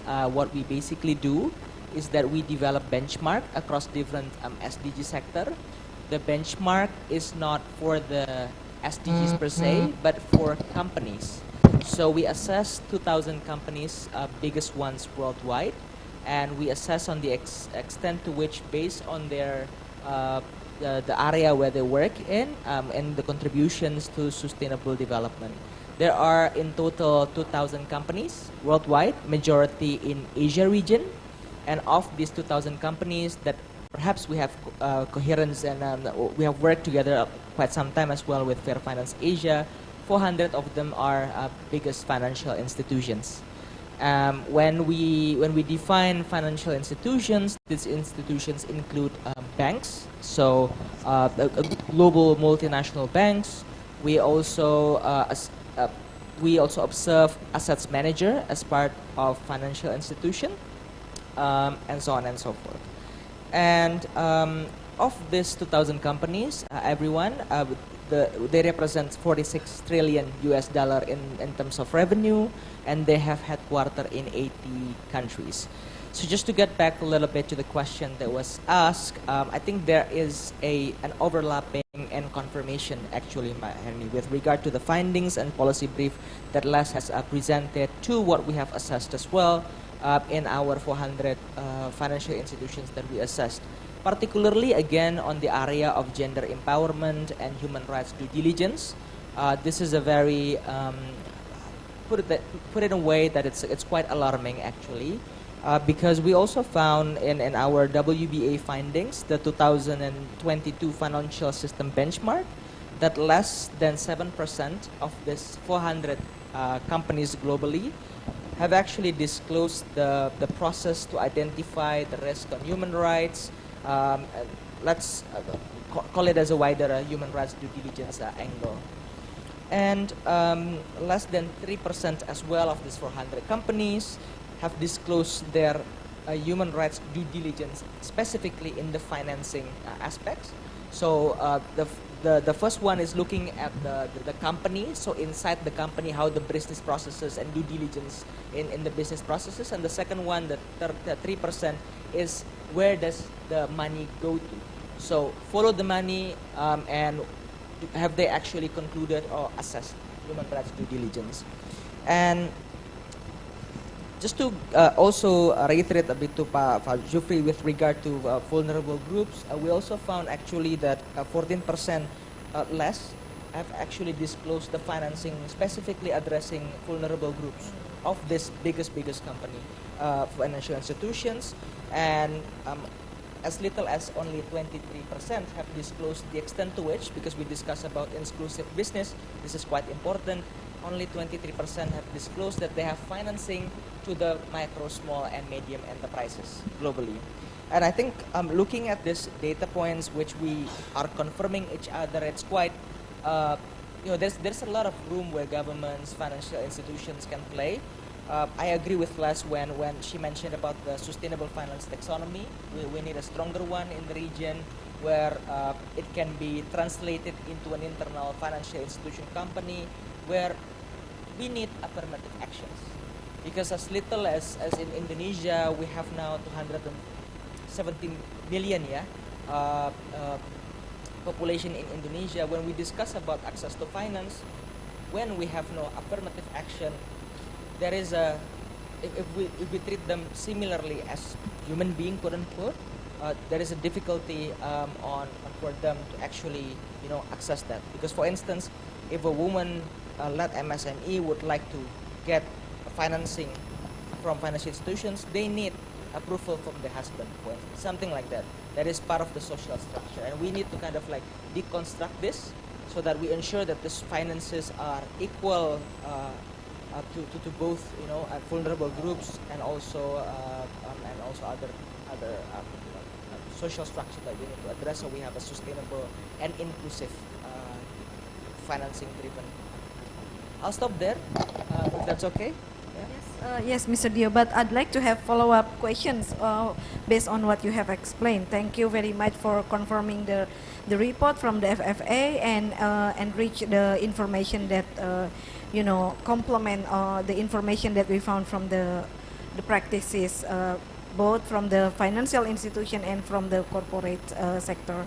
So, based on the findings that World Benchmarking Alliance and FFA found, how we are going to use this, how we are going to capitalize these findings to the level of advanced dialogue with the ASEAN, and then how FFA and WBA partner to meaningfully raise the issues with the ASEAN and leverage our joint engagement, because just this morning, I think the moderator explained that engagement with the ASEAN body is extremely difficult. In the ASEAN region, the principle of the chairship is like if all the members of ASEAN should behave when a country is leading the ASEAN summit. So basically, the participation in the governmental sector in this across the government is difficult, and how we are going to challenge that participation issues. So I think there is like 4 questions in the whole sentence. Unfortunately, yes, in 5 minutes. Okay, I'll start by looking at what we are here for today. That we are in the side event of inclusive businesses. I think that this is also a right momentum to discuss about this, because WBA has been supporting the Indonesia chairmanship led by the leadership of the Ministry of Cooperative and SMEs on one of the key fundamental aspect for this year that has been recently endorsed by the ASEAN Economic Ministers, which is the plan of action on inclusive business. So, which hopefully during the ASEAN Leaders Summit later on, this will be further shared, and if Mbak Herni mentioned about the role of CSOs and other actors, it would be really important to ensure that multi-stakeholder partnerships in the implementations of the plan of actions is considered. But I'd like to highlight one of the key important point in that plan of action. There's one actually on specifically access to finance, and we are discussing here today also about financing, and to ensure, particularly because inclusive business is about how we trickle down the effect of finance, but in sustainable and inclusive manner. The plan of actions is the governments cannot do this alone, basically, in implementing this. So I'm quite positive, and I'm quite also encouraging everyone who are part of the multi-stakeholders groups here present in ASEAN to actively, definitely, we can work together also with Oxfam, INFIT, WBA to ensure that we are lending this great narrative on inclusive business implemented accordingly in ASEAN. And I think there's like 70 million of micro, small, and businesses in the region, which definitely should be integrated to a bigger supply chain. And being inclusive business is not only about burdening the micro businesses to transform and adopt inclusive business practice, but also for bigger, larger businesses to integrate, to take the products, the commodities that is produced by the smaller groups, particularly women, to be part of the value and supply chain. I think that's, I have answered 2 questions, yeah, and the third question I think is the last, the participation element. Yeah, I think the participation element definitely is quite a, it has been a long-standing discussion in the region, because CSOs, we can, ASEAN is so much closed in the discussions, but there are also actually limited ways where we can engage in the decision-making process, particularly, for example, being an accredited CSO, if we are present in the region and having an office in the region, and secondly, to utilize and capitalize the consultative processes, as we discuss about human rights and due diligence, to be part of the CSO consultative process to the ASEAN Intergovernmental Commission on Human Rights, in which in the past 4 or 5 years, the IHR Plan of Actions have also discussed quite a lot on business and human rights angle, and they would be benefited by the discussions on access to finance, human rights, and gender equality. Am I exhausting my time? No, it's fine. Thank you very much, Mr. Rio. What a comprehensive response that you have given. Even though I'm sure that everyone have further questions to all the discussion, but I'd like to back to Mbak Noni. Going back to the inclusive business, sustainable finance, and gender transformative agri-sector, I would like to know how the transition of the sustainable food system can be accelerated by the existing or by the support from the sustainable financing. Yeah, thank you. So creating sustainable food system requires a multifaceted approach. Because it can address, like I mentioned before, the social, economic, and environmental issues. So inclusive business, sustainable finance, gender transformative approach definitely can play a crucial roles in enabling and accelerating this transition. So at Ricolto, we are working on inclusive business principle. Meaning making sure that everyone can be part of the food businesses. So we are looking into big supermarket, school canteen, office, restaurant, hotels, regular markets, etc. So they can access,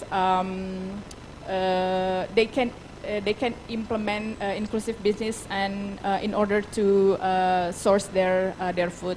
So one examples here, I'm happy that one of our partner before Pak Nyoman already asked question.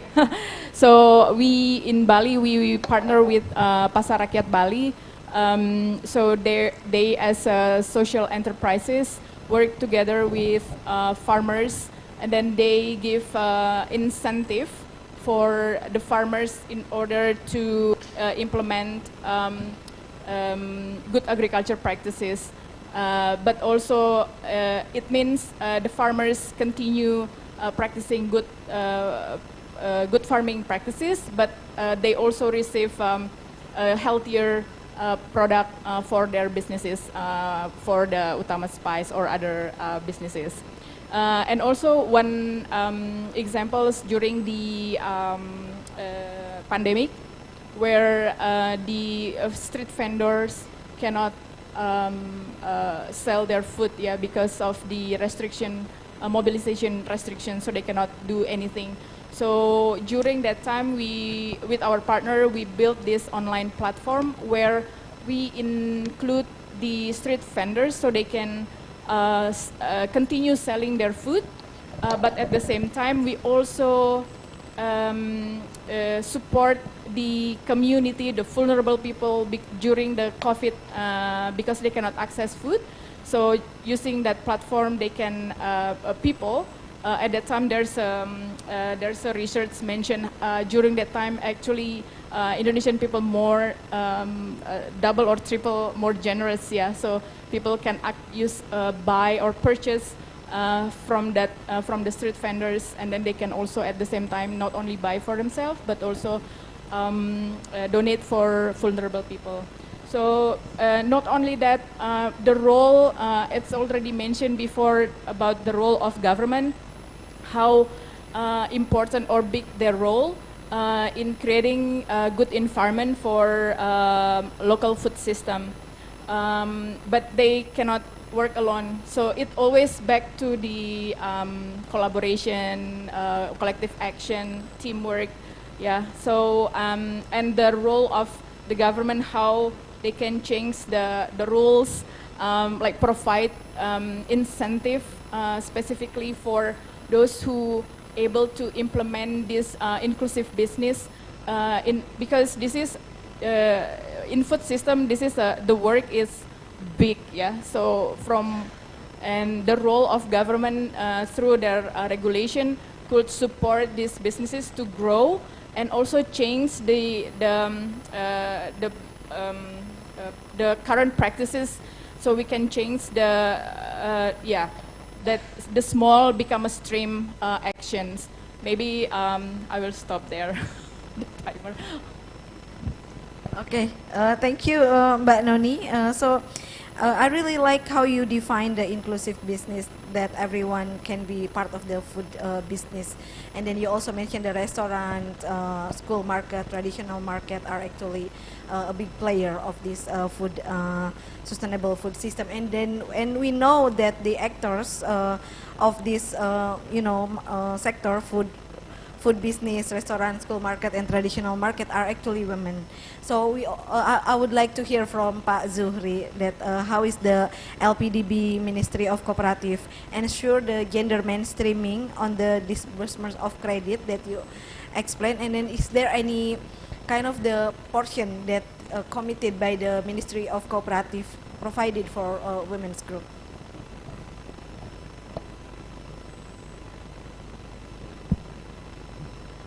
Baik, untuk membantu kelompok perempuan tadi ya sama ada juga koperasi-koperasi kita yang memang khusus kelompok-kelompok perempuan. Banyak di Jawa Timur itu ada koperasi-koperasi yang memang dibangun semuanya 100% kelompok perempuan. Terakhir ada juga kita dampingi koperasi di Gunung Sitoli, Sumatera Utara di Nia sana, itu juga kelompok perempuan. Sampai kemudian ada beberapa produk-produk yang sudah dihasilkan, salah satunya ada VCO, ada kain-kain dan kerajinan-kerajinan yang dihasilkan oleh kelompok-kelompok perempuan tadi. Jadi kita juga tentu melalui koperasi, karena kita memang diamanatkan hanya koperasi, sehingga harapannya dengan berkonsolidasi ke koperasi tidak lagi masing-masing orang, apalagi di kelompok perempuan kalau sendiri-sendiri akan susah untuk cari market, cari pasar, sehingga kita dorong untuk masuk ke dalam ekosistem koperasi. Baru nanti kita bangun ekosistemnya, mulai dari supply-nya, mulai dari financing-nya, sampai ke marketnya. Itu yang kami lakukan selama ini, termasuk dengan Kementerian Koperasi dan UKM tentunya. Dan salah satu lagi satuan kerja yang dimiliki oleh Kementerian Koperasi adalah LLPK UKM, itu khusus di bidang pemasaran produk-produk koperasi dan UKM. Jadi kita bekerja satu ekosistem, tidak hanya di financingnya, tetapi juga ada satu lembaga yang mengkhususkan ke pemasarannya. Itu.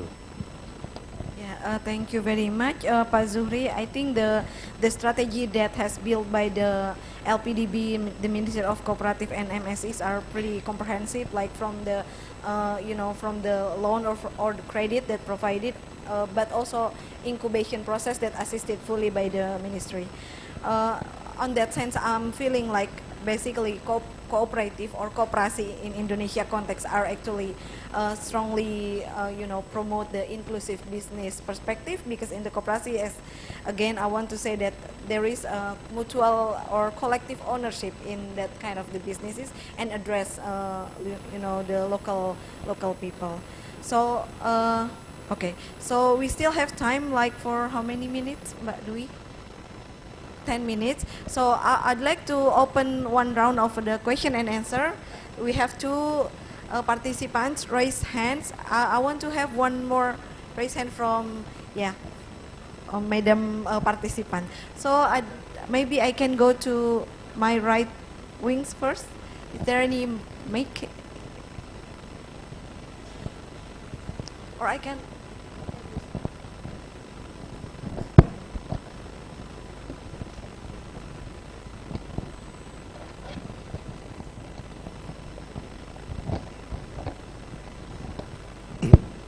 Good afternoon. Thank you to the presenters. I'm Tom Villarin from the Philippines. We are an NGO based in southern Philippines, and involved in agriculture, rural development. We're also partners with Oxfam in the Women Economic Empowerment Program. Now, we are discussing here sustainable finance in agriculture. When we talk about agriculture, this is the sector which is, in terms of its description, it has low yields and subsistence level incomes. And if that sector, if you look at it, it's essentially where the risk is very high. And as we all know, finance institutions are risk averse now, so they don't go into this sector. That's why for a long time, and even until now, it's the unofficial money lenders that proliferate in these sectors. And the value creation in these sectors are absorbed by these unofficial money lenders. So for a long time also, policy like interventions would focus like on microfinance, direct savings mobilization, okay, and for these smallholders also to reinvest their savings in the agriculture sector. Now, the big challenge also is, of course, we're facing climate change now. So risks, not just financially, but climate-related risks are also increasing. So the dilemmas for sustainable financing would really be what would be the financial packages that would be invested in the agriculture sector. So it's easy to say that, okay, government should direct investments in agriculture. But over time, because of free trade and because of liberalization, subsidies to the agriculture sector in ASEAN has really gone down. And it's left up to local governments, it's left up to civil society, and even to farmers and fisherfolk organizations to fend for themselves. So the dilemmas we're facing here is really what would be the types of financial products that would be given to the agriculture sector. So we have tried several. Aside from microfinance, we have supervised credit programs. I think all the multilateral agencies have undertaken such programs. Then for NGOs, you have community-supported agriculture. But somehow there's always that missing link. Some private sector investors are do impact investing. They call it impact investing. But of course, impact investing demands high returns or market level returns at the shortest possible time. So again, that's also a dilemma. And of course, it's because it's risk averse.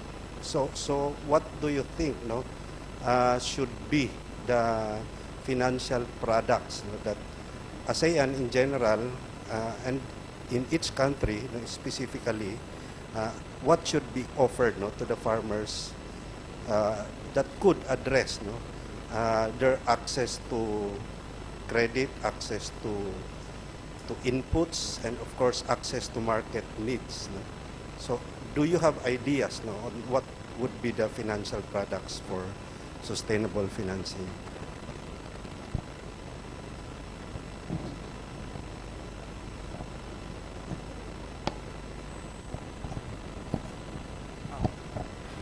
Yes.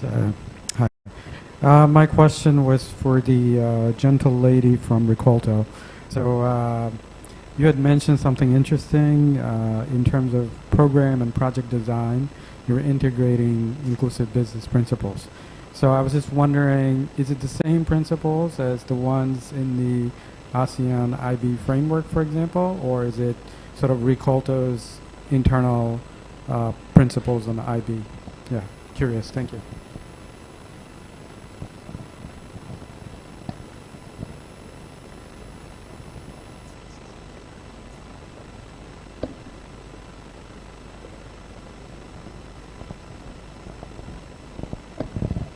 Thank you very much for the opportunity. Again, my name is Eri from ASEAN Solidarity Economic Council. I'm welcoming the discussions now with inclusive development, because not only in the last might be 15 years, this is only the talking among the NGOs and CSO. Now coming to the mainstream. That means the government talking about this, ASEAN talking about inclusive business. There is an index of inclusive development index, international, globally, as well nationally. But again, I'm welcoming this. But the inclusive not only care about the beneficiaries and so on, but should be done, as you mentioned, Ibu Moderator, that should be done in inclusive manner as well. Yeah, not only reaching the poor, but as well in inclusive manner. My question is, I put the case to make easy to capture my questions.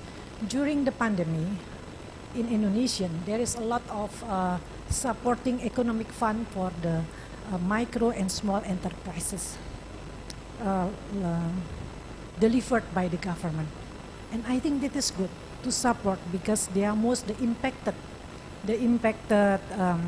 groups that affected by the COVID, yeah. And then we know as well there is an inclusive financial.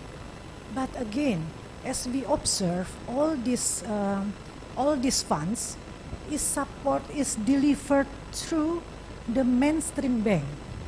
Yeah, we know the mainstream bank had a more solid system and so on.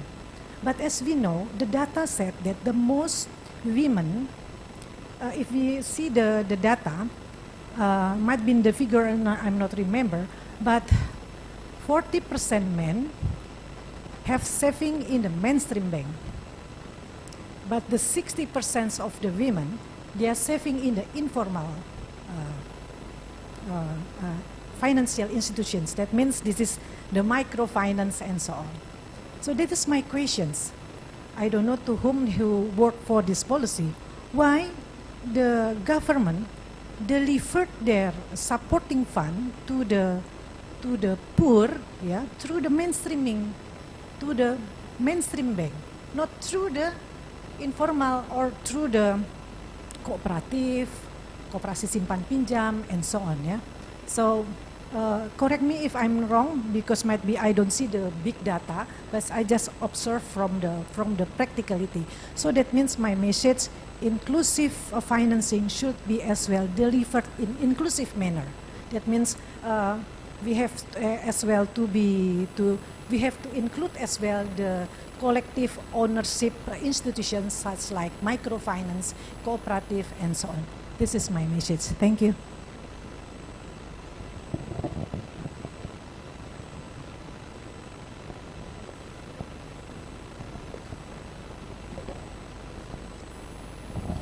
Okay, thank you for all the participants who raised the question. We got the questions from Mr. Pong, from Oscar, and from Dr. Eri.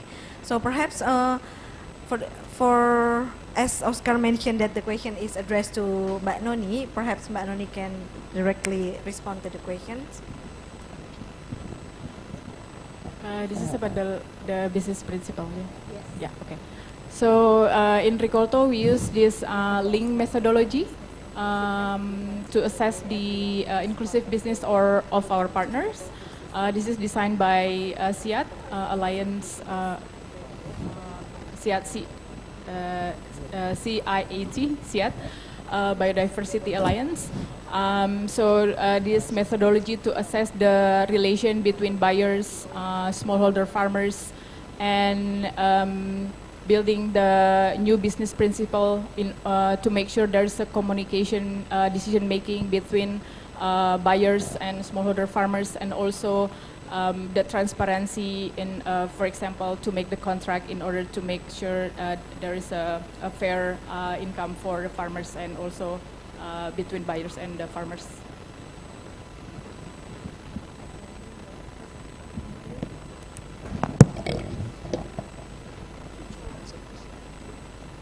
Maybe for the, we can also respond from the first questions about the finance package that actually correct to be provided to the farmers in regard to the all risks, climate related risks and etc.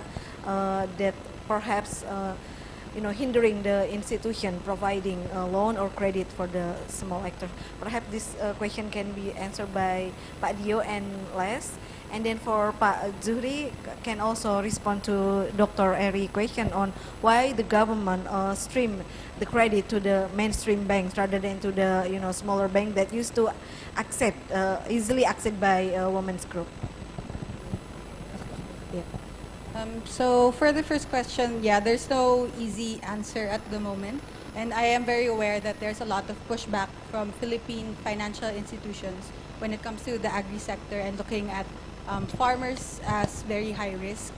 And I think there was a previous study by Fair Finance Philippines actually about collaterals being one of the main barriers to access to finance of the agriculture sector. And one of the solutions they posed was a collateral substitute or financial products with collateral substitutes in such manner. So we really need some innovations in the financial sectors and how they approach it. But I think the long-term, the real answer is a more long-term like reskilling or education across the whole sector.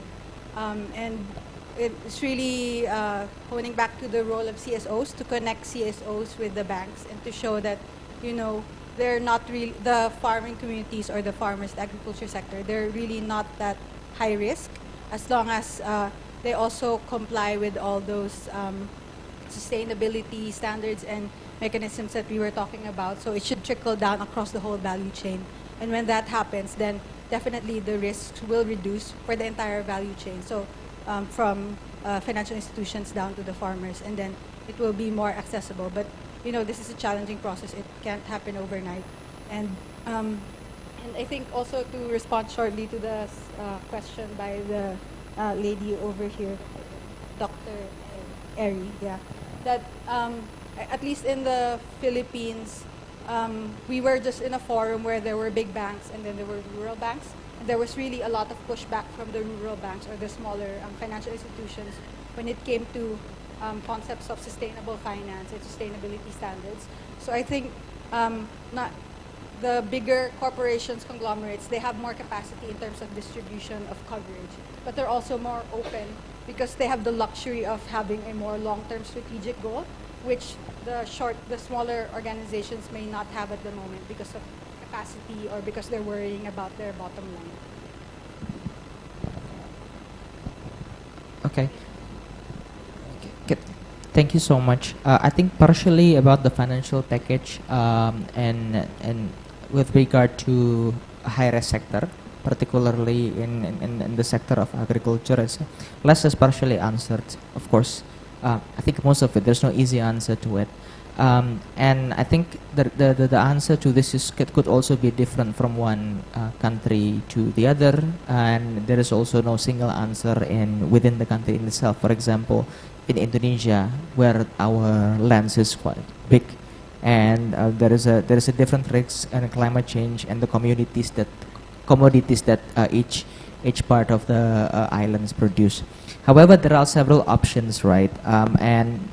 And this is also being done in Indonesia as well, looking at, for example, in building cooperatives to decrease the risk of having the risk that farmers have with regard to access to finance, and the risk that, for example, perhaps one farmer have only one part of land where they can harvest, and the other farmers have a bigger land to harvest, and so on.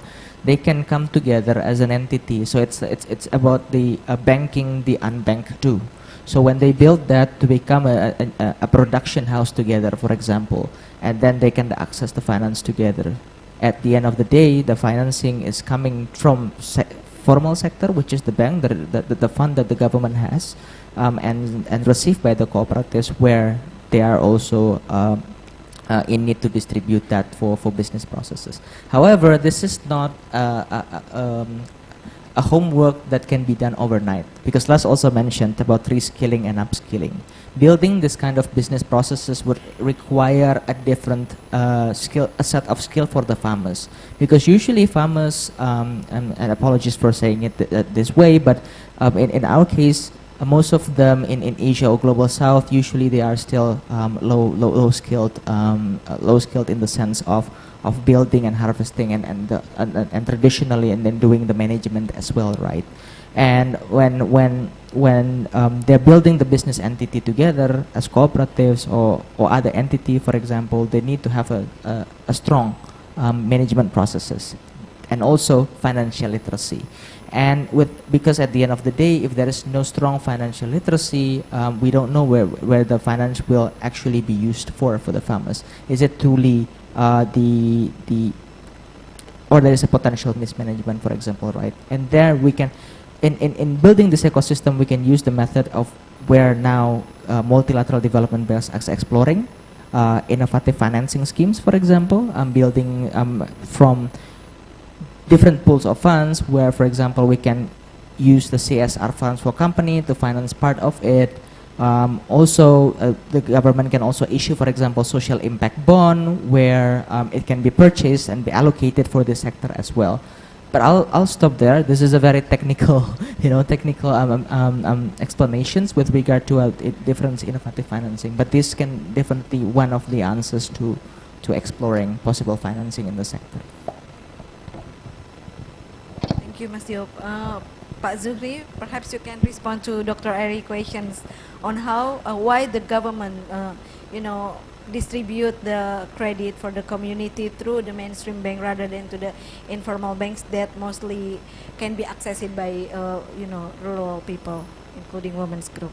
Oke, baik, terima kasih. Saya masih ingat betul awal program ini. Dulu kan Kementerian Koperasi ada program bantuan ke pelaku usaha mikro kecil ya, BPUM. Awalnya memang akan disalurkan kepada anggota-anggota koperasi.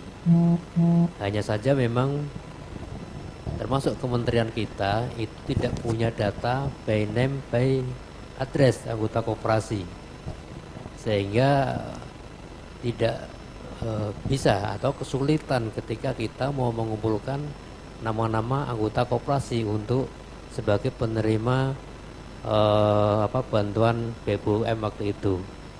Termasuk data yang kalau kita baca mungkin segitiga profil usaha di Indonesia itu kan selalu mikronya itu sekitar 64 juta atau 99%. Pertanyaannya 64 juta ini yang pegang siapa datanya? Nggak ada, termasuk di Kementerian Koperasi sendiri. Makanya tahun ini, dari tahun kemarin sampai tahun ini, Kementerian Koperasi sedang ada program untuk data UMKM satu data, lebih namanya begitulah, untuk mendata kembali semua data UMKM termasuk koperasi. Makanya waktu itu diambil jalan menggunakan data KUR yang ada di perbankan, kurang lebih seperti itu, Bu. itu kendalanya, termasuk data koperasi di kita. Kalau kita lihat data kan kurang lebih 130.000 koperasi, tetapi yang aktif itu kurang lebih hanya 40 ribuan. Nah, belum lagi misalnya data anggotanya, by name, by address, itu sulit untuk mendapatkan data itu. Sehingga Pak Menteri waktu itu mengambil keputusan ya, akhirnya menggunakan data KUR, data yang ada di perbankan. Mungkin saya tambahi terkait produk pembiayaan apa sih di agriculture ya. Mungkin tiap negara bisa berbeda-beda, tapi ini pengalaman yang kita lakukan. Kalau kita benchmarknya ke bank mainstream, tentu kendala utamanya adalah di jaminan. Nah, karena kami adalah government agent, artinya ya salah satu channelnya pemerintah untuk menyalurkan financing ke terutama sektor pangan, sektor agriculture. Tentu kita dorong petani-petani ini masuk ke dalam ekosistem koperasi. Nah, pemerintah juga sudah menyiapkan yang namanya resi gudang atau gudang-gudang bersertifikat, sehingga petani atau produk petani bisa masuk ke gudang yang bersertifikat. Sertifikatnya ini bisa digunakan untuk akses financing ke perbankan. Itu. Nah, kalau sudah masuk ekosistem koperasi lebih enak lagi. LPDB bisa masuk, anggota atau petani tidak pusing lagi terkait adanya jaminan, termasuk juga model pengembalian, karena sangat fleksibel. Kita bisa menggunakan pola istilahnya yarnen, bayar panen, setelah panen baru mulai bayar. Jadi tidak bisa installment angsuran bulan itu tidak bisa kalau petani. Tentu disesuaikan dengan jenis komoditasnya. Contoh lain yang kita bangun misalnya di tebu atau gula, itu kita kerjasama dengan PTPN yang membawahi perusahaan-perusahaan penggilingan tebu. Itu semua terus kita gandengkan dengan e-farming punya SKN ya, Sugarco atau anak usahanya PTPN. Kemudian kita danai petani-petani tebunya. Tebu ini kan lama, sekitar 10 bulan sampai 12 bulan baru bisa mengembalikan. Tentu ini tidak bisa disamakan dengan model financing ke sektor usaha lain yang misalnya angsurannya bulanan. Ini 10 bulan atau 20 bulan baru panen, baru menghasilkan. Itu tentu dengan berkooperasi dengan adanya model financing, model punya pemerintah seperti LPDB ini bisa mengatasi hal seperti itu. Mungkin itu, Bu. Terima kasih. Yeah, thank you very much, Pak Zuhri. Let's everyone give a big applause for all the discussion and the speakers. I know this probably tough topic to be discussed at the late day like this, and then Dwi has keep reminding us about the time limit, and then unfortunately we have to stop our discussion here. But if you want to have further discussion, we're going to have fun night tonight, like music and etc. Maybe we can have more relaxed ambience to discuss a very difficult topic like what we have now. Because like talking about inclusive business, sustainable finance, and gender responsive agriculture underscore the importance of integrating social, economic, and environmental consideration for equitable and sustainable development. But we have to believe that in the long term, these three elements have powerful impacts. The combined effort of inclusive business, sustainable finance, and gender responsive agriculture can lead to lasting positive impact. Empowering women in the agriculture sector not only benefits them directly, but also contribute to improve household livelihoods, community well-being, and sustainable development. So thank you very much again, everyone, for sitting in your chair until the last time of our discussion. I will give back the time to our master ceremony. Thank you. Thank you. Another round of applause to our speakers and also moderator. Please remain on the stage as we are going to present some gifts to our speakers and also moderator. We would like to invite Ms. Eka Afrina from the Prakarsa to present the gift to our speakers and also moderator.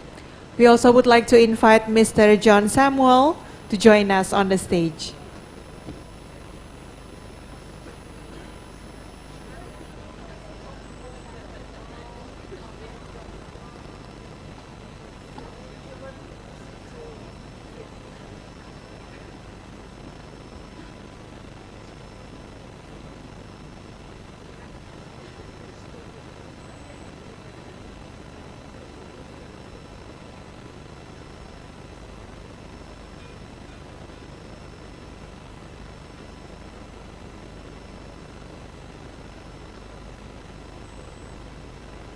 We will continue with photo.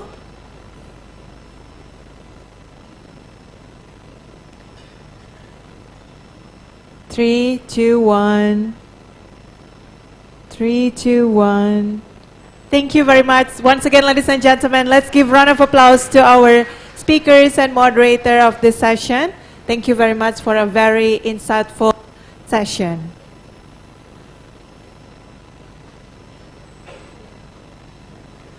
Honorable participants, ladies and gentlemen, we would like to remind you again to fill the form for cross-country collaboration and choose your issue preference in the registration desk. Once again, please fill the form for cross-country collaboration with your issue preference.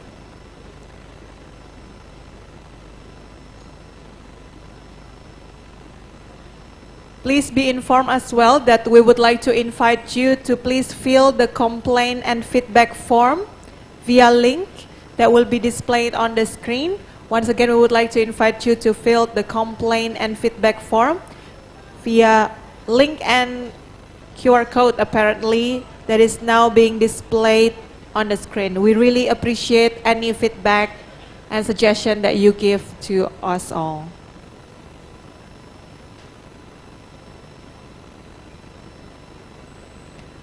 Ladies and gentlemen, we would like to express our sincere gratitude to the moderators, speakers, and participants for the remarkable contributions made during these discussions. The level of engagement and enthusiasm displayed has been truly inspiring. As the day progresses, we are excited to announce that there are still more engaging activities planned for everyone. Ladies and gentlemen, can you guess what is the next interesting activity that we are going to have today?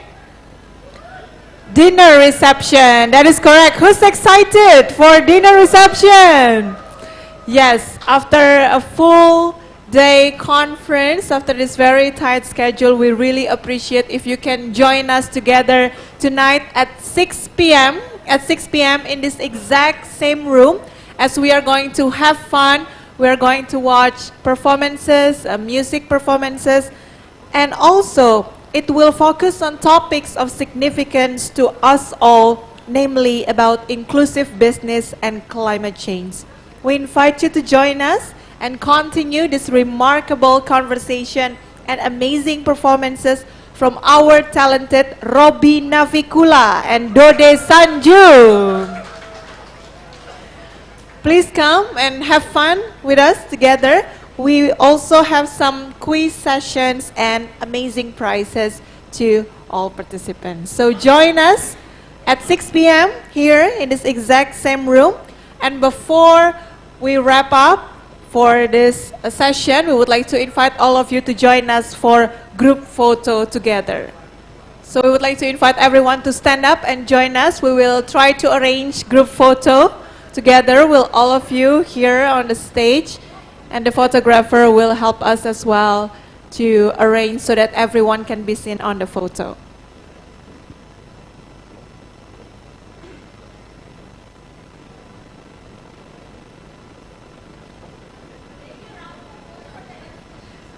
Thank you. Thank you so much. Ladies and gentlemen, we would like to invite you to please stand up and take the position here around the stage so we can capture this moment as